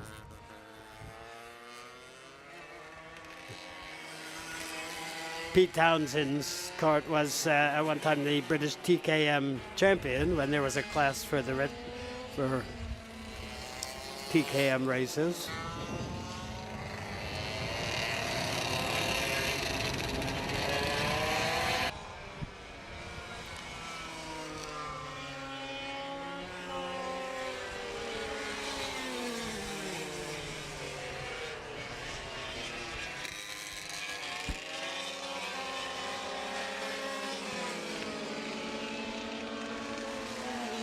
Well, I think we're in the very last couple of laps of the historic demonstration. I hope you've enjoyed that and that you do manage to get round to the British Historic Kart Club. Come and see us. Come and talk to drivers, owners, and friends of historic karting. It's quite welcoming atmosphere, and the karts on display are fascinating. So please come over to the center when you got a chance and have a look. Just want to say on behalf of the British Kart Club that we've enjoyed the weekend. It's been a good weekend. It's really nice. It's good to be in the mix with all the modern karts and the wide range of participants in modern karting. I'm particularly impressed by the number of girls I've seen out this weekend. That's a slower process in the United States. It has been, but it's a group that's growing here. Some very talented people. I've been watching Esme Rosie. Had a bit of an incident in this morning's race. We'll be out again. Really, really feisty driver in traffic. But again, from the British Historic Kart Club, thanks for watching. Enjoy the rest of your day. Pleasure. Thank you very much. What an awesome display of karts out there. I had a walk round with Gary yesterday, and it's fantastic. And just to see them out there, and I just think it was Scott Allen was taking one round. I think he forgot what kart he was in, the way he was throwing it round. Well, he's very quick. The Allens are extremely quick drivers. Yeah, it's been a good demo. Mostly everybody kept running. Yes, which is always good. We've got juniors gridding up, and I don't think we're going to have much time before we get them out on track. So they're a little younger than some of us. Yes, far more exuberant as well at times. No. We got a lot of exuberance. Yeah. Fantastic. Okay. Pleasure having the historics along. Great. Superb. Thank you. Good to be here. A lot of echo in that one. Borrow that one back.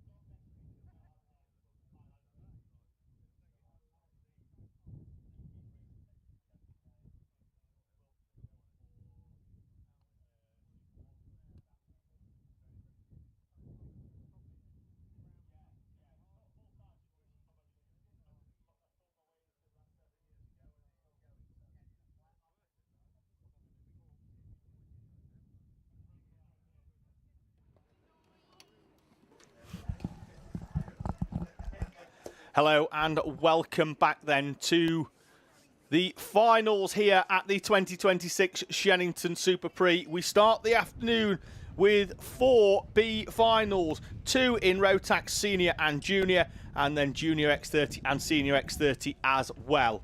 We start with our Junior Max B final, the repechage. The top 4 drivers will progress through into the showpiece event at the end of the day.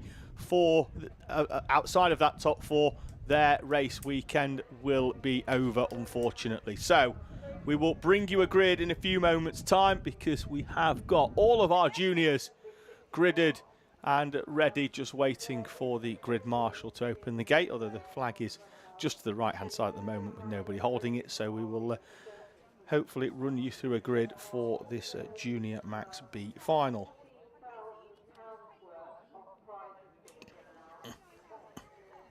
So, just as we head before we head to the grid, it's time for our B final then in Junior Rotax.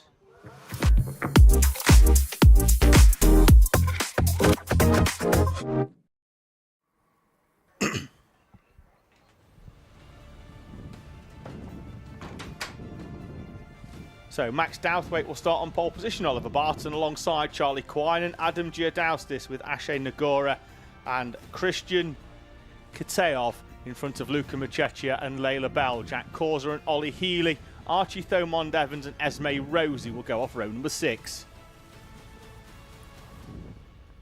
Row 7 will be Ethan Guest, Cooper Campbell Lees alongside Alfie Skit and Jay Singh, with Daniel Vinaskeos and Iris Crease off row number 9. Row 10, Frankie Jones with Harvey Everett, Oscar Dolinyek and Hakeem Batt, Finley Cass and Ava Crawford on row number 12.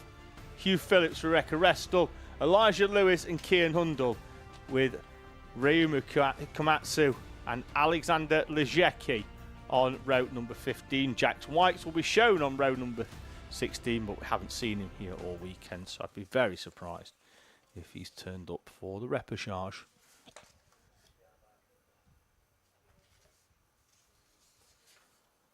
So thank you for those of you that stayed with us during the lunch.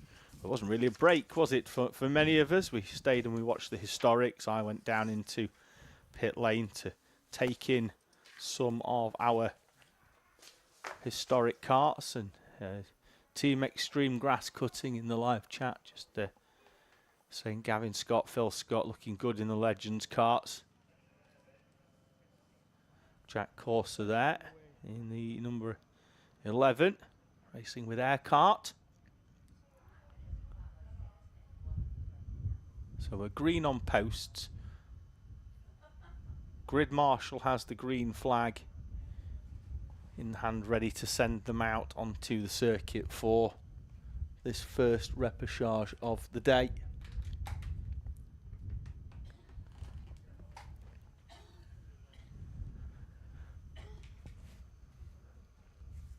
Mechanics just still there with their drivers. The grandstand starting to fill as the green flag is lifted into the air by the grid marshal.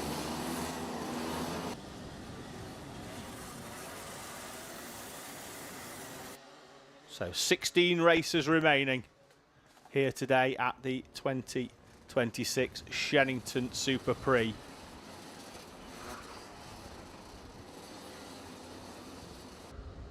.62 juniors started the day. 4 will endeavour to make up the final 4 places of the Junior Rotax final.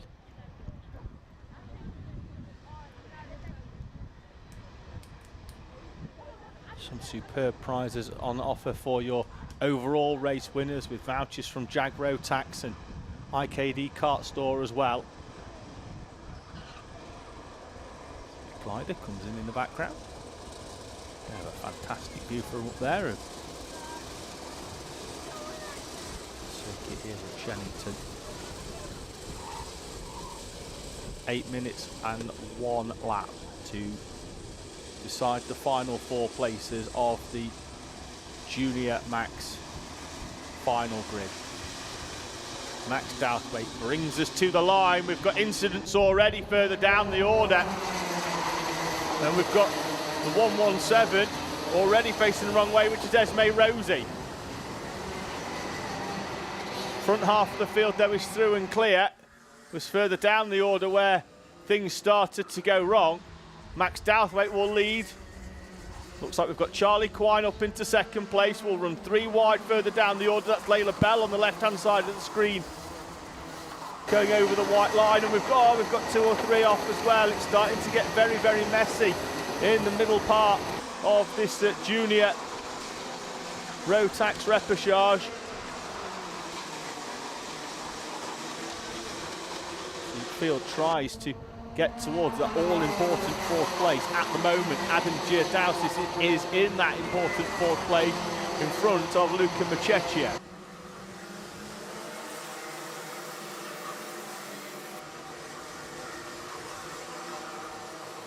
Keep an eye out for me is the driver who will be in shot now, I think, and that's Cooper Campbell Lees. Yes. In 10th place. Not quite sure whether he's had an issue in this race meeting that's seen him in the B final, but I was fairly sure he was a little bit further up as Charlie Quine goes down the inside of Max Douthwaite. Douthwaite will then run side by side with the 123 of Ashay Nagara. He's been shuffled back now outside of the top 4 there.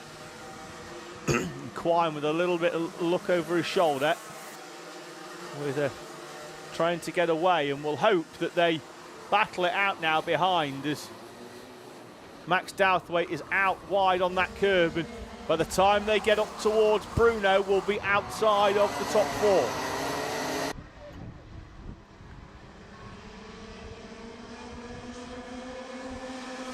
Pretty much the top 10 there, all in a straight line. Quine will lead us over the line this time. Then again, I think that gap's out beyond the 2/10 mark. Adam Giordausis is 4/10 back as Ashay Nagara goes down the inside and retakes 4th place. Moves themselves up into the final qualifying position. Wide, oh, that's a 77 of Thomond Evans. Doesn't seem happy, but I don't think there's any contact there. On the exit of the corner, a little bit of frustration creeping in as so Archie sees his chances of making it through to the final slip away. There's one going slightly wide there in the middle part of Wilkins. A little slot back in here, Layla Bell up into 7th place. Ashay Nagara was the kart that was going wide down at Wilkins as they drop all the way down the order to P27, and their opportunities of making it through are over.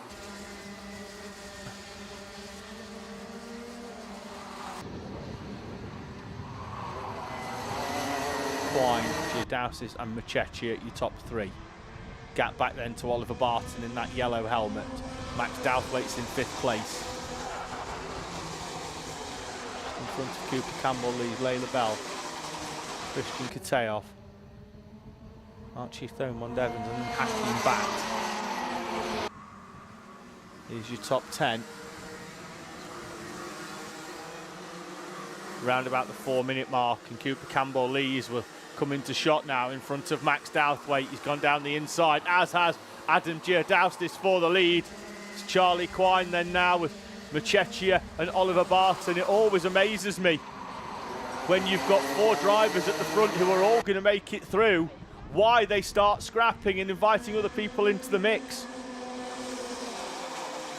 You're going to be starting on the final 2 rows anyway, and there's always that risk as well of picking up a front fairing penalty and dropping yourself further down the order. These 4, a lap ago, were a shoo-in for the B final. And I do mean an absolute shoo-in. Until they started scrapping, they were away. And now, Cooper Campbell Lees was 0.8 of a second faster on the previous lap as Adam Giordausis goes super defensive in the run up to Stratford. Far too defensive, it turns out, because Charlie Quine is through, and that front fairing on Adam Giordausis' car appears, I'm not sure whether it was in this race or previous one, to have done some hard yards. Door is open once again, and there is Cooper Campbell-Lees up into 4th place in that all-important one. Adam Giadaus is back down the inside of Charlie Quine for the lead. Giadaus, Quine, Barton started 2nd, 3rd, 4th, not in that order, but they were their starting positions. Cooper Campbell-Lees just behind, started P14. And he is now in that all-important P4. Machechia just behind, as is Douthwaite still within touching distance. Layla Bell, Kacheov, Thomond Evans and Hakeem Back lead 10, split by less than 4 seconds.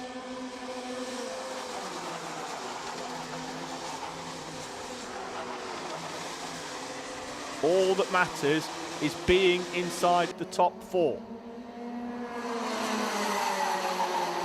And the issue with that is if you do get a 5-second penalty for a front fairing, no matter what happens, you're probably not going to make it, given how close the front end is. And look at that Cooper Campbell-Lees. The nose looks like, I'm not sure whether it's just going over the bumps, but whether he's picked up a front fairing penalty, which should be post-race anyway. We don't apply them in race. And they're checked as they come off the track in the holding area.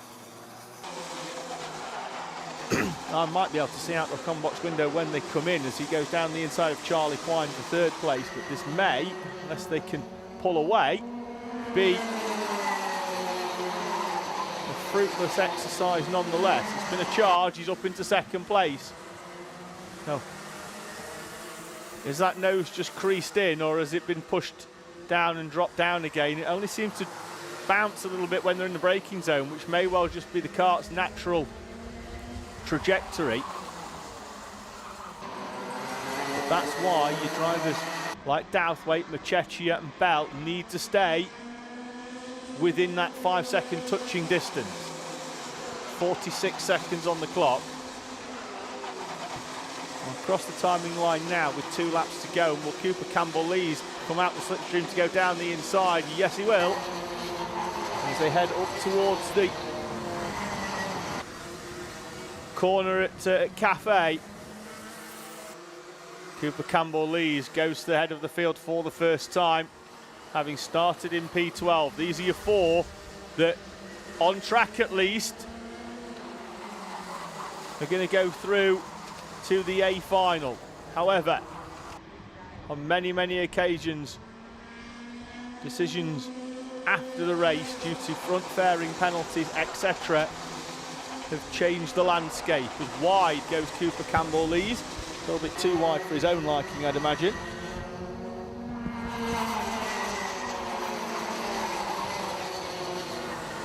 So, change for 9th place as Cian Hundle finds his way past Archie Thomond Evans. Ashay Nagara's trying to get back into some places as after that incident earlier on. And Giadaus is defending Charlie Quine. Still not entirely sure why they go at it quite so vehemently in B final, but when it's all about getting through to the A. But nonetheless, from 14th to 1st, it's Cooper Campbell-Lees taking the victory from Oliver Barton, Adam Giadaus and Charlie Quine. Luca Machechia will have a wait to see if anything comes for those drivers in front. But as it stands post-race, Cooper Campbell-Lees, your repechage race winner. Oliver Barton, Adam Giadaus and Charlie Quine are your 4 going through.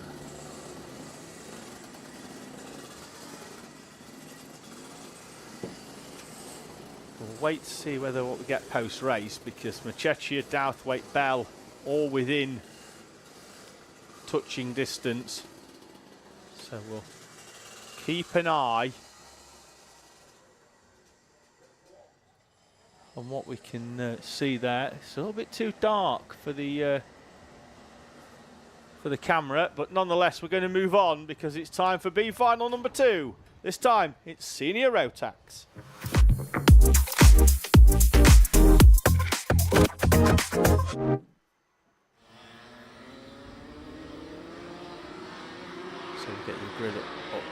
screen now. It's going to be Adam White on pole position. Kearney stick alongside on the front row with Harley Quick and Jaden Robinson in front of Harry Laffer and Ben Adams.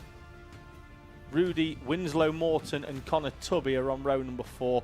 Veer Maru and Ralphie Greenway with Harry Paul and Max Sheldon Haywood on row number 6. Oliver Lomax and Jensen Pierpont, Parser, Thomas Vand and Nicholas Oktaras in front of Matthew So and Zhen Lim on row number 9.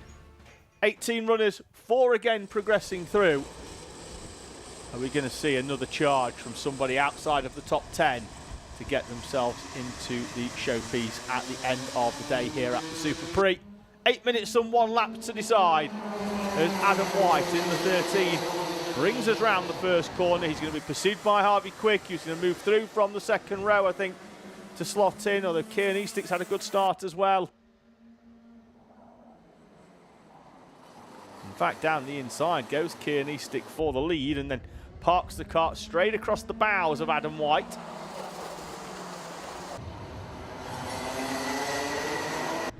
Much more pragmatic approach from the mid-pack in seniors compared to juniors earlier on.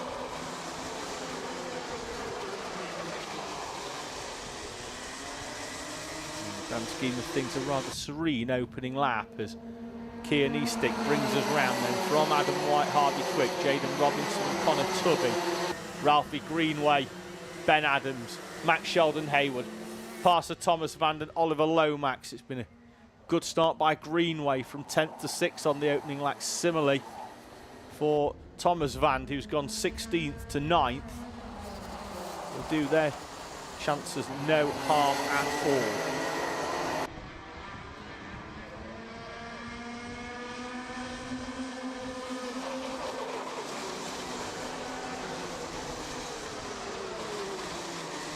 Field making their way through. We've got a slow-moving Jensen Pierpont. That's why we have a marshal down there at the far end of the circuit and is spraying the race leader Kieran Eastick with dried grass from the hairpin down there at Wilkins. So Pierpont's race is over. So there's another slow moving kart there on the outside. JDR kart, Matthew So, who's had a difficult day. Retired from both of his heats today, including a fairly spectacular one at turn number 1 where he went through the tyre wall, cleared the bank and then went through the second set of tyres on the other side of the Bruno chicane. We are right now. So we see Veer Maru there in the number 11 machine.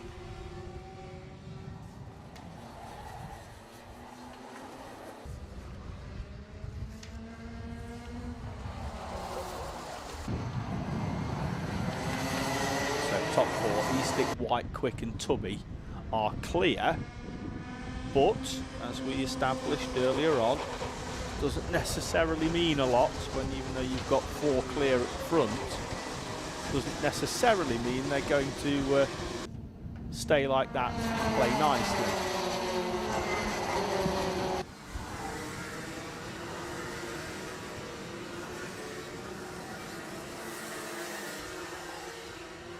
Eastick will defend. As White tries to go all the way around the outside. Harvey Quick's there as well, still in that number 14, the white and blue machine, as Connor Tubby tries to go down the inside in the mid part of the corner. They'll be side by side, and again, look, they've backed themselves in. It was 4 home and dry at the front of this race, and now it's pretty much 2 home and dry, and any one of 6, although they've started to have a little squabble as well. And that is a reprieve that Tubby and White probably don't really deserve in this race. But then Haywood, Greenway, Robinson, Thomas Vand all decided to have a little bit of a scrap. We're going to have one for the lead as well, are we? No, that's the battle for second place again between White and Tubby, the 2 leaders. The second down the road, there they are. They would be wise now just to face forward and go. Stick did defend quick earlier on in that run up towards the Stratford hairpin.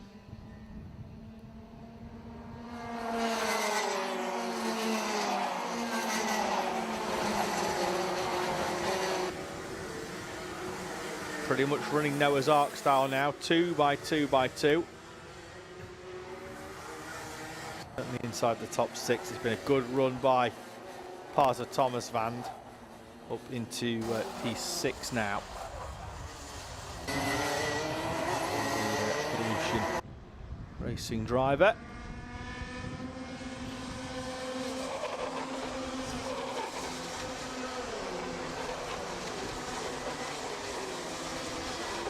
Minutes on the clock. I wonder if anybody can sive through. I think we're pretty much as we are in terms of everybody sort of sorting themselves out into pace order. It's been a good run by Thomas Vand, a good one by Max Sheldon Haywood as well, who's come through from P12 to run inside the top 6. But unless something happens in front of them, their day is going to be done as they come through the camera there.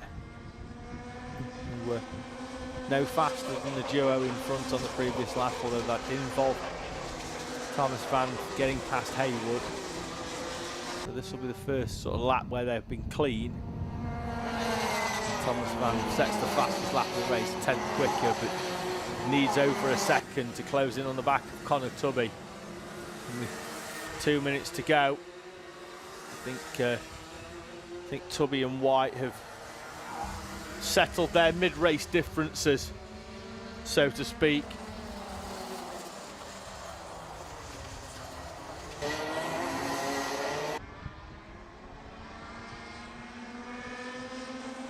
Got a bit of a look over the shoulder from White, but again goes wide. Tubby following the line. Looks like we could well be settled here with a minute and a half to go.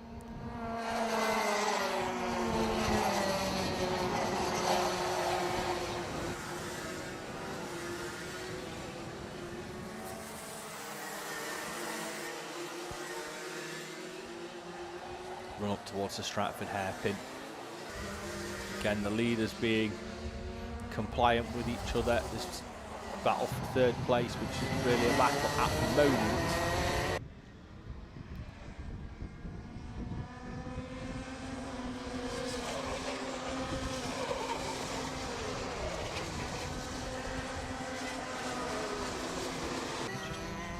Playing nicely, but Keir needs to stick with a slightly different line now, just to stop the early run down the inside. But I'd be very surprised if Harvey Quick was going to do anything silly at this phase in the race when they both know that they are effectively going to be through. I have no doubt that in different circumstances Connor Tubby would have tried to move down the inside on Adam White there as well into the Stratford hairpin, but I think those two are also comfortable that they're going to be into this final as well.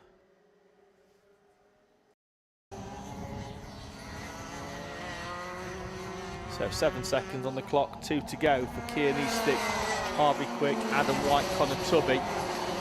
Parza Thomas Vand is closing in again on each lap, but needs more time that he's not going to be afforded, unfortunately. Bit of a shout out as well to Matthew So. He's going to finish this one, I think, in around about P12, but at the moment is heading towards seeing a checkered flag, which he hasn't through one or two incidents throughout this race day for the driver in the 59.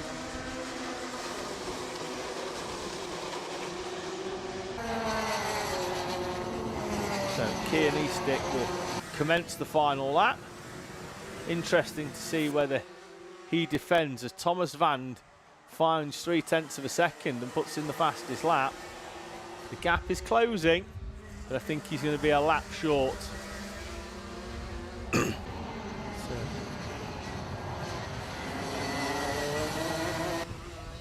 Stick and Quick make their way out. Morton, Harry Laffett, Oliver Lomax, Nicholas Octaris, And Jensen Pierre-Paul peel off into the pit lane at the end of lap number 1.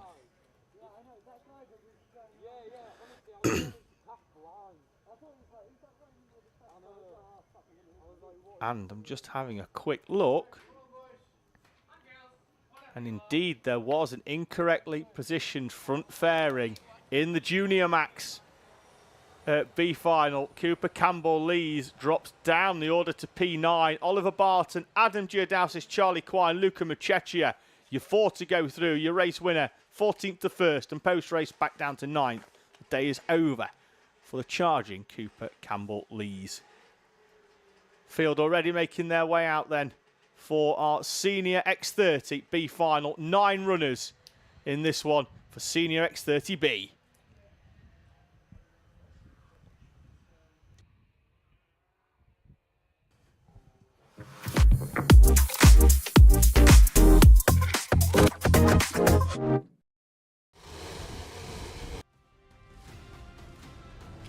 Jacob Narn then in this Junior X30B final in front of Jaden Lamb, Conrad Barton, Ayrton Lima Evans, Alfie Fulton, Exton Cook, with Hajani, Murray and Barker. Your Baker, your final, your runners in this 9-kart race, which has very quickly become a 7-kart race as we've got 2 rounds. 65 of Ayrton Lima Evans his round, and we've got still a very, very stationary, what looks to be Lucas Murray potentially on the outside of the first corner. Kart is offline, whether we go to a full yellow or the driver's still sat in the kart.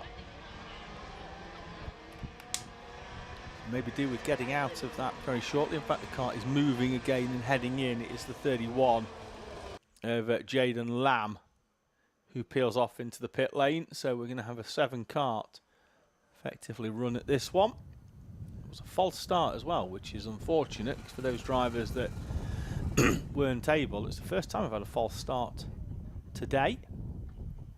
So we've just been told to spread apart a little bit more.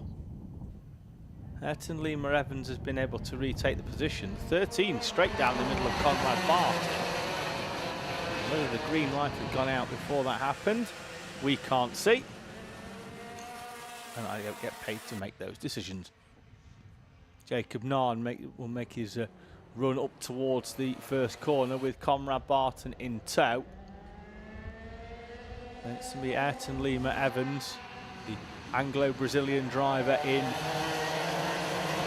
3rd place. Exton Cook has been disposed of that final position to go through by Alfie Fulton by the look of things. Fulton then up into 4th place in that all-white machine. So they'll make their way up and over the timing line for the first time. And Conrad Barton is under investigation already, and can't help but feel that's for the tram lines on the opening lap. Was very quick in getting out of the line. It was Conrad Barton.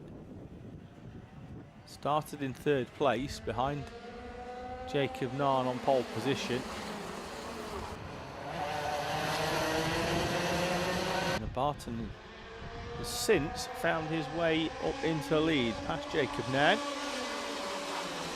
Ayrton Lima Evans in 3rd place. We've still got Alfie Fulton, Logan Baker, Hashim Al-Dajani, with Exton Cook and Lucas Murray. Murray now the fastest lap of the race, moving himself up into P7. And with 1 driver out already, we have a 50% chance of going through to the Junior X30B final. That's not going to help matters though in 5th place, with Logan Baker going out onto the curb on the outside. That'll allow Hashim Al-Dajani through.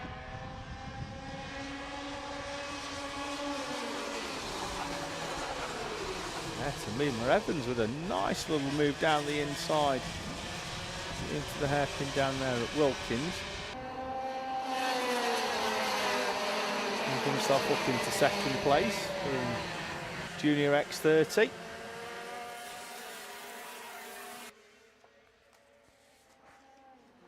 Will now defend Jacob Narn. Jacob Conrad Barton an opportunity to pull away ever so slightly at the front, but two Tim Wilson Motorsport coloured machines lead the way in this Junior X30 repechage.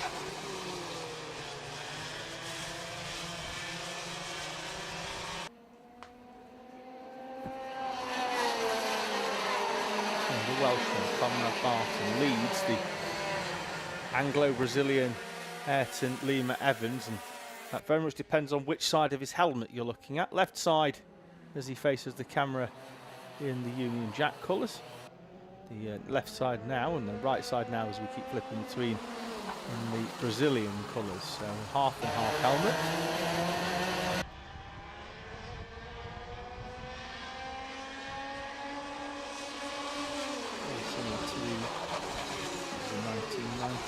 So 97, 98 PAR that had a half and half livery. Still not the best thing, it's half and half. The best thing ever to go half and half is pizza, of course.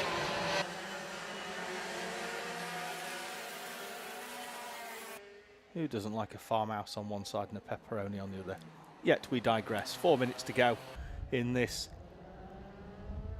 Junior X30 repechage. Conrad Barton, Ayrton Lima Evans, Jacob Nairn, and now Lucas Murray up into that all-important fourth place in front of Alfie Fulton, Hashim Al-Dajani, Logan Baker and Exton Cook.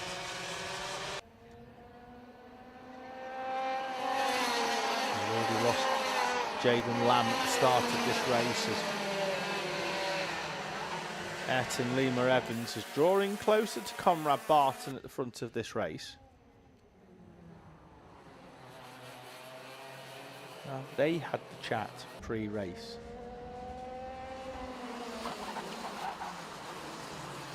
Wide goes Barton, and that will hamper his exit, and I imagine he may well need to defend, although his teammate has been largely compliant in not punishing. Have got is I'm not sure that the 25 of Jacob Nairn is going to be as kind should mistakes like that happen in front. 2:40 on the clock, lapping in the 43s.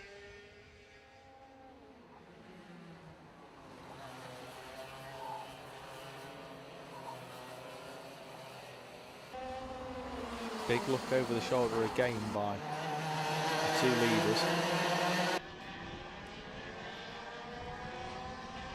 It's always a nervous time, these B finals. Extend your day. Could mean you're on the road home before the race meeting is even drawn to a close. Depending on how quickly you could potentially get packed up. Disappointment does help you pack up a little bit quicker though. Can assure you of that.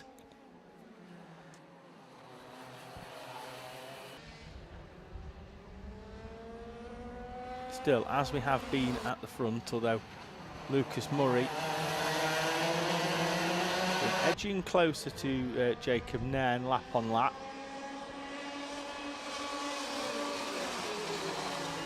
And there is the move for third place by Lucas Murray. And if ever there was a photo opportunity, it would be now, as it's a TWM 123.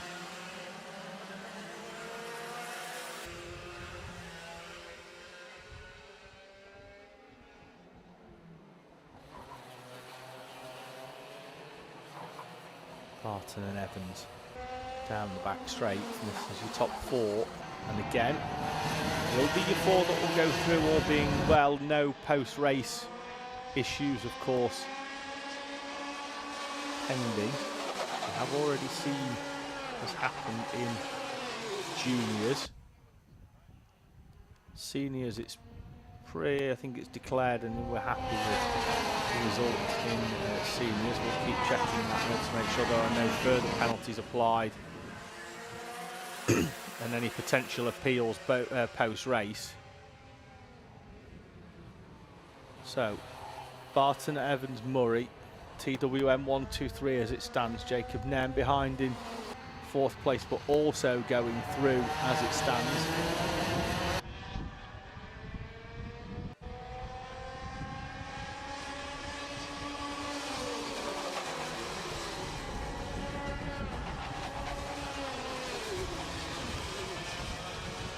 Time is ticking away, but not fast enough that it's going to be the final lap. 2 to go then, with Conrad Barton and Ayrton Lima Evans leading Lucas Murray and Jacob Nairn. Gap back then to Alfie Fulton, which means that none of these top 4 need to do anything silly in the remaining lap and a half to take themselves out of the final.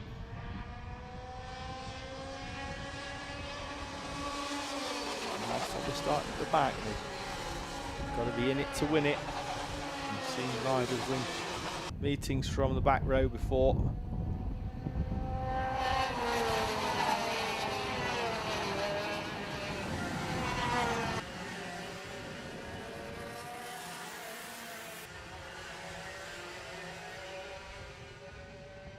No defence from Barton. Seems they've planned this out and are happy with their work. Fulton's nose has done a bit as well. Got a big crease in the front of it.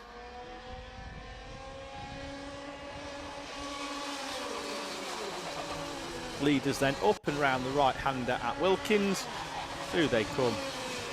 And it's going to be Conrad Barton from Ayrton Lima Evans and Lucas Murray, Jacob Nairn as well, making his way through. They're going to race to the line between Logan Baker and Hashim Al-Dajani for 6th place. They finish behind Alfie Fulton in front of Exton Cook in the number 23 machine.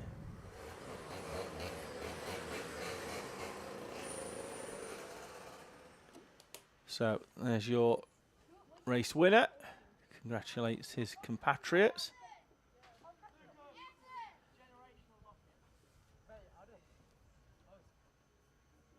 So we'll just put the Junior X30B final